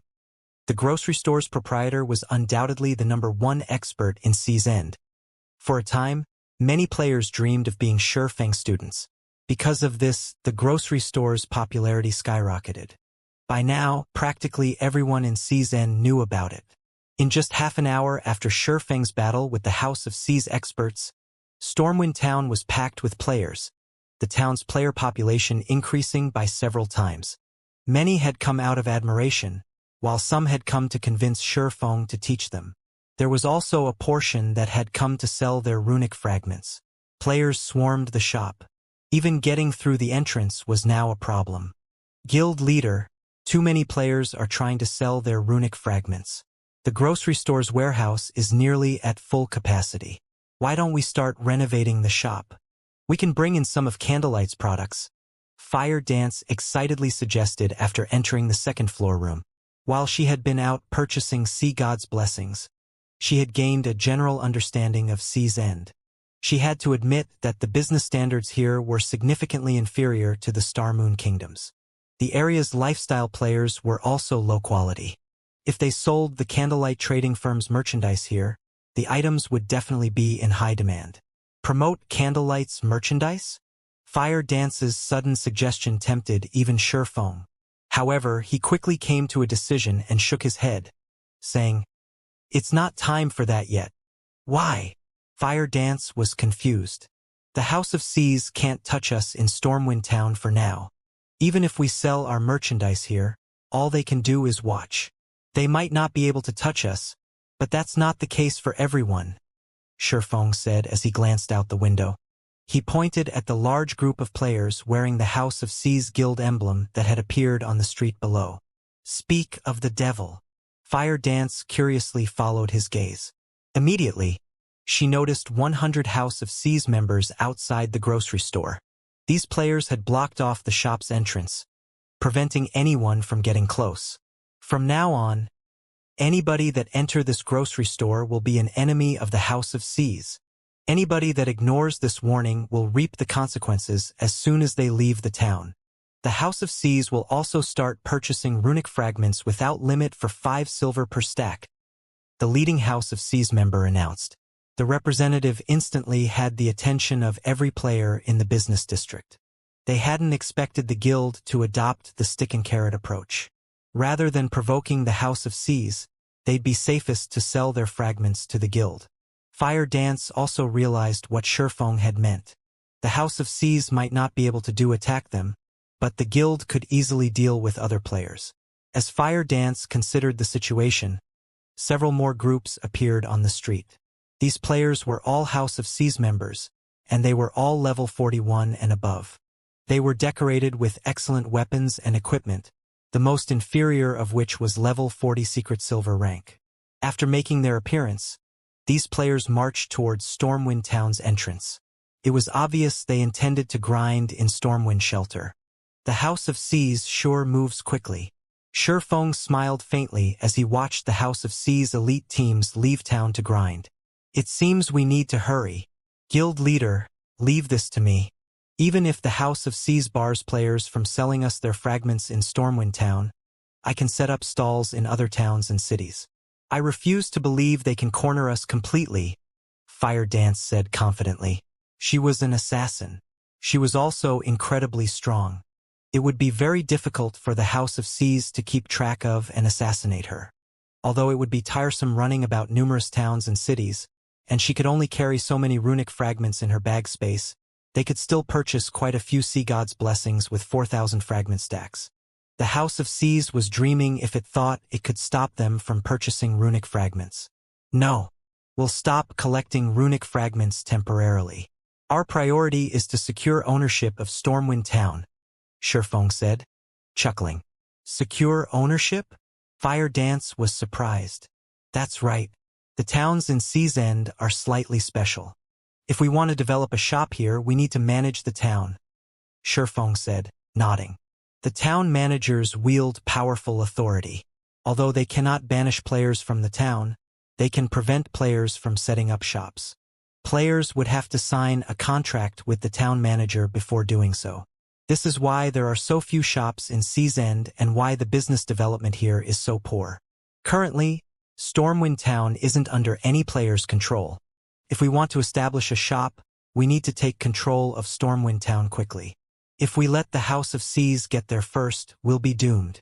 This was also why the House of Seas had dispatched several elite teams to grind in Stormwind Shelter. To become a town's manager, one first needed to have the most contribution points of any player in that town. They would then have to take the manager's test and pass it. Only then could they become the town's manager for a single month. Once the month ended, if the player still had the highest contribution points, they could continue to serve as the town's manager. If not, they would be replaced. It was a brutal competition. In contrast, the player towns on land did not have time limits. As long as no one else conquered the town, they could hold the position. Should I summon the Dark God's Legion to help? Fire Dance asked. If they wanted to obtain contribution points quickly, they needed more manpower. Currently, the Dark God's Legion was only second to Zero Wing's main force. Although the members were not as high-leveled as Sea's End's experts, when it came to combat standards, they could easily triumph.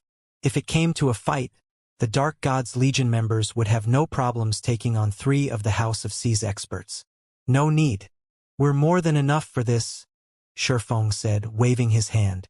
While having the Dark God's Legion wasn't a bad idea, this problem couldn't be resolved with more manpower.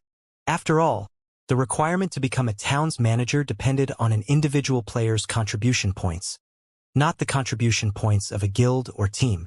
Part of the reason that he had spent 10,000 gold to purchase a Stormwind emblem was to obtain Stormwind Town. Only, the House of Seas had given him no choice but to accelerate his plans. With the Stormwind emblem, players were granted authority within Stormwind Town. With this authority, players could accept advanced town quests, which would allow them to gain town contribution points far more quickly. After all, a large fraction of the TCP's players obtained came from quests. Moreover, the higher a quest's rank, the more TCPs it awarded. This was why the various powers fought for town emblems. Synthesizing runic crystals is boring. Let's pay a visit to the Sea God's Temple, Shifeng said as he stood. In the past, Stormwind Town had been a miniature holy land, which God's domain's various superpowers had fought over. War had been common here, each conflict reaping easily over 500,000 lives. To take control of the town, these powers first had to grind for contribution points. Aside from the daily town quests, plenty of hidden advanced quests and rare quests were available. However, only players with the town emblem or a particular level of authority could accept these quests. In the past, the Sacred Temple had obtained Stormwind Town in part due to a rare quest.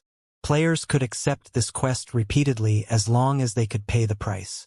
Every time players completed it, it awarded more contribution points. Many players with authority had known about this quest. However, almost all of them had disregarded it as a waste of both time and manpower. To them, the contribution point reward wasn't worth the price. For a while, no one had accepted it. However, one player from the Sacred Temple had persevered and stubbornly completed the quest, again and again. After his 9th completion, he had more contribution points than any other player in Stormwind Town. This was a shortcut to collecting contribution points. Although everyone eventually learned the truth about this quest, no one else had ever completed it 9 times. Stormwind Town's Sea God's Temple, Shortly after Shifeng entered the main hall, he noticed quite a few players following him. The crowd even included a stealthed assassin. Although none of these players wore a guild emblem, it was obvious that they were from the House of Seas. They sure are diligent. Well, continue following, then. That is, if you can. Shifeng simply smiled as he noticed the House of Seas members. He walked up to an NPC receptionist and said, "Hello. I wish to meet with Vice Temple Master Arnold." "Sir, please follow me." Upon seeing the Stormwind emblem on Shifeng's chest, the NPC receptionist nodded before leading Shifeng to the second floor. Fire Dance waited for him in the first floor hall. As Shifeng saw to his business in the Sea God's Temple, a sudden discovery shook the various empires on land. Some shops were actually selling the Sea God's Blessing. Moreover, the potion only cost 1 gold per bottle. Apocalypse Empire, Death Whisper Hill, an army of over 100,000 undead guarded the Death Whisper Fortress. A legion of 1,000 players clashed with the constant stream of undead. These undead wore tattered armor and wielded swords and shields. Their movements were organized, and even the weakest among them was a level 42 elite, while the strongest included level 46 lords. If a normal 1,000-man legion faced this army, they would be terrified. However, this 1,000-man legion killed the undead with a militaristic efficiency, acting as if this situation were just a matter of course. Several hundred MTs raised their shields as they held the undead back, none of them even attacking the monsters as they focused on defense. With the limited space, the MTs maneuvered their shields and displayed impressive technique as they prevented the undead from breaking past their line. As for the DPS players behind the shield wall, they launched an unrelenting assault. Occasionally, they used AoE attacks, dealing high amounts of damage to a cluster of monsters. Good. DPS prioritize chieftain rank and above monsters.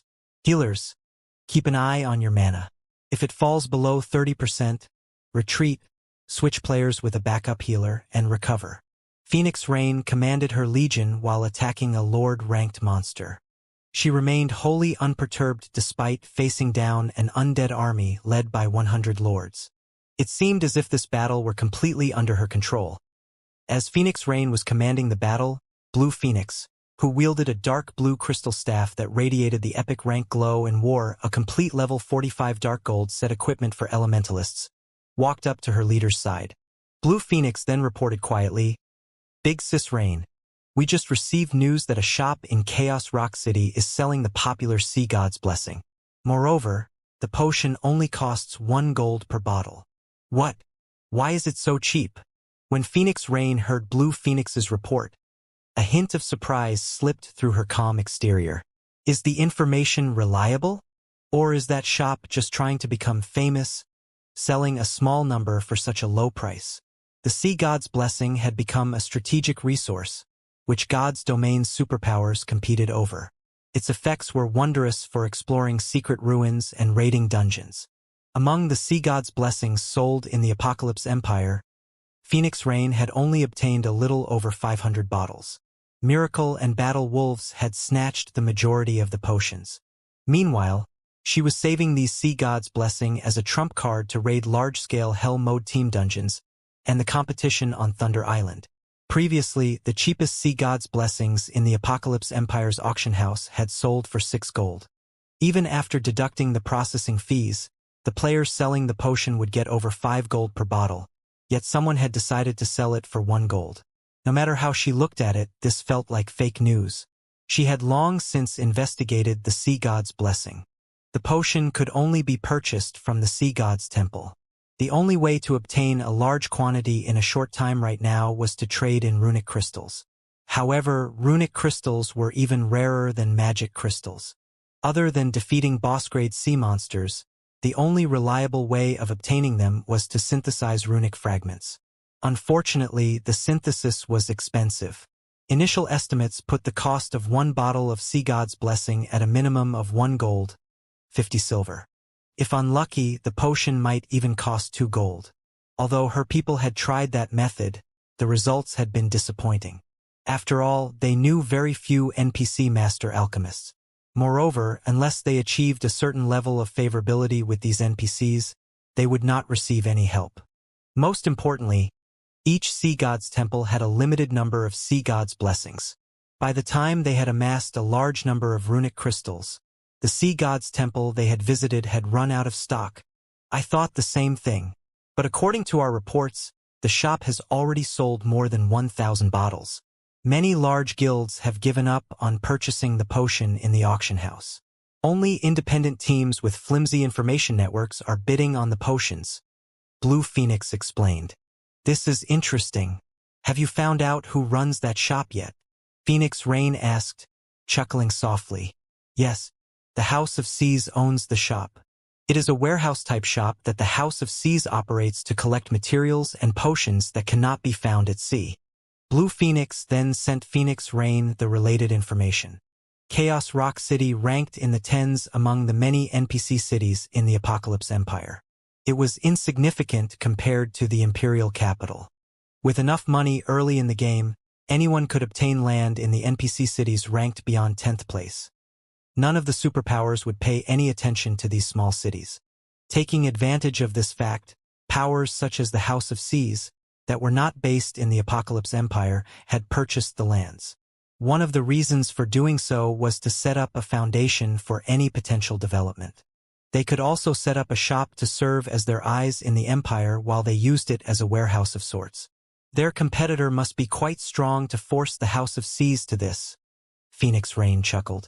Since the House of Seas wants to stomp its competition by lowering the potion's price, we'll use this opportunity to buy as many as we can. However, we cannot let the House of Seas' competitor die off too quickly. Have someone contact the competitor and tell them that we wish to have a chat. Understood. Blue Phoenix promptly began to contact her subordinates.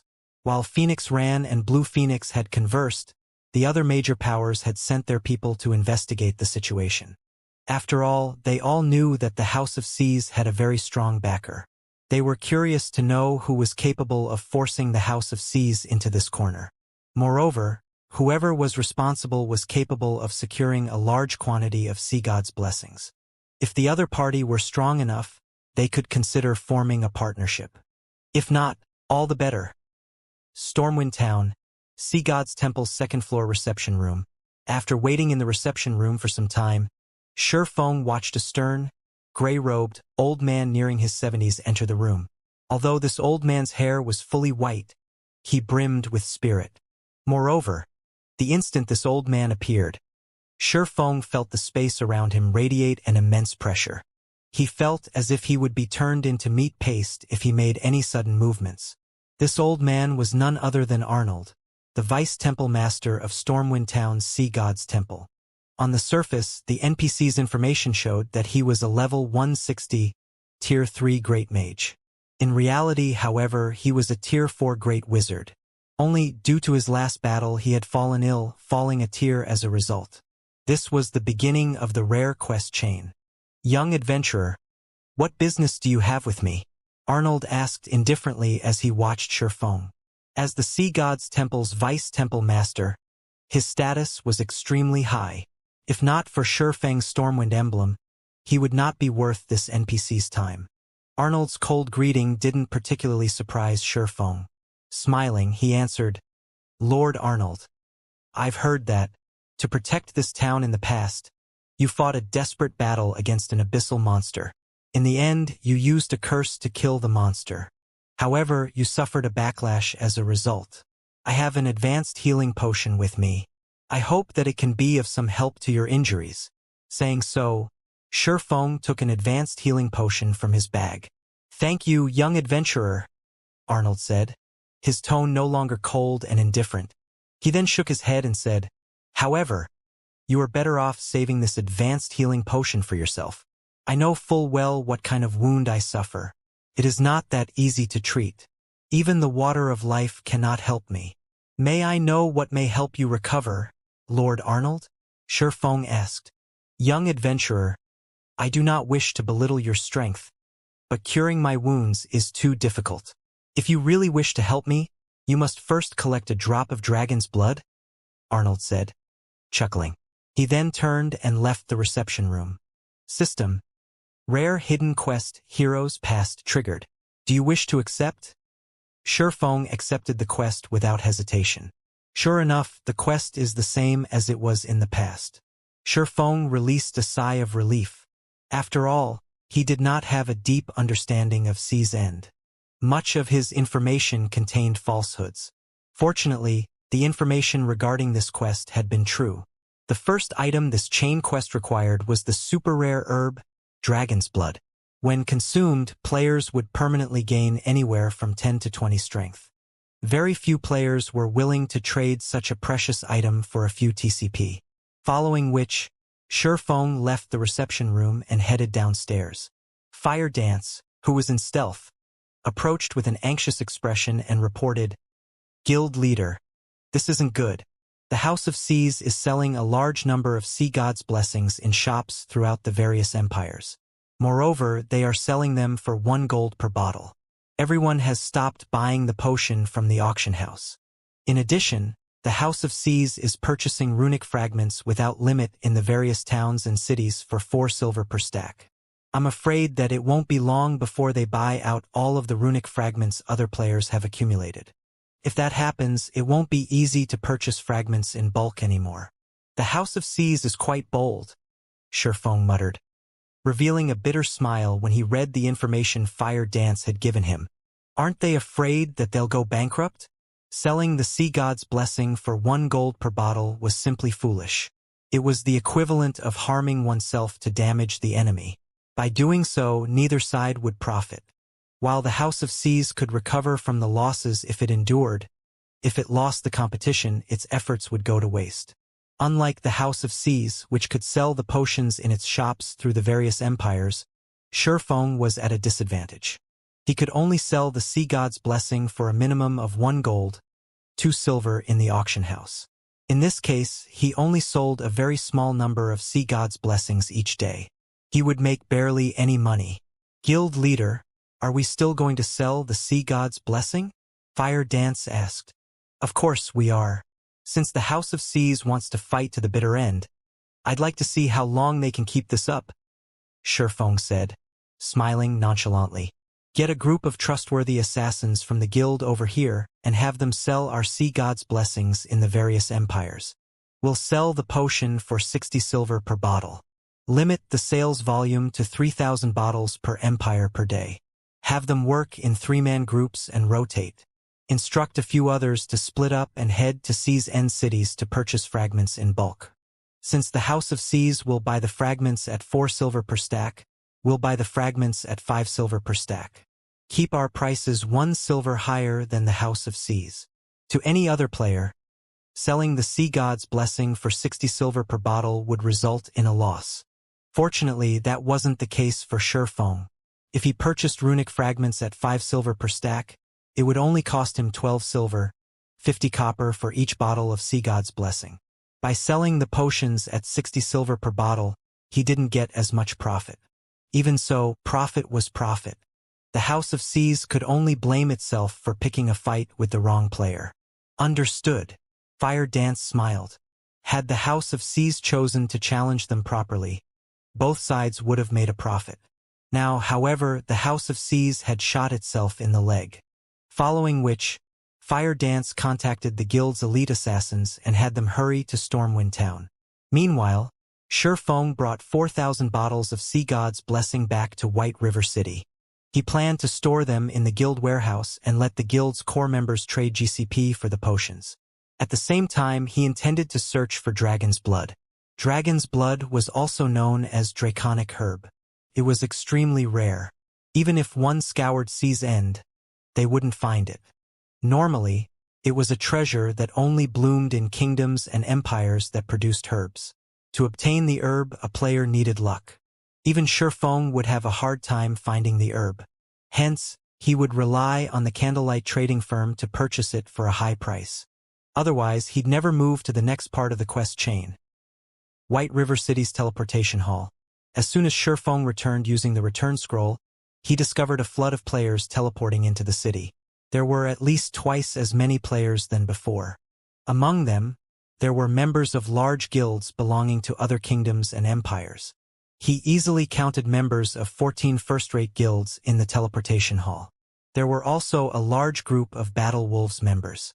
For a moment, Shurfeng wondered if he had mistakenly teleported to the Beast Empire's capital. What's going on? Shurfeng was surprised as he observed the teleportation hall. Before Shurfeng could figure out what was happening, he heard players discussing the candlelight auction. There sure are a lot of people going to the candlelight auction this time. No kidding. Not only will the auction offer slots to enter the holy city of Titan, but they're also selling bronze mounts and personal houses. The popularity of the holy city slots goes without saying. And every player wants a personal house. Not only can you train in a high mana density environment, but you can also take advantage of the NPC shops selling rare items. It'd be so convenient to travel to and from Stone Forest Town and the nearby leveling maps. That's right. Aside from large guilds, plenty of famous adventurer teams have come to participate in the auction. I have heard that they are all here to get one of Stone Forest Town's personal houses. It's a pity that the starting bid for the houses is 300 gold. I would have tried to buy one for myself if it were cheaper. That's already considerably cheap. Stone Forest Town is the #1 player town throughout Starmoon Kingdom and the neighboring kingdoms.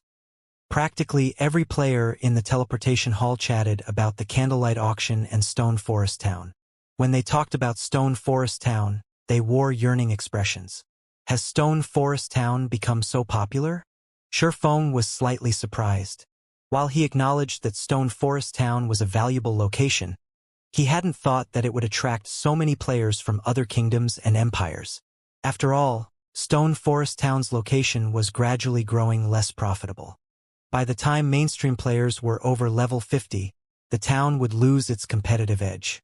The only advantage the town would have at that time would be its mana density and the NPC shop's rare items. White River City, Candlelight Trading Firm.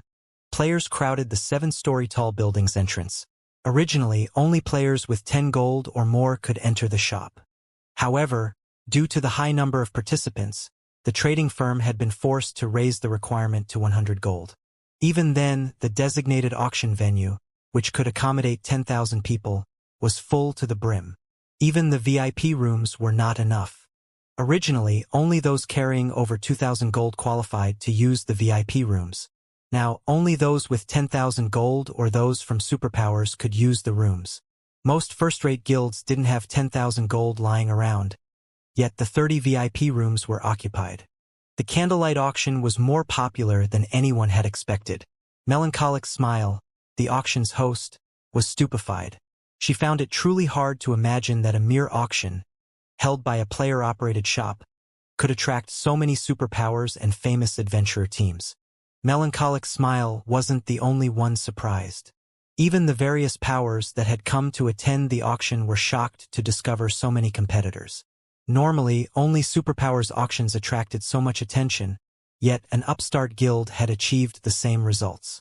Moreover, these powers had all come of their own volition. None of them had been invited.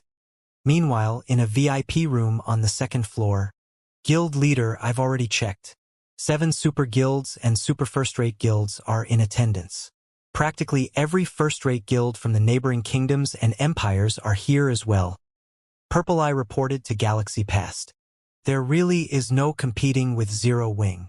Galaxy Past smiled bitterly as he watched the sea of players in the first-floor hall. Only after many years had Galaxy Past developed the Star Alliance into a first-rate guild. However, if the Star Alliance held an auction right now, they'd be lucky if even 5 or 6 first-rate guilds attended. In contrast, Zero Wing had only begun its development after God's Domain launched, yet it had surpassed his many years of effort. Galaxy Past had to admit that the comparison was odious. What kind of reaction will Singular Burial have if he finds out about this? Galaxy Past muttered. Some time ago, Heaven's Burial had announced that it would hold an auction at the same time as the Candlelight Trading Firm. However, Heaven's Burial had become a laughingstock. The candlelight auction's turnout exceeded everyone's expectations. As everyone waited quietly for the auction to begin, a stalwart-looking man seated in a second-floor VIP room and carrying a great sword across his back exclaimed, "Boss Sirius, the Candlelight Trading Firm is awesome. Despite this being its first auction, it can already compete with the dark auction. Indeed, although the candlelight auction is no match for the dark auction, in terms of the number of major powers participating in this auction, I'm afraid that it is already nearing the level of Super Guild's auctions. Sirius, who sat beside the stalwart man, nodded. He too was surprised. After his defeat against Shurfeng in the Dark Arena, he had investigated Zero Wing thoroughly. However, while he knew that Zero Wing's overall strength could rival that of a first-rate guild, he had never imagined that the guild would be this powerful. From the moment he had set foot in White River City, practically every one of his expectations had been surpassed. Whether it was the business district or the standards of the players in the city, White River City was superior to many kingdoms' capital cities. In God's domain, a guild's capabilities weren't determined by its strength alone. The status of its main city was also important. Oftentimes, the prosperity of a city determined the development of a guild. Currently, White River City's prosperity was not one bit inferior to Star Moon City. If not for the new expansion pack, which caused dark cities to appear near various kingdoms' capitals, White River City would have most likely surpassed Star Moon City by a large margin. If not for the candlelight trading firm's intention of selling the slots to enter Titan City, he really wouldn't have discovered that Zero Wing had already developed to such a degree. Meanwhile, in another room, a handsome man glared, displeased, at the crowded first-floor hall. Pavilion Master, my people have finished the investigation into the situation.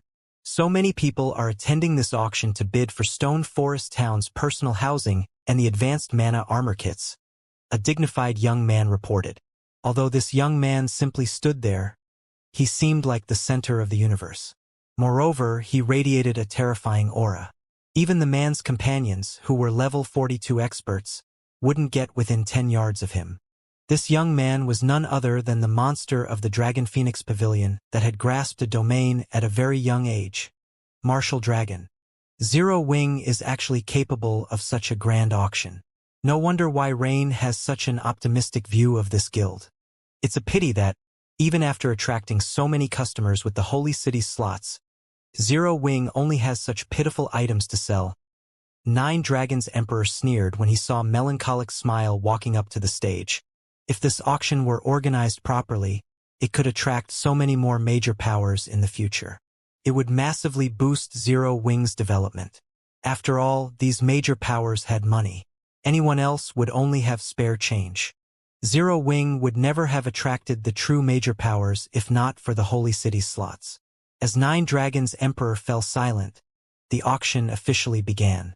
Under the crowd's attentive gaze, Melancholic Smile, who wore a luxurious, blue dress, approached the front of the stage. Ladies and gentlemen, welcome to the Candlelight Auction. This auction will have two phases. During the first phase, we will sell items that have been carefully selected by our own auction house. The second stage will be a bartering session with the auction house as an intermediary. However, to ensure the quality of the items offered for trade, we will collect a processing fee of 10 magic crystals or 3 gold coins for each item. For materials specifically, we will charge 15 magic crystals or 4 gold coins per stack. As Melancholic Smile finished explaining the auction's flow, a commotion swept through the crowd. Crap! This is fraud. Even a first-rate guild's auction wouldn't dare charge 10 magic crystals for every item. That's right. How can you be this greedy? Players in the first-floor hall shouted their indignation. Although many of the major powers present had attended the dark auction before and knew about these bartering sessions, Candlelight's high price was ludicrous. The dark auction only dared to charge a high price because it was the best auction throughout God's domain. Only extraordinary existences were invited. Ha ha ha! Zero Wing sure is interesting. Nine Dragons Emperor could not help but laugh when he heard Melancholic Smile's explanation. However, this is a good opportunity to earn some money from the major powers. After all, a few of the superpowers here have come to bid for the Holy City's slots. Whether it is the adventurer teams, independent players, or guilds, none would miss such a golden opportunity to trade high-value items. Such a shameful behavior would earn the various major powers' ire. Needless to say, the candlelight auction wouldn't happen again. Even Phoenix Rain's reputation in the Dragon Phoenix Pavilion would be soiled for supporting Zero Wing. Just what is Black Flame thinking? Yuan Tianxin stared at Melancholic Smile in confusion. Is he so desperate for money that he's willing to abandon his reputation? The first auction was always the most important. Asking for such an unreasonable price would only incur the wrath of the various major powers. None of these powers would likely visit the auction house in the future. Purple Jade, who sat beside Yuan Tianxin, was also confused. Based on her understanding of Black Flame, he wouldn't make such a newbie mistake. Meanwhile, as Melancholic Smile saw the attendees' reactions, she revealed an expression that seemed to say, as expected. Originally, she had planned to set the processing fees at 1 magic crystal or 30 silver coins per item. This way, they could more or less guarantee the quality of the items while avoiding such a negative reaction. After all, the candlelight auction was relatively small compared to something like the dark auction. Players weren't likely to offer high-quality items for trade. The candlelight auction had only attracted so many superpowers and first-rate guilds due to the Holy City slots. Yet, Shi Feng had insisted on increasing the price. It was obvious he was treating the various attendees like fools. However, now that things had already developed to this point, Melancholic Smile could only endure the complaints while starting the auction. We will now begin the auction. The first item we are offering is a magic whale skin. Melancholic Smile said as she gestured to the semi-transparent screen above the stage. The screen displayed an image of the magic whale skin as well as its attribute panel. Suddenly, the venue fell silent. What? Everyone was stunned after reading the item's introduction. The various major powers, particularly the superpowers, had already begun to develop their naval forces. Hence, they understood just how important ships were and were madly investing manpower and resources into obtaining high-ranking ships. These major powers wanted to upgrade their high-ranking ships to ease the fights against sea monsters. These organizations were even purchasing bronze rank strengthening items at astronomical prices. However, such strengthening items were extremely rare, no less than the high-ranking ships themselves. Even if one obtained such an item, they'd refuse to sell it. After all, if one could strengthen their own ships, their power at sea would increase by a large margin. Yet, the Candlelight trading firm was actually auctioning off a dark gold ranked strengthening item. The Candlelight auction has even obtained a dark gold strengthening item? These attributes are ridiculous. I've heard that bronze strengthening items can only increase a ship's durability by 2 points.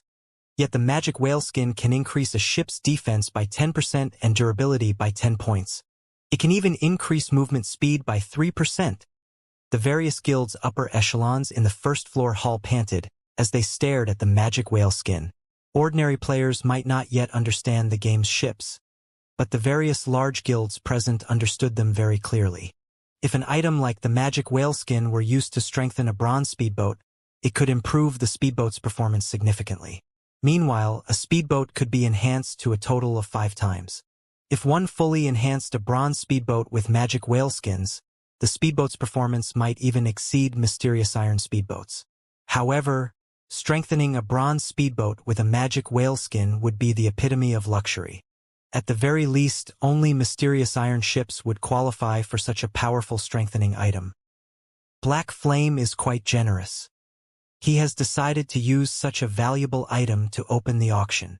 Yuan Tianxin was slightly astonished when he saw the magic whale skin.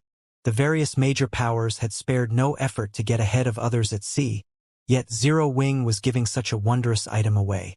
In another VIP room, Nine Dragons Emperor's eyes shone as he stared at the magic whale skin. There were still a few days until the contest on Thunder Island began. If he could purchase the magic whale skin, he could upgrade one of his bronze speedboats.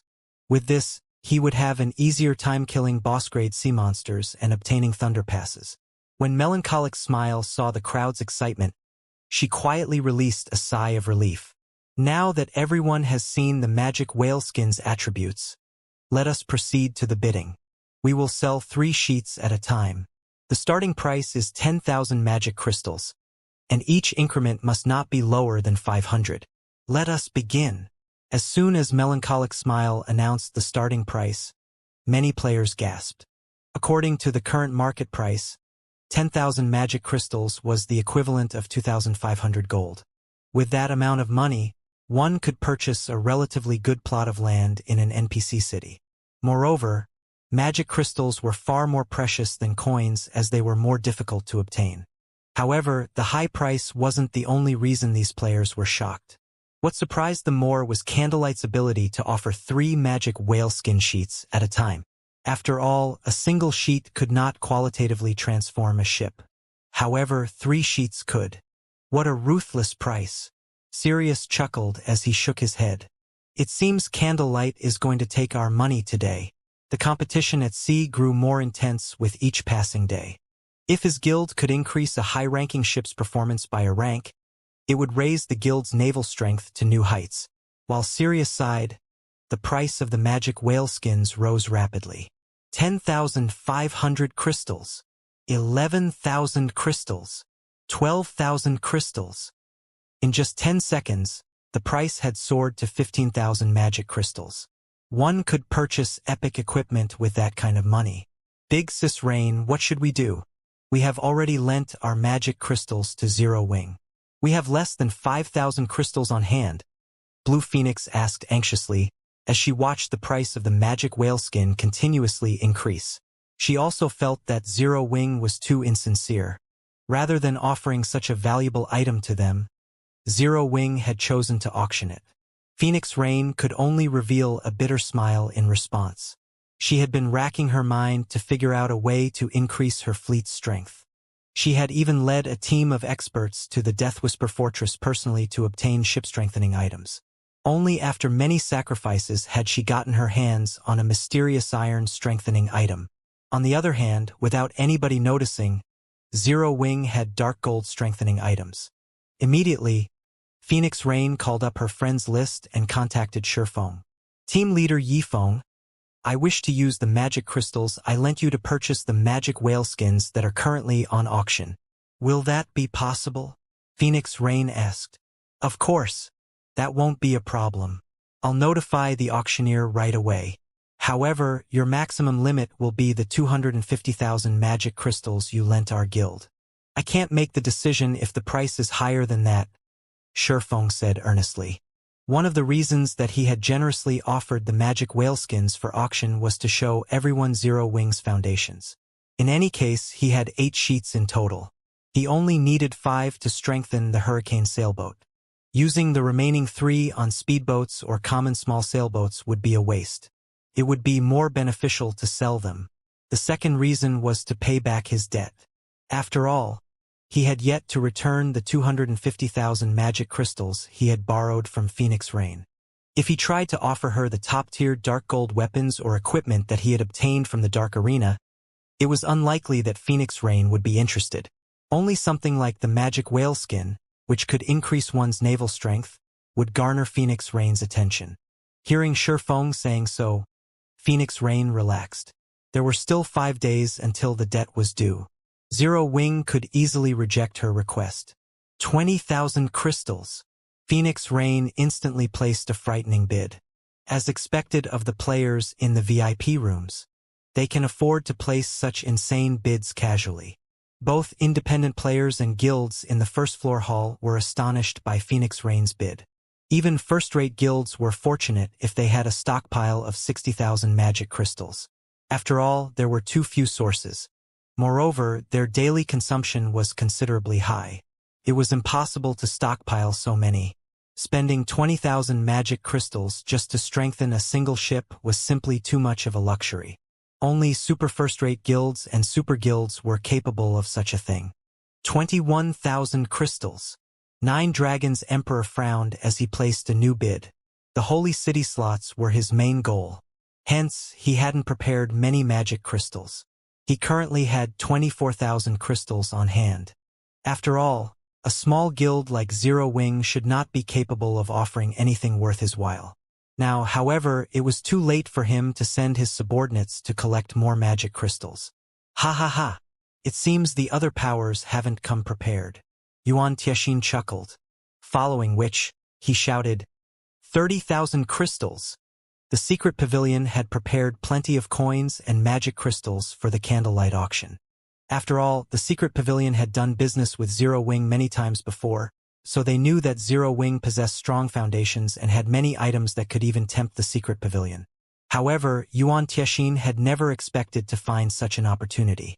31,000 crystals. Phoenix Rain placed a new bid, but she didn't raise it by much. While the magic whale skin was valuable, its price was already high.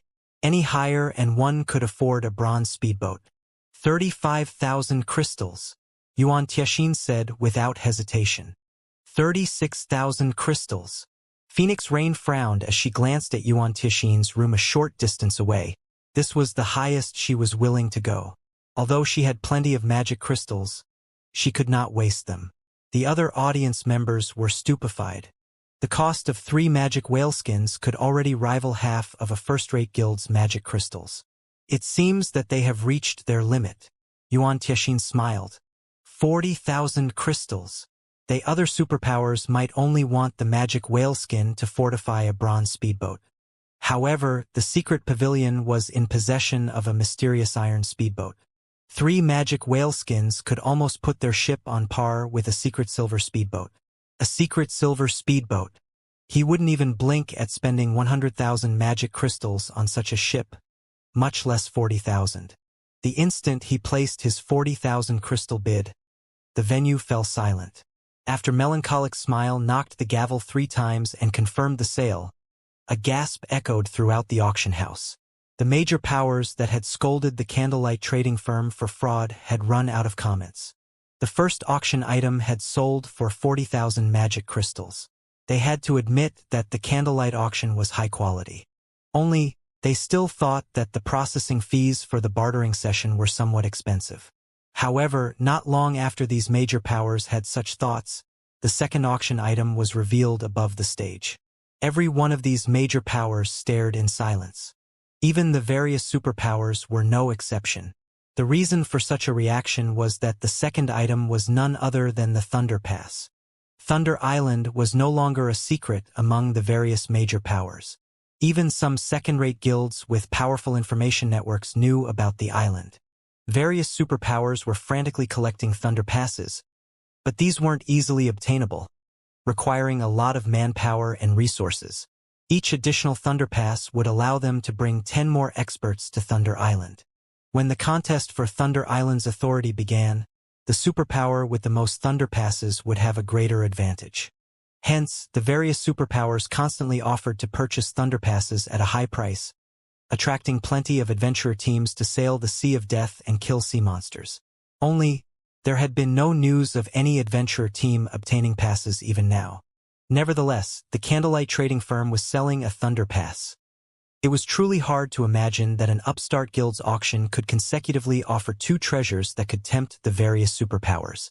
Moreover, they had already announced the final item, the Holy City's slots. How could these major powers not be shocked? Now that everyone has seen our second auction item, without further ado, we will begin the bidding at 3,000 magic crystals. Each increment cannot be lower than 100 crystals. Begin. Melancholic Smile announced the starting price. This price surprised many of the players in the first floor hall. They all thought it was outrageously high. However, the various superpowers on the second floor made nothing of it. On the contrary, they all felt it was considerably cheap. After all, they normally offered 1,000 gold per pass. 4,000 crystals. 4,300 crystals. 5,000 crystals.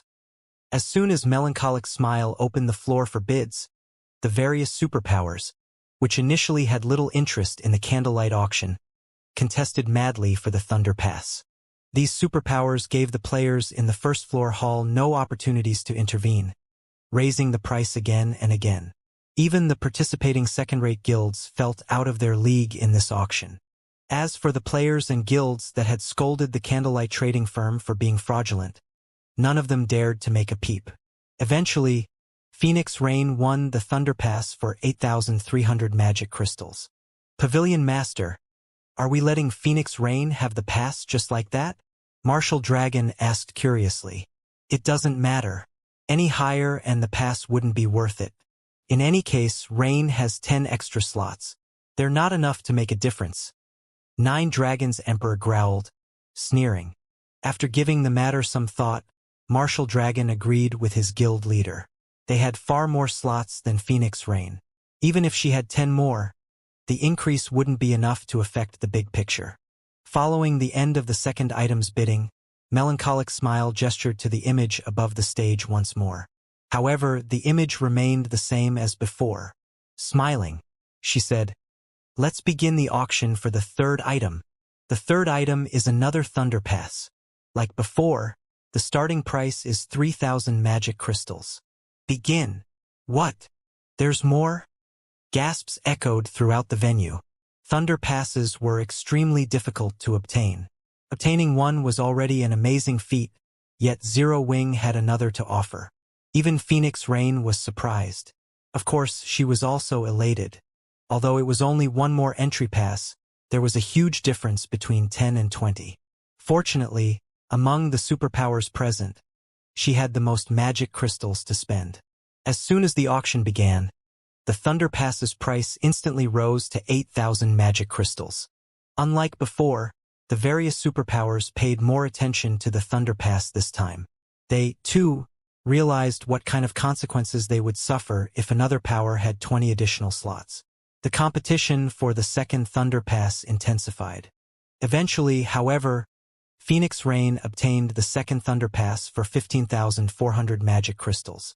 Although the price was astoundingly high, Phoenix Rain felt that the money had been well spent. Just when everyone believed that the competition for the Thunder Passes had ended, Melancholic Smile pointed at the Thunder Passes image once again. "This is insane. Just how many Thunder Passes do they have?" The players in the auction venue involuntarily shuddered. This was especially true for the various superpowers in the second-floor VIP rooms. They could tolerate a single power obtaining one or two passes as it wouldn't significantly impact the outcome. However, if the candlelight trading firm sold too many Thunder Passes, the balance would change, affecting the contest. Contrary to everyone's expectations, Melancholic Smile did not immediately start the next round of bids. Instead, she took 3 Thunder Passes from her bag, stupefying everyone present. How? How do they have so many passes? Nine Dragons Emperor shook as he stared at the 3 Thunder Passes in Melancholic Smile's hand. He found it truly unbelievable that Zero Wing had obtained so many passes. Despite the scarcity of Thunder Passes in the Sea of Death, Zero Wing had 5. The Dragon Pavilion Master previously had only 60 slots more than Phoenix Rain. He could ignore losing the 2 Thunder Passes, as he still had a considerable advantage over Phoenix Rain even then. However, if Phoenix Rain won these 3 Thunder Passes as well, the difference between their teams would be negligible. "This won't do. I must obtain these passes," Nine Dragons Emperor commanded. "Notify Bell and have him send all our magic crystals immediately." "Pavilion Master, I've already notified him. However, it will take at least 10 minutes before they arrive," Martial Dragon reported. 10 minutes? Damn it! Why so long? Regret and anger filled Nine Dragons Emperor's eyes as he stared at the 3 Thunder Passes. "Notify Zero Wing's auctioneer. Tell her that we request a delay." Had the candlelight trading firm stated beforehand that such items would be sold, he never would have been caught off guard. In reality, Nine Dragons Emperor wasn't the only person to react that way. Even guilds such as Pantheon, Miracle, King's Return, Battle Wolves, and Sacred Temple were caught flat-footed. After all, nobody would have imagined that there would be such frightening items offered at the candlelight auction. They had prepared only the lands required to purchase the Holy City slots. Almost at the same time, the representatives of the various superpowers all reported back to the upper echelons of their respective guilds, having their guilds send magic crystals over. Aside from this, they also contacted the candlelight trading firm asking for a delay in the auctioning of the Thunder Passes or permission to use other items as collateral. This scene stunned the various major powers and adventurer teams present. After all, asking for a delay in the auctioning of an item was a relatively humiliating thing to do, as this would show that one had insufficient funds. Despite that, the various superpowers of God's domain were actually willing to cast away their reputation. It was truly inconceivable. Guild leader, are we going to delay the auction of the Thunder Passes? Melancholic Smile asked after contacting Shifeng. Currently, 5 superpowers had requested a delay, something not commonly seen. If it were any other first-rate guild holding this auction right now, they would definitely acquiesce without hesitation. We can delay the auction, but tell them that they need to compensate us for the time lost.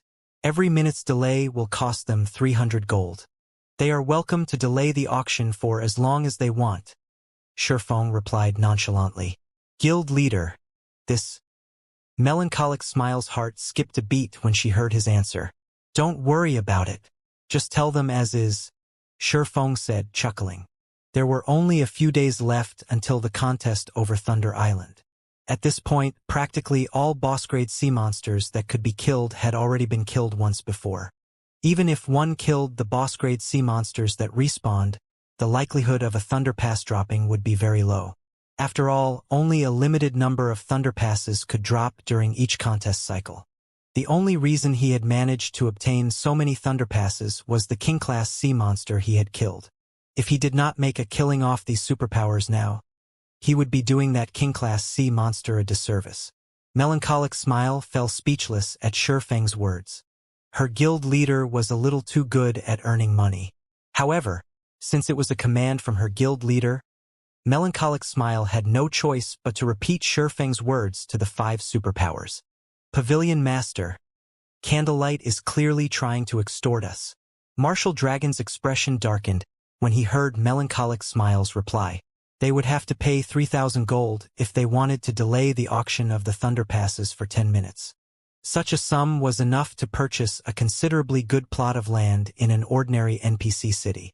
Although 3,000 gold was nothing to the Heavenly Dragon Pavilion, they would be fools to accept this offer. At this moment, Nine Dragons Emperor also had an ugly expression on his face. This damnable Zero Wing! Nine Dragons Emperor pounded his fist on the armrest of his chair. In a chilling tone, he said, "Let them have it. Isn't it just 3,000 gold? I'll have Phoenix Rain and Zero Wing pay it back 100-fold in the future." If he did not stop Phoenix Rain from obtaining the remaining 3 Thunder Passes, the struggle on Thunder Island would undoubtedly become more troublesome. Meanwhile, the other 4 superpowers also paid the 3,000 gold without hesitation. After all, acquiring the 3 Thunder Passes would greatly bolster the forces they could send to Thunder Island. In just a brief moment, Shifeng earned 15,000 gold, enough money for him to buy a golden land in a major NPC city. While the bidding for the Thunder Passes was on hold, Melancholic Smile continued auctioning one item after another.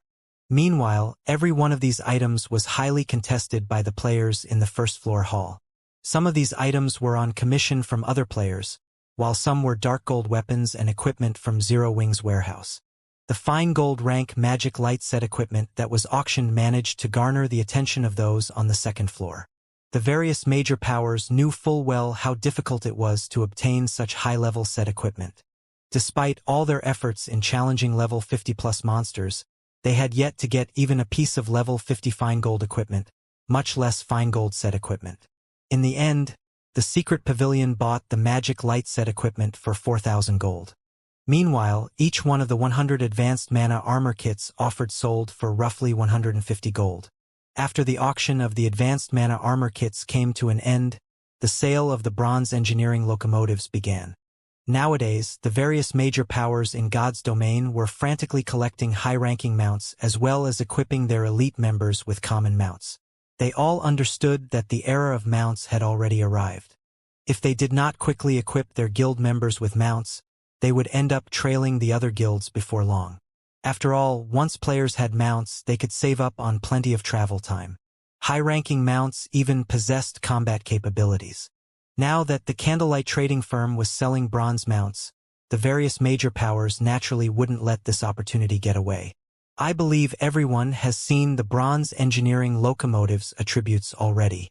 The starting price will be 150 gold, and each increment must not be lower than 10 gold. Begin. The moment Melancholic Smile announced the start of the auction, Whether it was the various large guilds or adventurer teams, they all began placing bids fervently. 160 gold. 170 gold. 180 gold. In the blink of an eye, the price of the bronze engineering locomotive reached 350 gold. Just as everyone believed that the price of the mount would stop at 400 gold. A new bid came from one of the second-floor rooms. 600 gold. Yuan Tianxin declared. It's just a bronze mount. Yet the guy in that room is actually offering 600 gold? He might as well use the money to buy a top-tier dark gold weapon. Everyone was astonished by Yuan Tianxin's bid. While they understood that bronze mounts were extremely rare, they were definitely unwilling to spend 600 gold to obtain one. Uncle Yuan, we could have gotten the mount for just 500 gold. Why did you offer 600? Purple Jade asked curiously. After the price reached 400 gold, the representatives of first-rate guilds no longer showed much interest. It would have even been possible to obtain the engineering locomotive for just 460 or 470 gold, yet Yuan Tianxin had offered 600 gold. Even if the secret pavilion was rich, they should not be wasting their money in such a way. This is an order from the guild leader. He has tasked us with purchasing every engineering locomotive that comes up. If I only bid 500 gold this time, other people will still harbor some hope of purchasing it later on. If I offer 600 gold at once, they will give up on trying for the mounts that come up later on in the auction. Yuan Tianxin explained, chuckling. What? Didn't we already obtain plenty of engineering locomotives from Zero Wing before? Moreover, many of our experts frequently raid ancient ruins to collect high-ranking mounts. We shouldn't be lacking in bronze mounts, right? Purple Jade asked, confused. It is precisely because we have obtained so many engineering locomotives from Zero Wing that we have even more reason to purchase every one of them that appears today.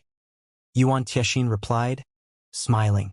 Originally, I also thought that there was nothing special about the bronze engineering locomotives. Their base attributes are even weaker than those of other bronze mounts. However, when 50 engineering locomotives are gathered within a certain range, they will gain a buff called Mechanical Heart. The buff increases the mount's movement speed by 15% and both the rider's and mount's defense by 20%. This buff will greatly assist teams in both travel and battle. They actually have such an effect.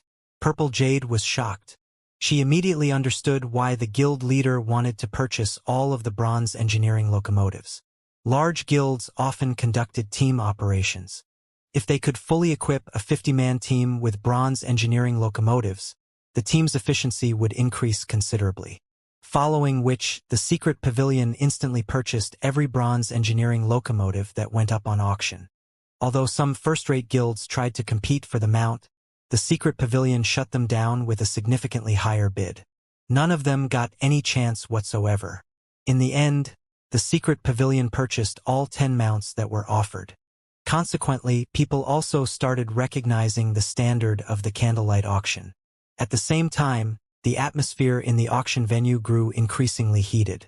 When Melancholic Smile revealed the 3 thunder passes before everyone once again, the entire hall went into an uproar. The reason for such a reaction was everyone's desire to see the various superpowers going all out in bidding for the passes. Let us begin bidding for the next auction item. The starting price for these 3 thunder passes will be 10,000 magic crystals. Each increment may not be lower than 1,000 crystals. Begin. As soon as Melancholic Smile finished speaking, the struggle between the various superpowers present began. Only, before the crowd on the first floor could enjoy the pleasure of watching this auction, they heard a bid that made even the various first-rate guilds present shudder involuntarily. 50,000 crystals! 9 Dragons Emperor shouted. With the bid rising to 50,000 crystals right off the bat, the first-rate guilds present that were entertaining thoughts of competing for the Thunder Passes were immediately disqualified. Meanwhile, everyone present was also shocked by 9 Dragons Emperor's wealth.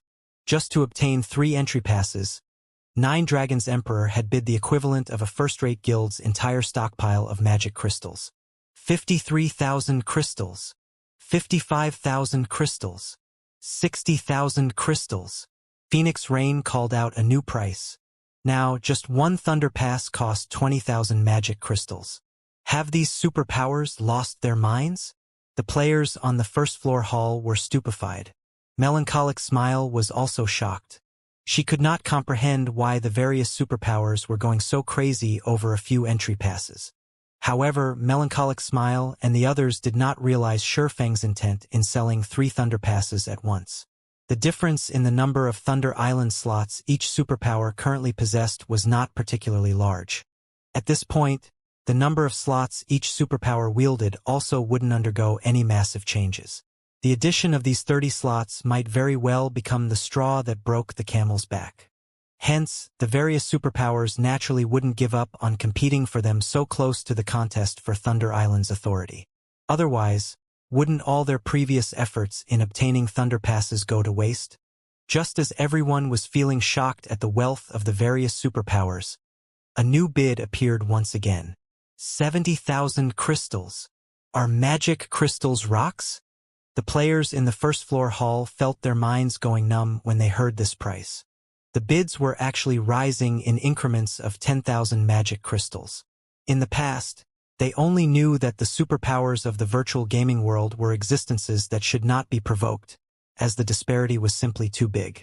Now, however, it would seem that the gap between both sides was far larger than they imagined it to be. 80,000 crystals! Sirius shouted without hesitation. Too much profit was at stake on Thunder Island. At this crucial moment, the Battle Wolves naturally could not afford to fall behind. Hence, the guild had mailed 300,000 magic crystals to Sirius in order to obtain the last 3 Thunder Passes. In reality, though, obtaining the additional 30 slots was only secondary to the Battle Wolves Guild. The crucial point was that these 30 slots must not fall into the hands of another power. Shortly after Sirius placed his bid, the representative from Miracle raised the price by another 10,000 crystals. In less than a minute, the price for the 3 Thunder Passes had already reached an astronomical sum of 250,000 magic crystals. They sure are desperate. Shurfeng was greatly surprised when he heard this figure. Although he had long since known that the Thunder Passes would fetch a high price, he had never imagined that they would be this valuable. Just 3 Thunder Passes would already allow him to settle his debt with Phoenix Rain. Big Sis Rain, what should we do? We don't have that many magic crystals left anymore, Blue Phoenix said anxiously. The person who placed the 250,000 crystal bid was Nine Dragons Emperor. If Nine Dragons Emperor obtained the 3 passes, he would definitely suppress their side during the contest on Thunder Island. Phoenix Rain also frowned at this scene. She never thought that the situation would develop in this manner. If it were the other powers that obtained the passes, she wouldn't have minded it that much.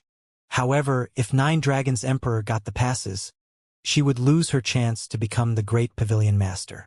After a moment of silence, Phoenix Rain's lips curled up into a bright smile. However, her smile also carried a hint of bitterness. She immediately contacted Shurfeng once again. Team Leader Yifeng, I wish to borrow 300,000 magic crystals from Zero Wing, Phoenix Rain said, smiling. Of course, I won't be borrowing it for nothing. I will use 2 golden shops in 2 of the Apocalypse Empire's top 3 NPC cities as collateral. If I cannot return 400,000 magic crystals in 7 days, those 2 golden shops will become the Candlelight trading firm's possession. Big Sis Rain. Blue Phoenix jumped up in fright when she heard Phoenix Rain's words. Those 2 golden shops are the foundations of the Phoenix Pavilion. Although the Apocalypse Empire was very large with a high player population, it had only 8 NPC cities that had a player population of over 5 million. Meanwhile, the 2 golden shops Phoenix Rain mentioned were located in 2 of the 7 other major NPC cities, aside from the imperial capital. Currently, the value of these 2 golden shops was not 1 bit inferior to the Candlelight trading firm in White River City. How could they possibly use such important assets as collateral? I understand what I'm doing, Phoenix Rain said determinedly. Hearing this response, Blue Phoenix fell speechless. With the Phoenix Pavilion's current state, how could they possibly collect 400,000 magic crystals in just 7 days? As expected of the Demon Queen, the actions she takes are truly flawless. Shurfeng was inwardly surprised by Phoenix Rain's offer. Although using the 2 golden shops as collateral might seem greatly disadvantageous to Phoenix Rain, in reality, that wasn't entirely the case. After all, whether Phoenix Rain managed to repay her debt or not, she would not make a loss. If she succeeded in redeeming her debt, she could simply retrieve her shops. Even if she failed, the shops would become the Candlelight trading firm's possessions, not Zero Wings. There was a huge difference between the shops falling into the Candlelight trading firm's hands and Zero Wings. After all, Phoenix Rain owned 20% of the Candlelight trading firm's shares. If the Candlelight trading firm grew stronger through the addition of those 2 shops, the profits Phoenix Rain received from her shares would increase as well. Moreover, if converted to coins, 300,000 magic crystals would be equivalent to 75,000 gold, a sum that already exceeded the startup costs of those 2 shops. While this might seem like a risky deal for Phoenix Rain, in reality, the loss she would make would be minimal. Team leader Yifeng, what is your decision? Phoenix Rain asked, smiling.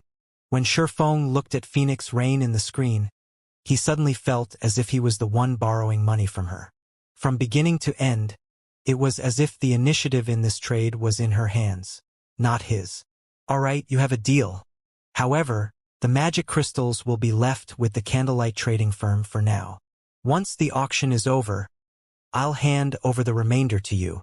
Shifeng nodded. Phoenix Rain's conditions were indeed difficult to refuse. If the Candlelight trading firm could branch out to 2 cities with populations rivaling that of White River City, the potential profits were simply frightening, particularly now that the various large guilds were placing more focus towards exploring ancient ruins. He had even more need for the golden shops of the Apocalypse Empire's major NPC cities to sell the lunar potion, following which Shifeng and Phoenix Rain signed a contract through the system. When Blue Phoenix watched Phoenix Rain signing the contract, she suddenly realized an extremely important matter. Despite its extreme importance, her mind had in fact automatically forgotten about this matter every time it occurred, treating it as if it was only natural. Before coming into contact with Zero Wing, the latter had been only a small guild that received help from them secretly. Yet, after some time, the guild was now a source of significant income. Zero Wing had even become a guild that could actually be of help to them. When Blue Phoenix thought of Zero Wing's growth speed, she could not help but have goosebumps. Even a guild supported by a major corporation could not compete with Zero Wing in development speed. Meanwhile, during this time, the price for the 3 Thunder Passes had already reached 280,000 magic crystals. This price caused many superpowers to give up on bidding. Of course, if powers like Miracle, Sacred Temple, King's Return, and Battle Wolves wanted to, they could still compete for the Thunder Passes. However, letting 9 Dragons Emperor obtain the 3 Thunder Passes would not have any effect on their performance on Thunder Island. Hence, rather than waste a ton of magic crystals, these superpowers came to a silent agreement not to increase the bid any further. Pavilion Master, with this we will definitely have a huge lead over Phoenix Rain on Thunder Island. Not only will we be able to send more men to harass her group, but we can also dispatch more men to carry out our original plans. Hearing Melancholic Smiles gavel land for the second time, Marshal Dragon sneered as he looked towards Phoenix Rain's room. Although I've spent quite a lot this time, as long as I can surpass Phoenix Rain on Thunder Island, all of this will be worth it. A smile appeared on 9 Dragons Emperor's face. Although he had prepared quite a lot, he only had a total of 330,000 magic crystals on hand. If the other powers continued contesting for the Thunder Passes, he would not be able to put up a struggle.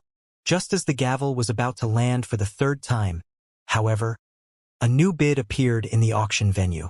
300,000. Didn't she run out of magic crystals already? 9 Dragons Emperor was confused as he looked at Phoenix Rain's room. However, a possibility very quickly occurred to him.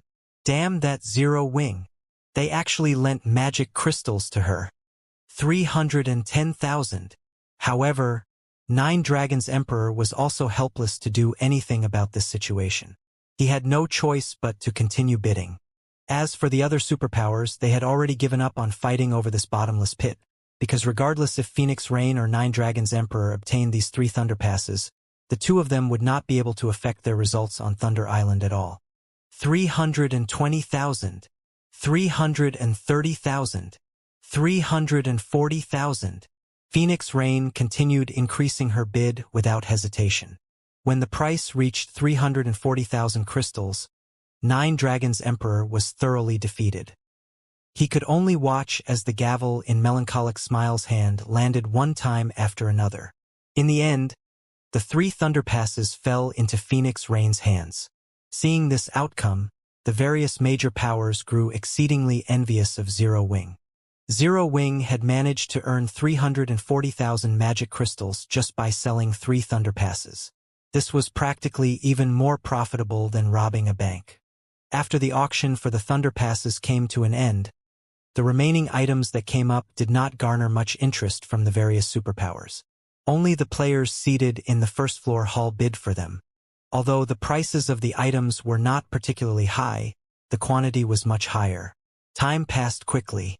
As one item after another sold for a high price, one of the highly anticipated finale items finally appeared before everyone. The personal houses of Stone Forest Town. The moment the image of Stone Forest Town's personal houses appeared, the players in the first floor hall grew restless. Apart from the Holy City slots, these players had come to the candlelight auction to see Stone Forest Town's personal housing. The various major powers might ignore the personal houses, but to independent players, these houses were extremely important. If I can get a house, I can easily travel to Stone Forest Town's battle arena. I can definitely surpass those other experts. Using the houses in Stone Forest Town as a training ground isn't a bad idea, either. Many independent experts and adventurer teams' eyes shone with excitement when they saw the personal houses introduction. Stone Forest Town had undergone a qualitative transformation since the last war. Not only was the town's mana density much higher, but the number of wandering merchant NPCs visiting the town continued to increase. Most importantly, more expert players had been attracted to the town. Every day, Stone Forest Town hosted hundreds of duels between experts, and anyone was free to watch. One could also participate in the Battle Arenas tournaments, fighting for the chance to learn the rumored combat techniques and enjoy more benefits in the establishment. However, traveling to and from Stone Forest Town was somewhat inconvenient as the town didn't have any teleportation arrays for public use. If they could purchase a personal house, traveling to and from Stone Forest Town would be a lot easier. Now that everyone has seen the personal houses, the starting price is 300 gold per unit, and each increment must not be lower than 10 gold. Begin. As Melancholic Smile finished speaking, the first floor's players shouted one bid after another. 310 gold. 320 gold. 500 gold. The price's rise was simply staggering. With 500 gold, one could purchase a considerably good house in an NPC town. However, it was obvious that the price had yet to reach its limit. Only after the price reached 610 gold did it finally stop. After watching the first house sell, the various major powers grew envious. Constructing a house in a player town was extremely cheap, with the cheapest only costing 20 gold and the pricey houses costing up to 100 gold. However, the more expensive a house was, the more space it occupied. Needless to say, to maximize their land use, Zero Wing would have constructed the 20 gold houses rather than the 100 gold houses. Now, every one of these 20 gold houses sold for more than 600 gold. The candlelight auction sold a total of 50 houses, but it was nothing compared to the number of adventurer teams and independent players present. The following houses sold for much higher prices than the first. Among the 50 houses, the most expensive had sold for 740 gold. On average, the houses had sold for 650 gold. By auctioning the 50 houses, Zero Wing had made 32,500 gold. Although this was spare change to superpowers to first-rate guilds, it was a massive sum of money. It was enough to equip many of their elite members with common mounts. Guild leader, this is a rare opportunity. Why don't we sell a few more units? Melancholic Smile contacted Shurfeng and suggested after seeing the players' disappointment. It was clear that the number of houses they had offered was far from enough to satisfy the demand. No, we'll stick with our original plan. We want them to learn about the benefit of Stone Forest Town's houses first. In the future, we'll be able to sell the houses for a higher price. Feng instantly rejected the proposal. Although Stone Forest Town could accommodate many more houses, he had other plans for the town, Stone Forest Town's migration plan in particular. By the time that plan came to fruition, they would attack far more players, and the houses would fetch a much higher price. He had simply offered these 50 units to introduce everyone to the benefits of owning a house in Stone Forest Town. When the auction for the personal houses came to an end, the various superpowers in the second-floor rooms focused on the stage.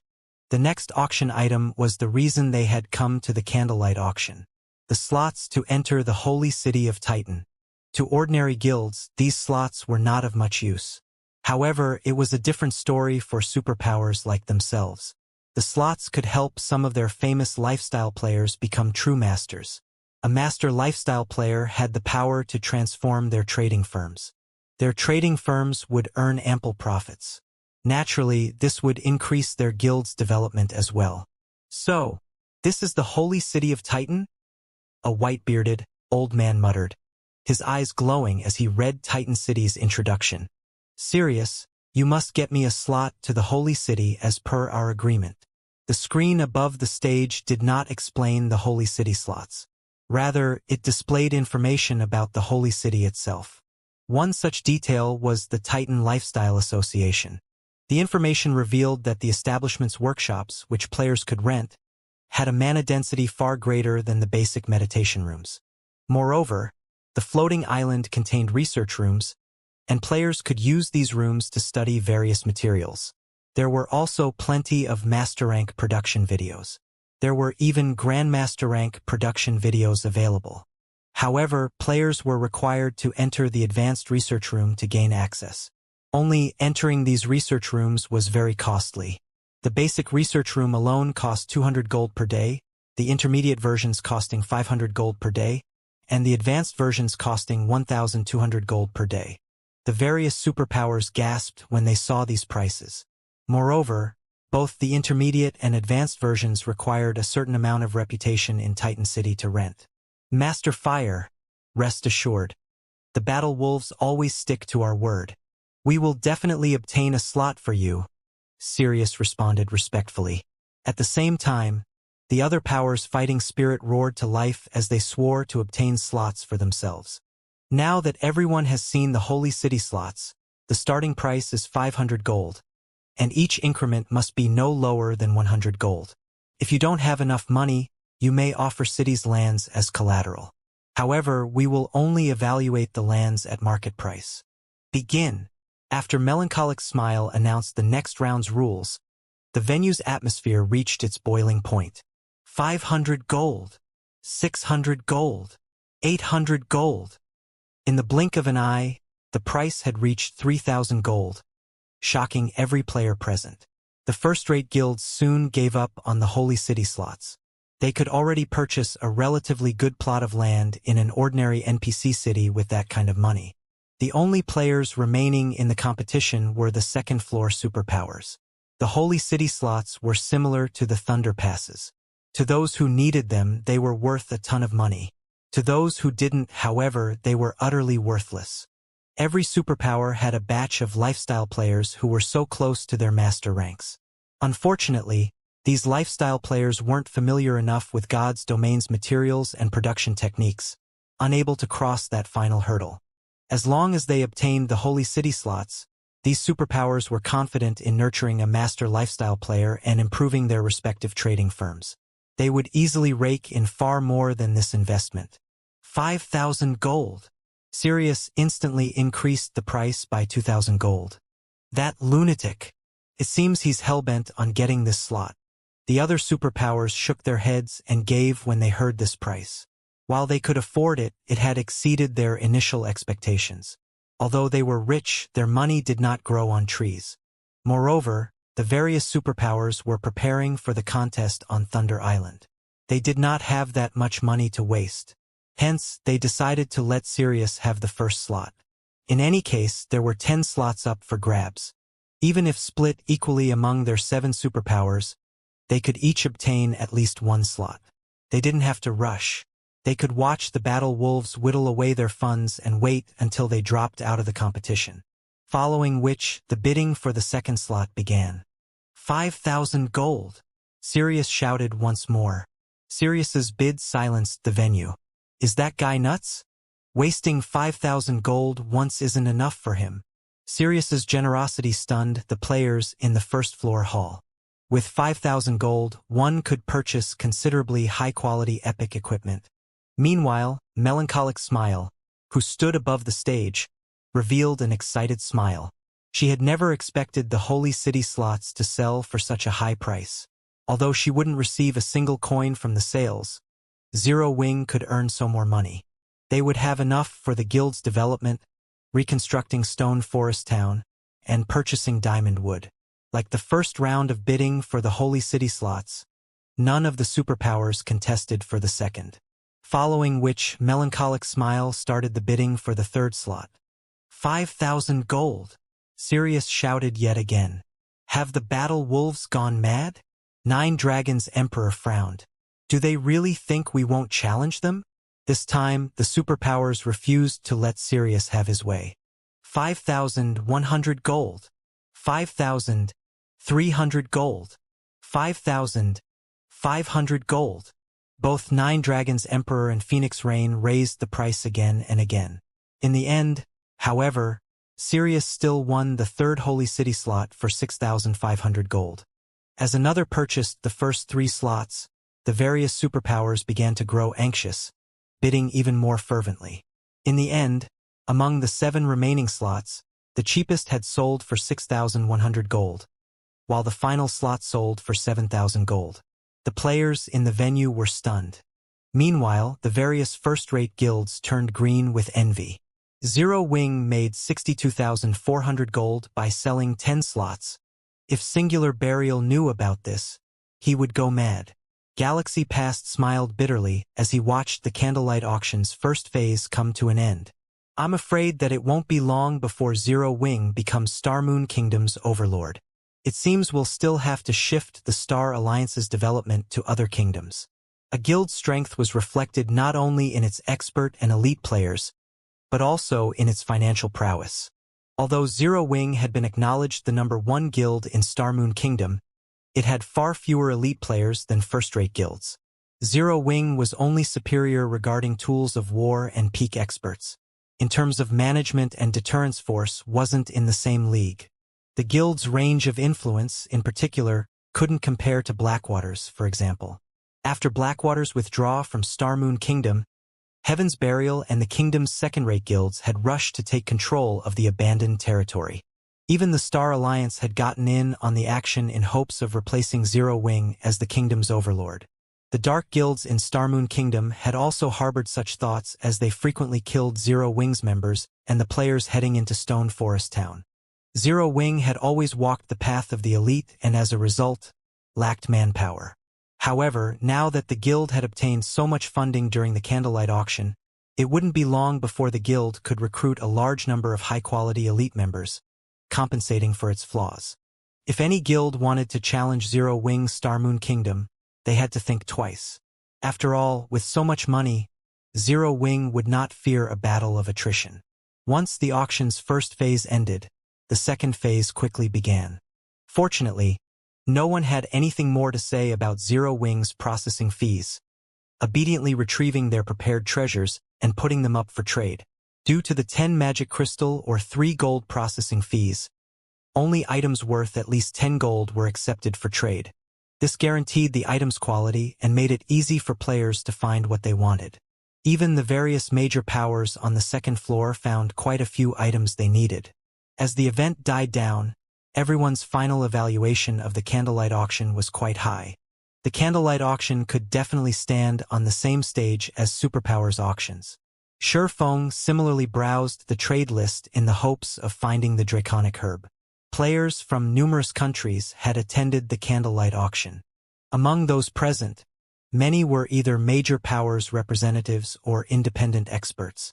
The likelihood of finding the Draconic Herb here was much higher than searching for the herb elsewhere. After all, to obtain the Draconic Herb, one needed both sufficient luck and sufficient strength. Players of this caliber weren't necessarily willing to sell the Draconic Herb they obtained. Instead, They usually traded such super-rare herbs for items that could benefit their development. What? Is this for real? Shifeng suddenly discovered a very familiar item as he read through the list. The Heroes Chapter. Although this item was a tattered piece of parchment, not particularly useful to ordinary players, it was a treasure highly sought after by the various large guilds. Moreover, the Heroes Chapter did not consist of a single page. Rumors had it that if one completed the Heroes Chapter, it would be more valuable than a legendary item. In reality, a single page was already worth more than an epic item. In the past, one page easily sold for 15,000 gold. The Heroes Chapter had only one purpose: to summon a hero to defend a town or city. The summoned hero functioned like guardian NPCs in an NPC city. In the past, Shifeng had obtained a page and summoned a hero to defend Shadow's main city. Shifeng had never imagined that the Heroes Chapter would show up in the candlelight auction. The owner sure knows how to drive a hard bargain. Shifeng was astonished when he saw the player's price. The other party requested a top-tier, level 45 dark gold greatsword and top-tier, level 40 dark gold plate gauntlets and boots. Aside from epic and growth-type weapons, level 45 dark gold weapons were the best available. As the various large guilds players had yet to reach level 45, it was very difficult to obtain level 45 weapons, not to mention top-tier level 45 dark gold weapons. Such a weapon could easily fetch over 1,000 gold on the market. As for the level 40 dark gold equipment, each piece could easily fetch over 400 gold. Shifeng even began to wonder if the seller knew the Heroes Chapter's true value. The Heroes Chapter's introductory text was very simple. It only stated that one could recruit a hero that was tier 3 and 10 levels higher than the summoner to defend a town or city. From the introduction, one could surmise that the Heroes Chapter was on par with a tier 3 summoning scroll. Only, this summoning scroll did not have a duration. However, it could only help protect towns or cities, not help players grind or raid dungeons. Hence, the chapter's value should be limited. At this stage of the game, it'd be surprising if it could sell for 600 gold. If it were an actual tier 3 summoning scroll, though, it could go for a little more as it could help fight powerful bosses. What the introductory text had not mentioned was the fact that the tier 3 hero could grow. The introductory text only revealed the hero's base attributes. Moreover, unlike personal guards, it was much easier to level heroes. Even the weakest among them could grow to level 180 tier 4, while the more powerful heroes could grow to level 200 tier 5. Forget it. I'll just have Melancholic Smile trade for it. Shifeng then contacted Melancholic Smile. Shortly after, Shifeng found the Draconic Herb.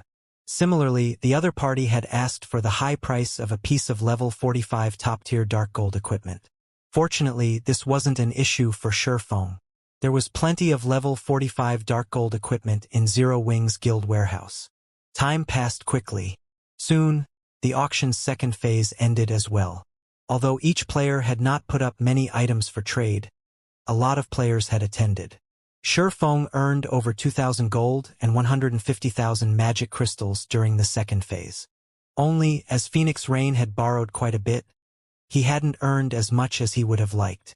After the auction ended, news of Candlelight Auction's wealth spread to the various major powers. Damn it! How could this have happened? Singular Burial, in the distant Star Moon City, felt himself age by several years when he read the report. He hadn't thought that the Candlelight Auction would be such a huge success. Star Moon City's auction was a joke in comparison. Moreover, now that Zero Wing had earned a fortune, Heaven's Burial's development was at risk. Following which, Singular Burial contacted Flame Blood and asked, "Blood, how are things going on your side?" Guild leader, I've tried my best to lure the small guilds and adventurer teams over. Although some of them have started to wise up and grow suspicious, things on Abandoned Wave's side are developing smoothly. I don't believe it will be long before Heaven's Burial owns Star Moon Kingdom, Flame Blood said excitedly. Notify Abandoned Wave that Zero Wing has secured a lot of funding. If we don't hurry, the guild will be even more difficult to deal with in the future, Singular Burial commanded sternly. Also, think of a way to help Abandoned Wave hasten his progress. I don't care if you're exposed in the process. Understood. Hearing singular burial saying so, Flameblood could not help his surprise. Just how far has Zero Wing developed to make the guild leader so nervous? Meanwhile, Shurfeng had stealthily reached White River City's City Hall. "Sir, how may I be of service to you today?" the female receptionist asked as she approached Shurfeng. "I'd like to construct a city," Shurfeng responded. In a VIP reception room on the City Hall's second floor, a middle-aged man in exquisite clothing slowly opened the door and entered the room. A high-ranking identification skill would tell someone that this butler-like man was actually a level 180, Tier 3 NPC named Jarvis. "Lord Protector, I hear that you'd like to build a city. May I see your city-building order?" Jarvis asked. "Here." Shurfeng took out a tattered parchment. "This is indeed a city-building order that the royal family gave out over a century ago. May I know where you wish to construct your city to give you an accurate estimate, my lord?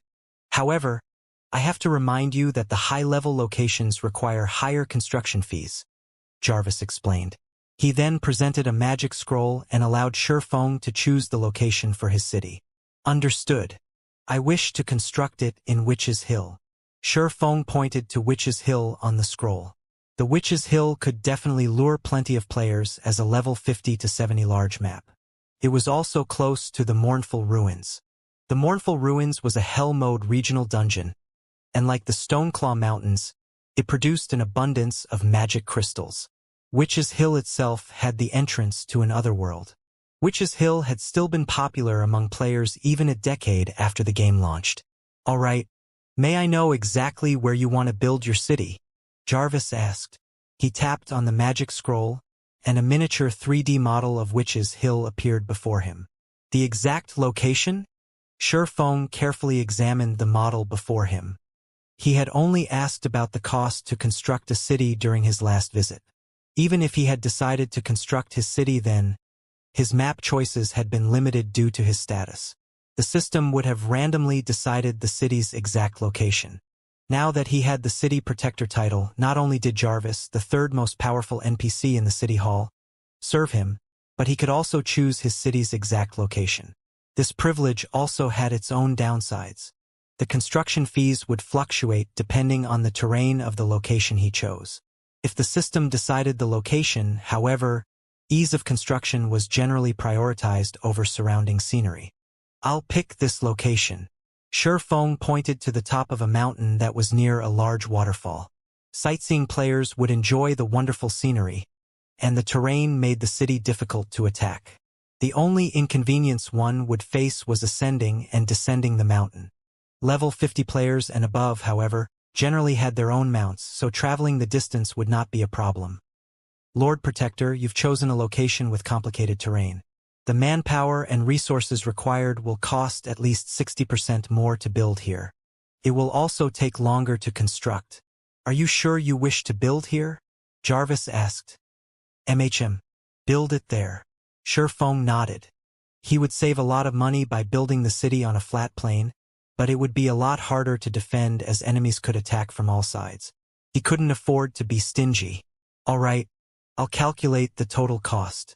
Please wait a moment." After Jarvis confirmed that there were no issues, he calculated the construction costs. A short moment later, he handed Shurfeng a list and said, "Initial estimates put the price at 152,000 gold. We will charge additional fees if the city is attacked. You'll also need to pay an additional 30,000 gold registration fee. As a second-generation city, a monthly 30,000 gold management fee will also be required. Do you wish to dispatch additional guards? You can ensure the city's security after it's constructed. You may hire guards to defend your city for up to 21 days. Every group of 100 Tier 1 guards will cost 100 gold per 3 days, while each group of 10 Tier 2 guards will cost 100 gold per 3 days. Sure enough, building a city is quite expensive. Shurfeng was astonished as he read the quote. He had only received a general price during his previous visit. Now that he was constructing his city, including the guards, the final price was over 190,000 gold. This excluded the fees that he would incur when monsters attacked the city. Originally, He had planned to build the city after he finished collecting the required 7 luminaries crystals to construct the 4 towers of elements. Now that he had the hero's chapter, he could repel possible invaders even without the 4 towers of elements. Naturally, he had to construct the city as soon as possible. I wish to hire 1,000 Tier 1 guards and 100 Tier 2 guards for 21 days, Shifeng said. All right. Your total bill comes to 192,000 gold, Jarvis excitedly announced. This was his first large transaction. It will take roughly 6 to 10 days to construct the city depending on the local situation. Shifeng handed over 196,000 gold. He had earned quite a bit with the sea god's blessings, but he had only decided to take 30,000 gold with him. He had left the remaining funds with Fire Dance for purchasing runic fragments and teleportation fees. Meanwhile, Shifeng made a fortune during the candlelight auction. After deducting the various costs, he had earned over 210,000 gold. The major powers in Starmoon Kingdom felt as if a noose had been placed around their necks. Even a first-rate guild couldn't compete with Zero Wing with such abundant funds. Trying to fight Zero Wing would be a death wish. Lord Protector, here is the deed to your land. From now on, you are one of Starmoon Kingdom's lords and will enjoy the status of Count, Jarvis said respectfully. System. Congratulations. You are the first player to become a lord in Starmoon Kingdom. Rewarding 30,000 guild popularity, 1 city teleportation magic array design, and Starmoon Kingdom's Count title. The position of Starmoon Kingdom's Count was completely different from a city's count. The difference was like the difference between heaven and earth, as one could possess land of their own, while the other could not. With this, I'm broke again. Shifeng sighed as he looked at the deed in his hands. He only had a little over 40,000 gold on hand now. He would barely have enough to purchase diamond wood and reconstruct Stone Forest Town after deducting the funds for his promotion quest. He had nothing left for the guild's development right now. However, Shifeng didn't mind. At the moment, it was far more important to obtain a city than to focus on Zero Wing's development. Earning enough money wouldn't be a concern if Zero Wing had a city. The city could provide far more profits than Stone Forest Town. The rewards are astounding. There's actually a city teleportation magic array design. Shifeng was shocked as he looked at the design in his bag. The city teleportation magic array was far more advanced than the teleportation magic array he possessed. It could accommodate more people at a time with a significantly lower operating cost. Its only flaw was that it only allowed one to teleport between guild towns and cities. It wasn't possible to teleport to NPC cities. Even so, the city teleportation magic array design was a treasure worth tens of thousands of gold. Normally, one could only obtain the design from super large-scale Hell Mode team dungeons. However, the drop rate was only 2%. Moreover, the design only dropped from the dungeon's final boss. Getting the design now saved him a lot of trouble. He could link the city directly to Stone Forest Town once it was constructed. This would drastically increase the value of both the town and city. Now that I've dealt with everything, it's about time to challenge my promotion quest, Shifeng thought as he gazed at the soul orb in his bag. It was practically a ticking time bomb. He needed to deal with it as soon as possible. Starmoon City, Shadowblade Ruins. The Shadowblade Ruins was the nearest level 40 to level 50 high resource map to Starmoon City. Every day, tons of players would travel to this map. However, the players currently there were in a panic. The reason for this was the sudden assaults of powerful monsters all over the map. Moreover, among these monsters' numbers were the highly intelligent one-horned humanoid monsters, whose combat standards were significantly higher than elite players and whose attributes were likewise high. These humanoid monsters were like wolves ravaging a flock of sheep as they charged into the various elite teams in the map. Every one of their attacks easily bypassed the defenses of players, directly landing on vital points on the latter's bodies. Even healers could not keep up with the damage. Only the experts leading these elite teams could keep up against these humanoid monsters, and just barely at that. Leader, our instantaneous movement magic scrolls aren't working. A level 40 swordsman wearing light blue armor reported anxiously. How can this be? Weren't there a few guys that used the scroll to escape from danger an hour ago? The robust level 41 shield warrior holding back a humanoid monster frowned when he saw the number of monsters attacking his team increasing. Currently, the Shadowblade Ruins was still a very dangerous map for players. Hence, when exploring it, every team would prepare some Tier 0 instantaneous movement magic scrolls in order to escape any traps or monster encirclements they encountered. Meanwhile, hundreds of monsters had already surrounded their 100-man team right now. If the team were up against only several hundred elite monsters led by chieftains, they could still manage somehow. Now, however, the monster army they faced had 3 level 50+ lords and over a dozen level 50+ chieftains. In addition, there was a level 51 one-horned humanoid monster, a greater threat than even the lord-ranked monsters.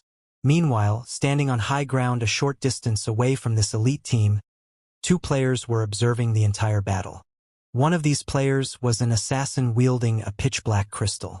This assassin's skin was entirely gray, save for a blood-red mark imprinted between his eyebrows, his body giving off a dark aura. If Sherfong were present, he would definitely recognize this assassin to be Abandoned Wave, Blackwater Guild's ex-guild leader. Meanwhile, the cloaked cleric with a white jade staff, who was standing beside Abandoned Wave, was Flame Blood. These evil beasts sure are terrifying. Just one of them is already enough to force an expert level 41 shield warrior to activate both his life-saving skill and berserk skill just to cope with it. Flame Blood exclaimed in astonishment as he looked at the distant shield warrior being pushed back by the one-horned humanoid monster. "This is nothing," Abandoned Wave said, smirking. "That's just a recently created evil beast. Since we now have the entire Shadowblade Ruins locked down, let's stop toying around with these people." Saying so, Abandoned Wave tapped on the pitch-black crystal he wielded. Immediately, 5 level 55, Lord-ranked evil beasts appeared before him. Compared to the level 51, Chieftain-ranked evil beast, these 5 evil beasts were not only larger in size but also had a trace of cunning in their eyes. It was clear that these Lord-ranked evil beasts were much more intelligent. So strong. Flame Blood shuddered involuntarily as he looked at the 5 Lord-ranked evil beasts. He was one of the peak experts of Heaven's Burial, and his senses were telling him very clearly that just one of these evil beasts could kill him in 2 or 3 moves. Meanwhile, 5 such monsters in total were present. If such a force charged into a group of elite players, the consequences would be unimaginable. "Get rid of them all," Abandoned Wave commanded as he pointed towards the 100-man elite team ahead. In the blink of an eye, all 5 evil beasts disappeared before Abandoned Wave as they charged at the elite team currently locked in bitter combat. When the 5 evil beasts entered the battlefield, the leading level 41 shield warrior gasped. "We're doomed?" The shield warrior despaired when he saw one of the lord-ranked evil beasts killing a teammate with one blow. After just a short moment, the 100-man elite team led by an expert was annihilated. Not a single player managed to escape alive. Abandoned Wave walked over to the battlefield and began a ritual. Suddenly, the corpses of these elite players started transforming into monsters one after another. The expert shield warrior's corpse became a thinly built special elite-ranked evil beast. Aside from this expert shield warrior, 2 other players' corpses turned into one-horned evil beasts. Only they were elite-ranked evil beasts. Ha ha ha! Guild elite teams really are great. I managed to obtain 3 evil beasts from annihilating a team. Zero Wing, just you wait. It won't be long before I make you all taste despair. Abandoned Wave laughed in satisfaction as he looked at the 3 newly created evil beasts. Alright, let's head to the next location. The battle there should be ending soon as well. The difference between killing an adventurer team and a guild elite team was simply massive. Previously, he had managed to create only 1 evil beast, despite killing 3 adventurer teams. Now, however, 1 guild elite team had given him 3 new evil beasts. Among them, one was even an evil beast with high potential. After a few more days at this rate, not to mention flattening Stone Forest Town, even raiding an NPC town would be a piece of cake for him. Elsewhere, after Sherfong finished dealing with the construction of his city, he contacted Melancholic Smile and had her find 5 trustworthy advanced enchanters to become the Candlelight Trading Firm's core enchanters as well as have them sign a strict contract. His Tier 2 promotion quest was extraordinary and would definitely take a long time to complete. Hence, Feng wanted to deal with all guild and trading firm-related matters first. Only then would he be able to focus on his quest. At this point, the Candlelight Trading Firm was already the publicly acknowledged #1 trading firm in Starmoon Kingdom. It also possessed a 3-star shop. As a result, plenty of lifestyle players were applying to join the trading firm every day. Even basic and intermediate lifestyle players did not have much of an advantage when they sought to join the trading firm. They could only become reserve members after passing the trading firm's test. Only advanced lifestyle players got to become official members immediately upon passing the test. Despite such strict requirements, a flood of applicants would still come to the trading firm. Hence, while it might be difficult to find advanced enchanters in other trading firms, the Candlelight Trading Firm boasted quite a few. Whichever one of you is willing to become a core enchanter of the Candlelight Trading Firm, come register with me. Melancholic Smile shouted in the lounge for advanced lifestyle players. Immediately, the various advanced lifestyle players inside the lounge perked up their ears in interest. However, when they heard that the offer was only for enchanters, many of the lifestyle players present turned to look at the enchanters among them with envy. Ha! It's actually enchanters this time. I wonder when it will be us forgers' turn? An advanced forger said, sighing dejectedly. Silent Wonder, who was also resting in the lounge, grew confused when she saw the downcast expressions the crowd in the room was wearing. What was there to feel envious about? Becoming a core member of the trading firm meant signing a strict contract and losing much of their freedom. On the other hand, non-core members only needed to make a certain amount of items each day. Once they hit their daily quotas, they could do whatever they wanted. If they decided to quit the Candlelight Trading Firm, they only needed to pay a small severance fee as well as forget all the recipes and designs they learned from Candlelight. As for core members, if they wished to leave the trading firm, they had to not only pay a massive severance fee but also clear their masteries to 0 and forget all the recipes they had learned before. They would have to start all over again from scratch. Silent, you might not know this since you're new, but the Candlelight Trading Firm has the precious slots to enter the holy city of Titan. That is a great opportunity for us to become masters. However, only core members and advanced members may contest for those slots, with the majority of the slots allocated to core members. Hence, everyone here hopes to become a core member of Candlelight. Unfortunately, that depends heavily on luck. The female alchemist seated beside Silent Wonder explained patiently when she saw the dazed look on Silent Wonder's face. Candlelight still has more holy city slots? Silent Wonder could not help but be surprised by this revelation.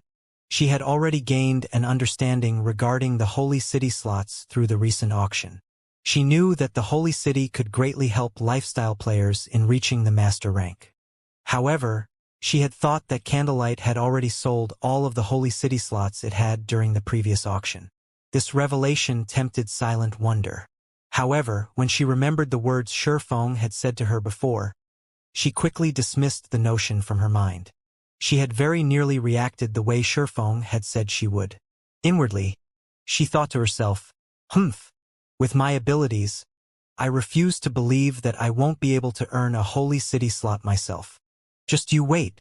You will definitely be the one begging me to stay in Candlelight later on."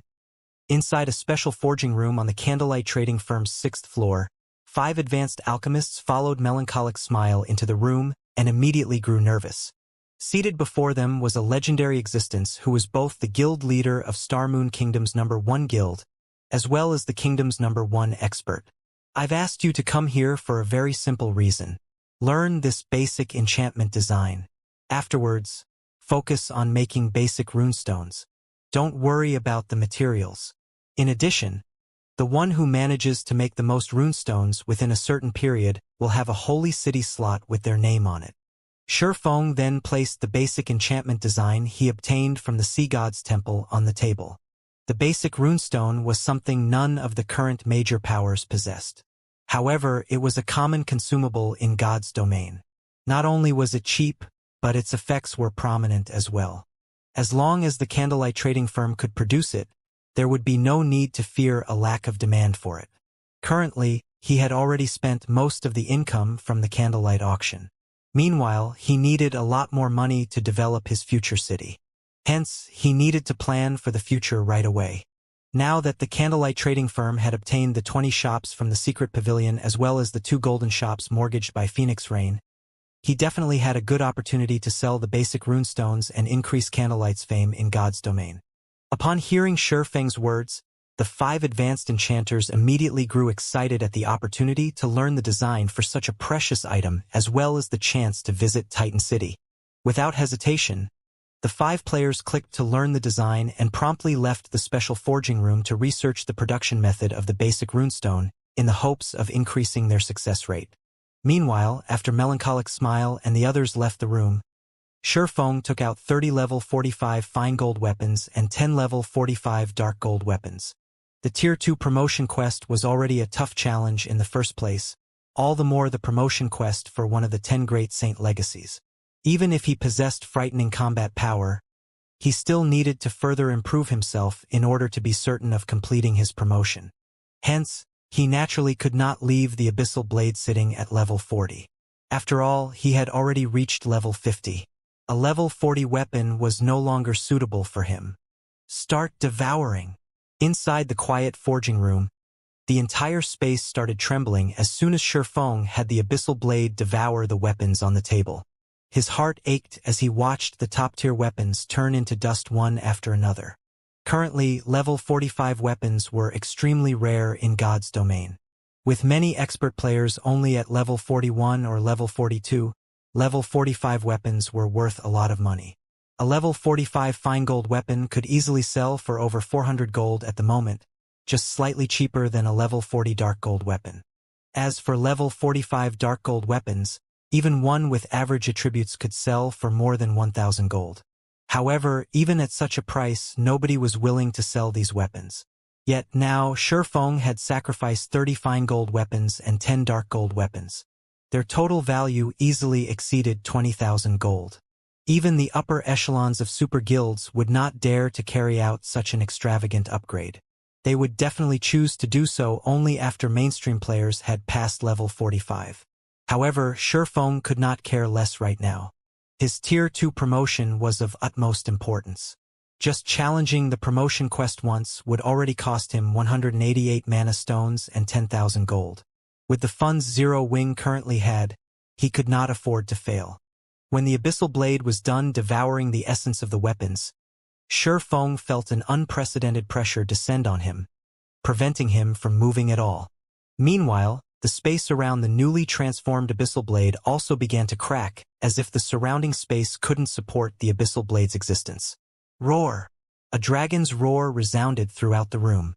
Immediately, the space inside the room disappeared into the void as darkness enveloped Shi Feng's surroundings. Shortly after, streams of pitch-black smoke started flowing out from the dark void and into the Abyssal Blade. Then, as if the black dragon carved onto the hilt of the sword had gained life, the carving actually climbed up the blade, leaving blood-red runes in its wake. Once the entire blade of the sword was covered in runes, the miniature black dragon returned to its original position at the hilt and stopped moving. Although the surrounding space had also calmed down, the Abyssal Blade, which was hovering before Shi Feng, had an extraordinarily evil presence. The entire sword emitted a faint, black fog. The runes shone with a bloody radiance as well, lending the weapon an extra hint of eeriness. The Abyssal Blade really is getting increasingly dangerous. If I'm not absolutely confident, I definitely must not upgrade it to level 50. When Shi Feng held the hovering Abyssal Blade, he could distinctly feel it pulsating as if he gripped a living creature. He could not help but shudder at this sensation. Level 50 was a major turning point. Although he was unsure if a backlash would occur if he upgraded the Abyssal Blade to level 50, he still needed to be extra careful about it. Otherwise, he might lose his life without even knowing how he died at that time. Meanwhile, after being upgraded to level 45, the Abyssal Blade received a significant improvement to its various basic attributes. Upon seeing the magic weapon's attributes, Shi Feng felt even more confident in tackling his promotion quest. Abyssal Blade. One-handed sword. Magic weapon, attack power +1, 510, all attributes +105, attack speed +22, ignore levels +15, attacks have 65% chance to cause 200% damage, 35% chance to cause 300% damage, every attack increases damage by 2% to a maximum of 20%, if wielder belongs to a swordsman-related class, all skill levels +4. Increase free ability points received for every increase in level by 2 points. Equipment level 45. Can be upgraded. Devour 50 level 50 fine gold weapons and 20 level 50 dark gold weapons to upgrade to level 45. Equipment Tier 1. Can be evolved. Devour 10 mana crystals to evolve to Tier 2. Additional active skill 1. Phantom Kill, Tier 1. Instantly creates a doppelganger under the wielder's control. Doppelganger has 80% of the wielder's attributes and all skills. The wielder can swap positions with the doppelganger at any time. Duration. 1 minute, 10 seconds, cooldown, 5 minutes, additional active skill 2.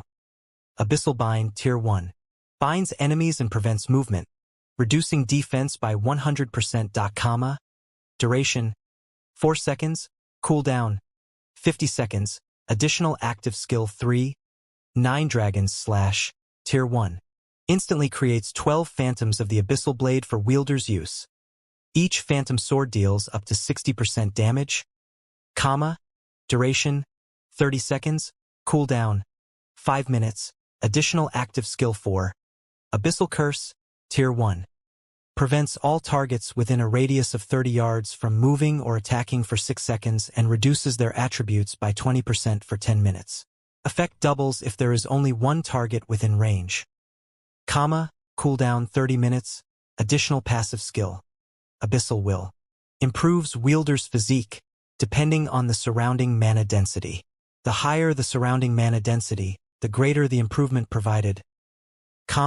Additional Profound Inheritance. Black Emperor Tier 1. When activated, every critical hit will accumulate 1 stack of Death Aura. Each stack can be used to increase all attributes by 2% and attack speed and movement speed by 1% for 10 seconds or to reduce the cooldown of a skill by 3 seconds. Maximum of 33 stacks of Death Aura. Duration, 10 minutes. Cooldown, 10 hours. The famed Smith Alice's personally created the Abyssal Blade using the Black Dragon King's fangs as material. It is one of 36 famed swords, ranking 31st. However, the Black Dragon King himself has cursed this sword. Beyond the immense strength the blade offers, the wielder must face a backlash after a certain amount of time. However, after Jack had remodeled the Abyssal Blade with a star crystal, the strength of the backlash has been reduced greatly. If the wielder is unable to suppress the backlash, the wielder will receive the Black Dragon King's curse, permanently reducing all attributes by 50%. Unable to be dropped. Unable to be traded. Unable to be destroyed. Its basic attributes sure have increased significantly. Just its attack power can already rival that of an epic two-handed weapon. Its heavy weight is also amazing. Shurfeng was inwardly astonished as he casually swung the Abyssal Blade a few times. Compared to a lightweight one-handed sword like Killing Ray, Shurfeng personally preferred one-handed swords that were heavy. In his previous battles, due to his constantly rising level, he had gradually relied more on Killing Ray, which dealt more damage. As a result, he had mostly kept the Abyssal Blade, which had a higher compatibility with him, on reserve. Now that the Abyssal Blade had risen to level 45, he could now use it as his main weapon again. Following which, Shurfeng went to his warehouse and stored some items that he would not need for the promotion quest, clearing out the clutter in his bag. At the same time, he also retrieved some magic scrolls and necessary potions from the guild warehouse. After that, he hurried to the library. On his way to the library, Shurfeng suddenly received a call from Aqua Rose. Guild leader. Quickly take a look at the official forums. Something big has happened over at Star Moon City, Aqua Rose said urgently. Just a while ago, the Shadowblade ruins got sealed, and none of the players that entered the map managed to escape. They can't even be contacted. Many guilds have already sent out their own teams to investigate this incident. Moreover, aside from the Shadowblade ruins, a few level 30+ high-resource maps were also sealed. A field map was sealed? And even communications have been blocked. Feng grew a little confused. He then opened Star Moon Kingdom's official forums. Normally, sealing a map only prevented players from using teleportation-type scrolls. Meanwhile, such large-scale sealings were only possible with a guild war order. However, if the seal was capable of blocking even communication methods, it was definitely something extraordinary. Based on Feng's knowledge, there were only 3 ways to carry out this kind of seal. After opening the official forums, he found that discussions regarding the sealed field maps dominated the entire forum. Shadowblade Ruins sealed. Over 100,000 players cannot be contacted. Large groups of chieftains and lords suddenly appearing in Bloodmaw camp. Unable to teleport to Red Ridge Town. Every post was about the sealed field maps or missing players. This seems like a good opportunity. Feng's lips hooked up after he finished reading through the related posts on the forum. An opportunity? Aqua Rose looked at Feng in the screen in confusion. Currently, the entire Star Moon City had already fallen into turmoil, with many large guilds wrestling with this matter. After all, nobody was sure whether this weird phenomenon would spread to the surrounding areas. If it did, Stone Forest Town might even get dragged into the mess. That's right. This is a good opportunity. An opportunity to upgrade White River City, Feng said, smiling. NPC cities did not remain static. They could similarly be upgraded. However, this depended on the population and standard of the players residing in the city. Star Moon Kingdom had only so many players. Meanwhile, Star Moon City was generally a player's first choice when choosing a city to develop themselves in. Hence, despite White River City's various advantages, it just barely surpassed Star Moon City to become the most populous NPC city in the kingdom. As for the other NPC cities within the kingdom, the player population there would mostly remain constant for the foreseeable future. It would be very difficult to attract players from other cities and countries to migrate to White River City. After all, everyone had long since familiarized themselves with the towns and cities they started in. Now that a problem had occurred at Star Moon City, if this problem continued festering, many players would no doubt consider developing elsewhere. If they could lure these players to White River City, they might be able to upgrade White River City. Upgrading an NPC city brought with it many benefits. One such example was the flying transportation feature, which enabled players to gain additional leveling spots. In White River City's case, the additional leveling spot was the Eclipse Gate. Not only did the Eclipse Gate have plenty of advanced and military quests, but the leveling speed and resources available there were also extraordinary. Moreover, the Eclipse Gate was a level 40 to level 70 leveling spot. If White River City could activate the flying transportation feature, the leveling speed of Zero Wings members would undoubtedly increase. They could also start collecting the energy essence required to nurture their guild mounts. Upgrade the city?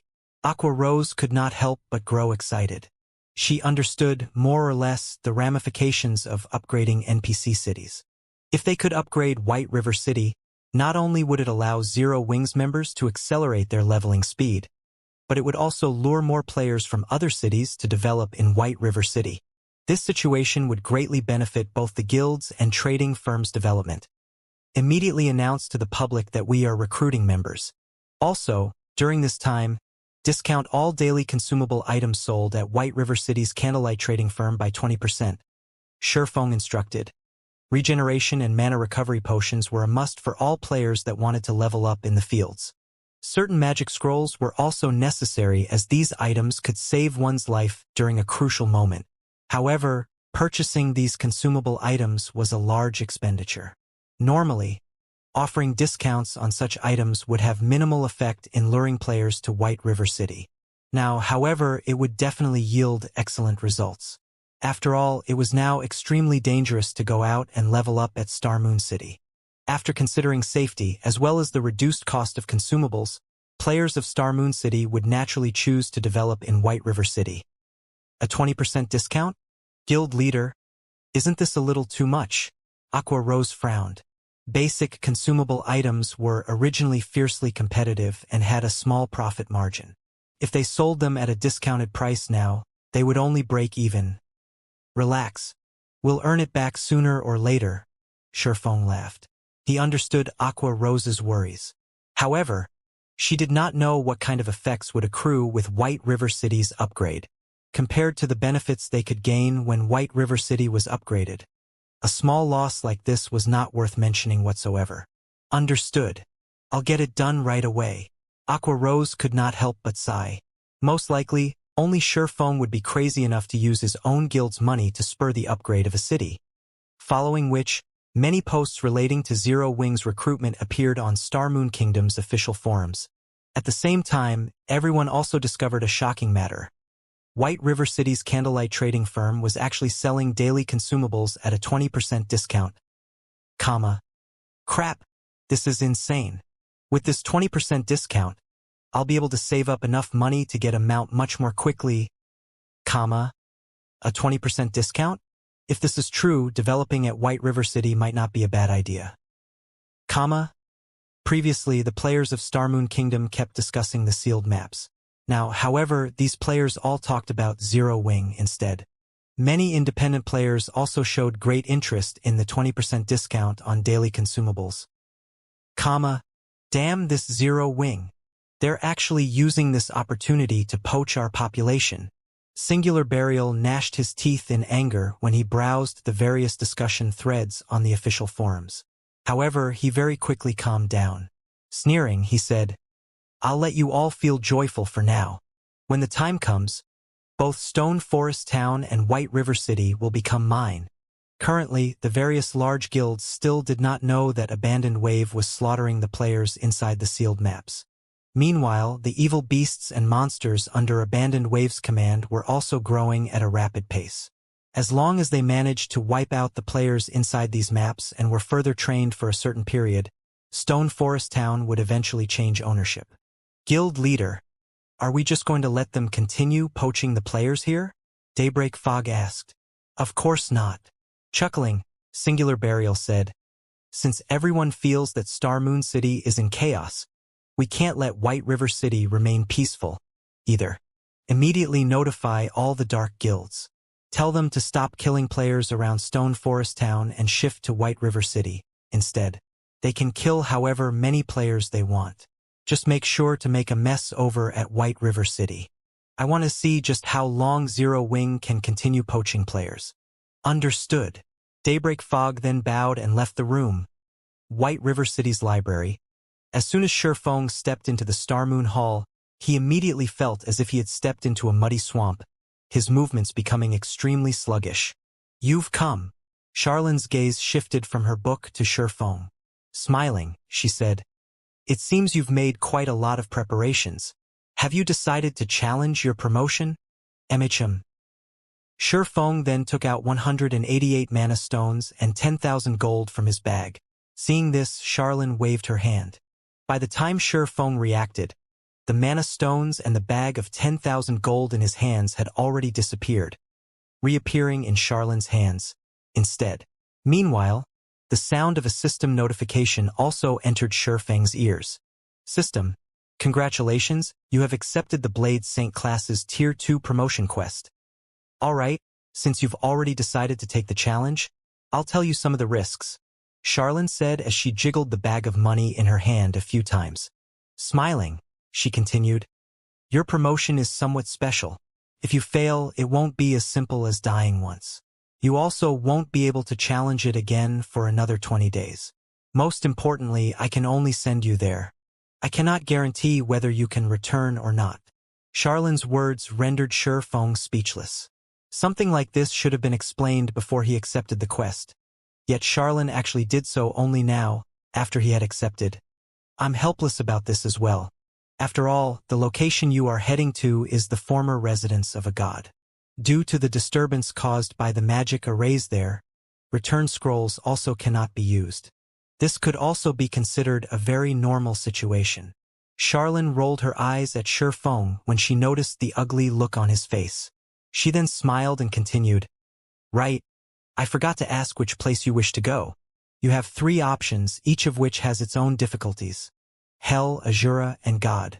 Which one do you plan on choosing? Upon hearing Charlene's words, Sherfong was momentarily stunned. From what he remembered of the past, the difficulty options for promotion quests for Tier 2 and above were only normal, hard, and hell modes. There were no Azura and God modes. This was the same even for peak classes. As long as one was an expert player, they had a high chance of clearing a normal mode Tier 2 promotion quest as long as they had made sufficient preparations. However, even expert players would have trouble clearing hard mode. Needless to say, Hell mode was even more difficult. Shi Feng had never heard of anyone in Star Moon Kingdom successfully conquering a Hell mode Tier 2 promotion. Moreover, this was only in the case of ordinary classes. The promotion quests for hidden classes were far more challenging. Yet now, even the lowest grade was Hell mode. Sure enough, the Blade Saint class's promotion quest is quite extraordinary. Shi Feng pondered his options. He had attempted his Hell mode Tier 2 promotion in the past. After all, he had been one of Shadow's top-class experts. He had been very confident in his abilities back then. Moreover, to increase his chances of success, he had spent a lot of time collecting top-tier equipment. By the time he had challenged his Tier 2 promotion, even his most inferior piece of equipment had been level 50 fine gold rank. He had even worn 2 pieces of level 50 dark gold equipment. That wasn't an easy feat after all. After reaching level 50, players were lucky to get their hands on level 50 secret silver equipment, much less level 50 fine gold and dark gold equipment. However, he hadn't expected his challenge's outcome. He hadn't even passed the starting area before failing, much less completing his promotion. The Hell mode promotion quest's difficulty was simply inhuman. In this life, though, both his combat standards and his items were more powerful than they had been in the past. Hence, Shi Feng was confident in conquering Hell mode. However, the same could not be said for Azura and God mode. After all, he had only attempted Hell mode before. He did not know how difficult these 2 modes were. Should I challenge God mode? Shi Feng wondered. After all, he was already a Void Realm expert. He also possessed 2 fragmented legendary items and numerous epic items. He even dared to challenge legendary quests. A God mode promotion quest should not be a problem. Charlene smiled as she watched Shi Feng and said, "You're considering challenging God mode, right?" Shi Feng nodded. "Lady Charlene, may I know what my chances are of clearing God mode?" Shi Feng tried asking. He was utterly unfamiliar with the God mode difficulty, but that wasn't the case for an NPC like Charlene. She might be able to offer clues that would help him prepare for what was to come. "You really are brave. You dare ask if you have a chance of passing it." Charlene cast him an admiring look. Slowly, she said, "If you ask me, with your current power, you will die. It won't matter how many times you try. Just like its name suggests, God mode is not a realm for mortals. This trial catered to the ancient gods. If you think that you can defeat a new god, you might have a chance of clearing God mode." Defeat a new god? Shi Feng gasped. There were 2 types of gods in God's domain. The first was born naturally, while the second ascended to godhood of its own power. The majority of the gods in God's domain consisted of the latter. As for natural-born gods, they did not start out at Tier 6. They had to ascend from Tier 0. Only they would not encounter a bottleneck in their growth. Even if they did nothing but breathe, they would reach Tier 6 eventually. Moreover, even at Tier 0, natural-born gods had extraordinary combat power. In terms of life rating, natural-born gods were even superior to dragons. Not even a domain realm expert could stand against such an immensely powerful being, even if both had the same level, tier, and attributes. Fighting any Tier 6 god required at least a full party of Tier 6 players. Then, what about Azura mode? Shi Feng asked. Azura mode? Charlene carefully evaluated Shi Feng. After pondering for some time, she said, "Azura mode represents mortals' limits. Unfortunately, you still have some time before you reach that standard. However, you might have a fighting chance with such high-quality weapons and equipment. Unfortunately, that chance isn't very high. I'd say that you die 9 out of 10 attempts. In my opinion, you're better off challenging Hell mode. The trials the ancient gods left behind are outstanding. Passing even the easiest trial is already an impressive feat. So 10%? Shi Feng smiled bitterly. He was 100% confident in clearing the Hell mode promotional quest. Otherwise, he wouldn't have challenged his promotion quest so soon. However, he never imagined that there would be such a massive gap between Hell Mode and the other two. Consider this carefully. You know that the more difficult your quest is, the more severe the punishments for failure will be, Charlene somberly reminded Sherfong. I've decided. I want to challenge Azura Mode. After weighing his options for some time, Sherfong gave his answer.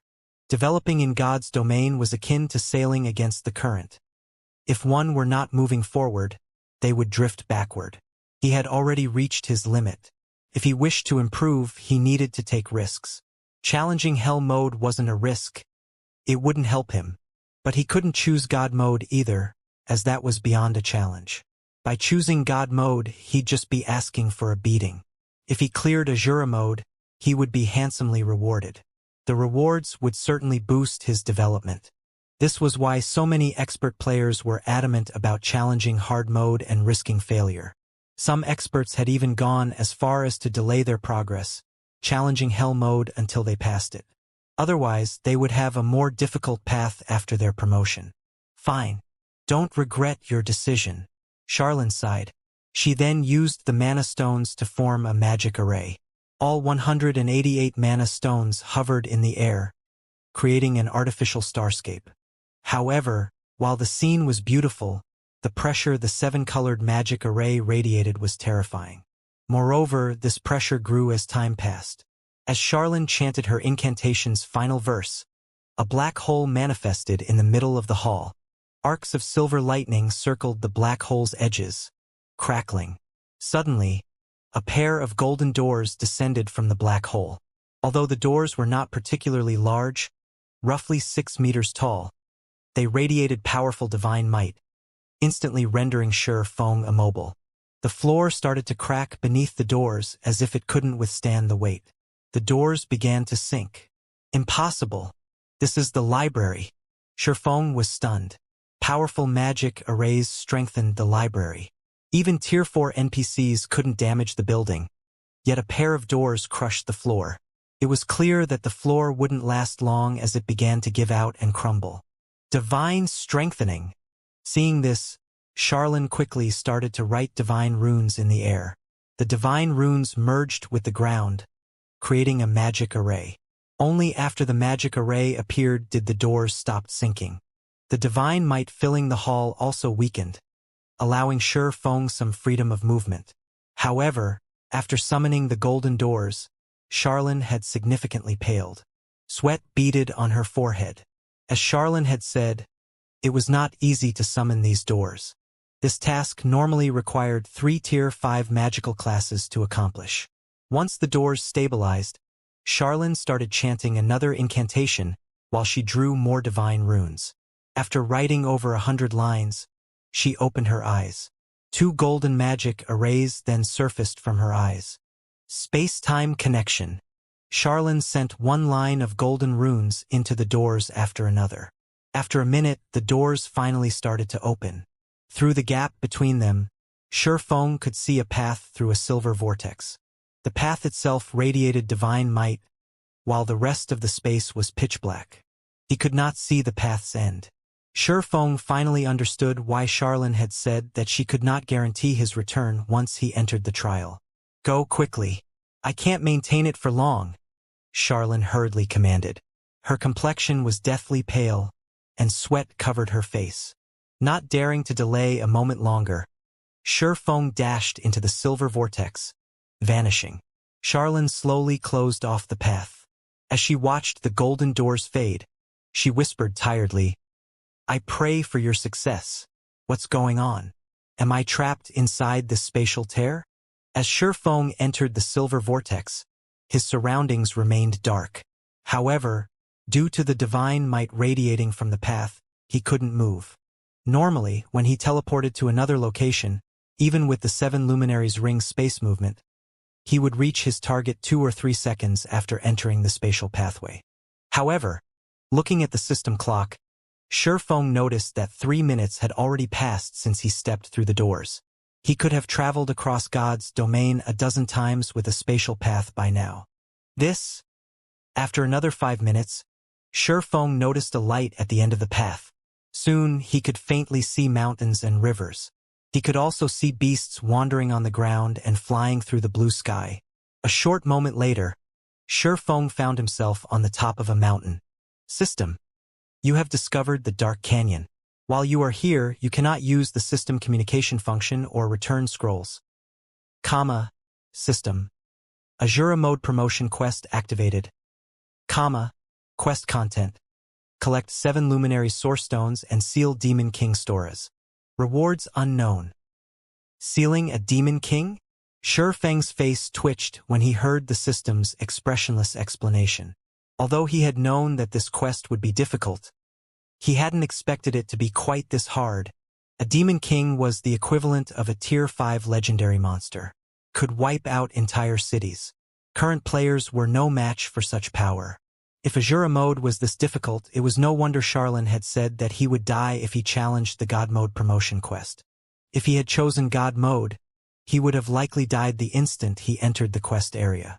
However, after seeing Azura mode with his own eyes, he knew he had no chance of completing the quest. He was only a Tier 1 swordsman. Even if he had 1,000 copies of himself, he would be no match against a Tier 5 Demon King. This was how God's domain worked. The higher the tier, the greater the gap. Hence, the various large guilds in the past had come up with all sorts of method to nurture powerful experts. During the game's later stages, quality was far more important than quantity. A Tier 5 player was more useful to a guild than 100,000 Tier 2 players. Not only could the Tier 5 player defend a city without help, but they could also lead teams to raid Tier 5 legendary monsters. Normally, one needed at least a 100-man team of Tier 3 players to raid Tier 5 monsters. Moreover, the players needed to know the monsters' weak points and target them appropriately with various tools and items. Otherwise, such monsters were impossible to raid. Asking him to deal with a Tier 5 Demon King alone was asking for the impossible. Fortunately, the quest content mentioned something about gathering 7 luminary source stones. Shifeng breathed a sigh of relief after he read the quest content again carefully. Shifeng knew a little about the 7 luminaries source stone. It was even more precious than the 7 luminaries crystal. The stored mana was much more refined. However, unlike the 7 luminaries crystal, which contained every type of elemental mana, the 7 luminaries source stone was limited to one type. As a result, its usage was limited. It could only be used for special situations such as powering up certain sealing magic arrays. Since I've confirmed the quest contents, next up will be the search for the 7 luminary source stones. Shifeng gazed down at the massive canyon below him. The canyon was poorly illuminated. However, he could hear faint roaring and sounds of battle. A tall tower had been erected in the canyon's center. This tower reached into the clouds, and it was several times taller than the mountain he currently stood on. A large number of flying monsters circled the tower.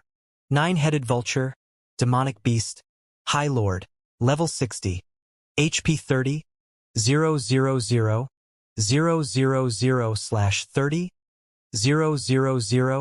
000, 000. With so many 9-headed vultures circling the tower, it was impossible to approach the building from above. Since flying isn't possible, I'll have to head down the mountain and investigate the canyon.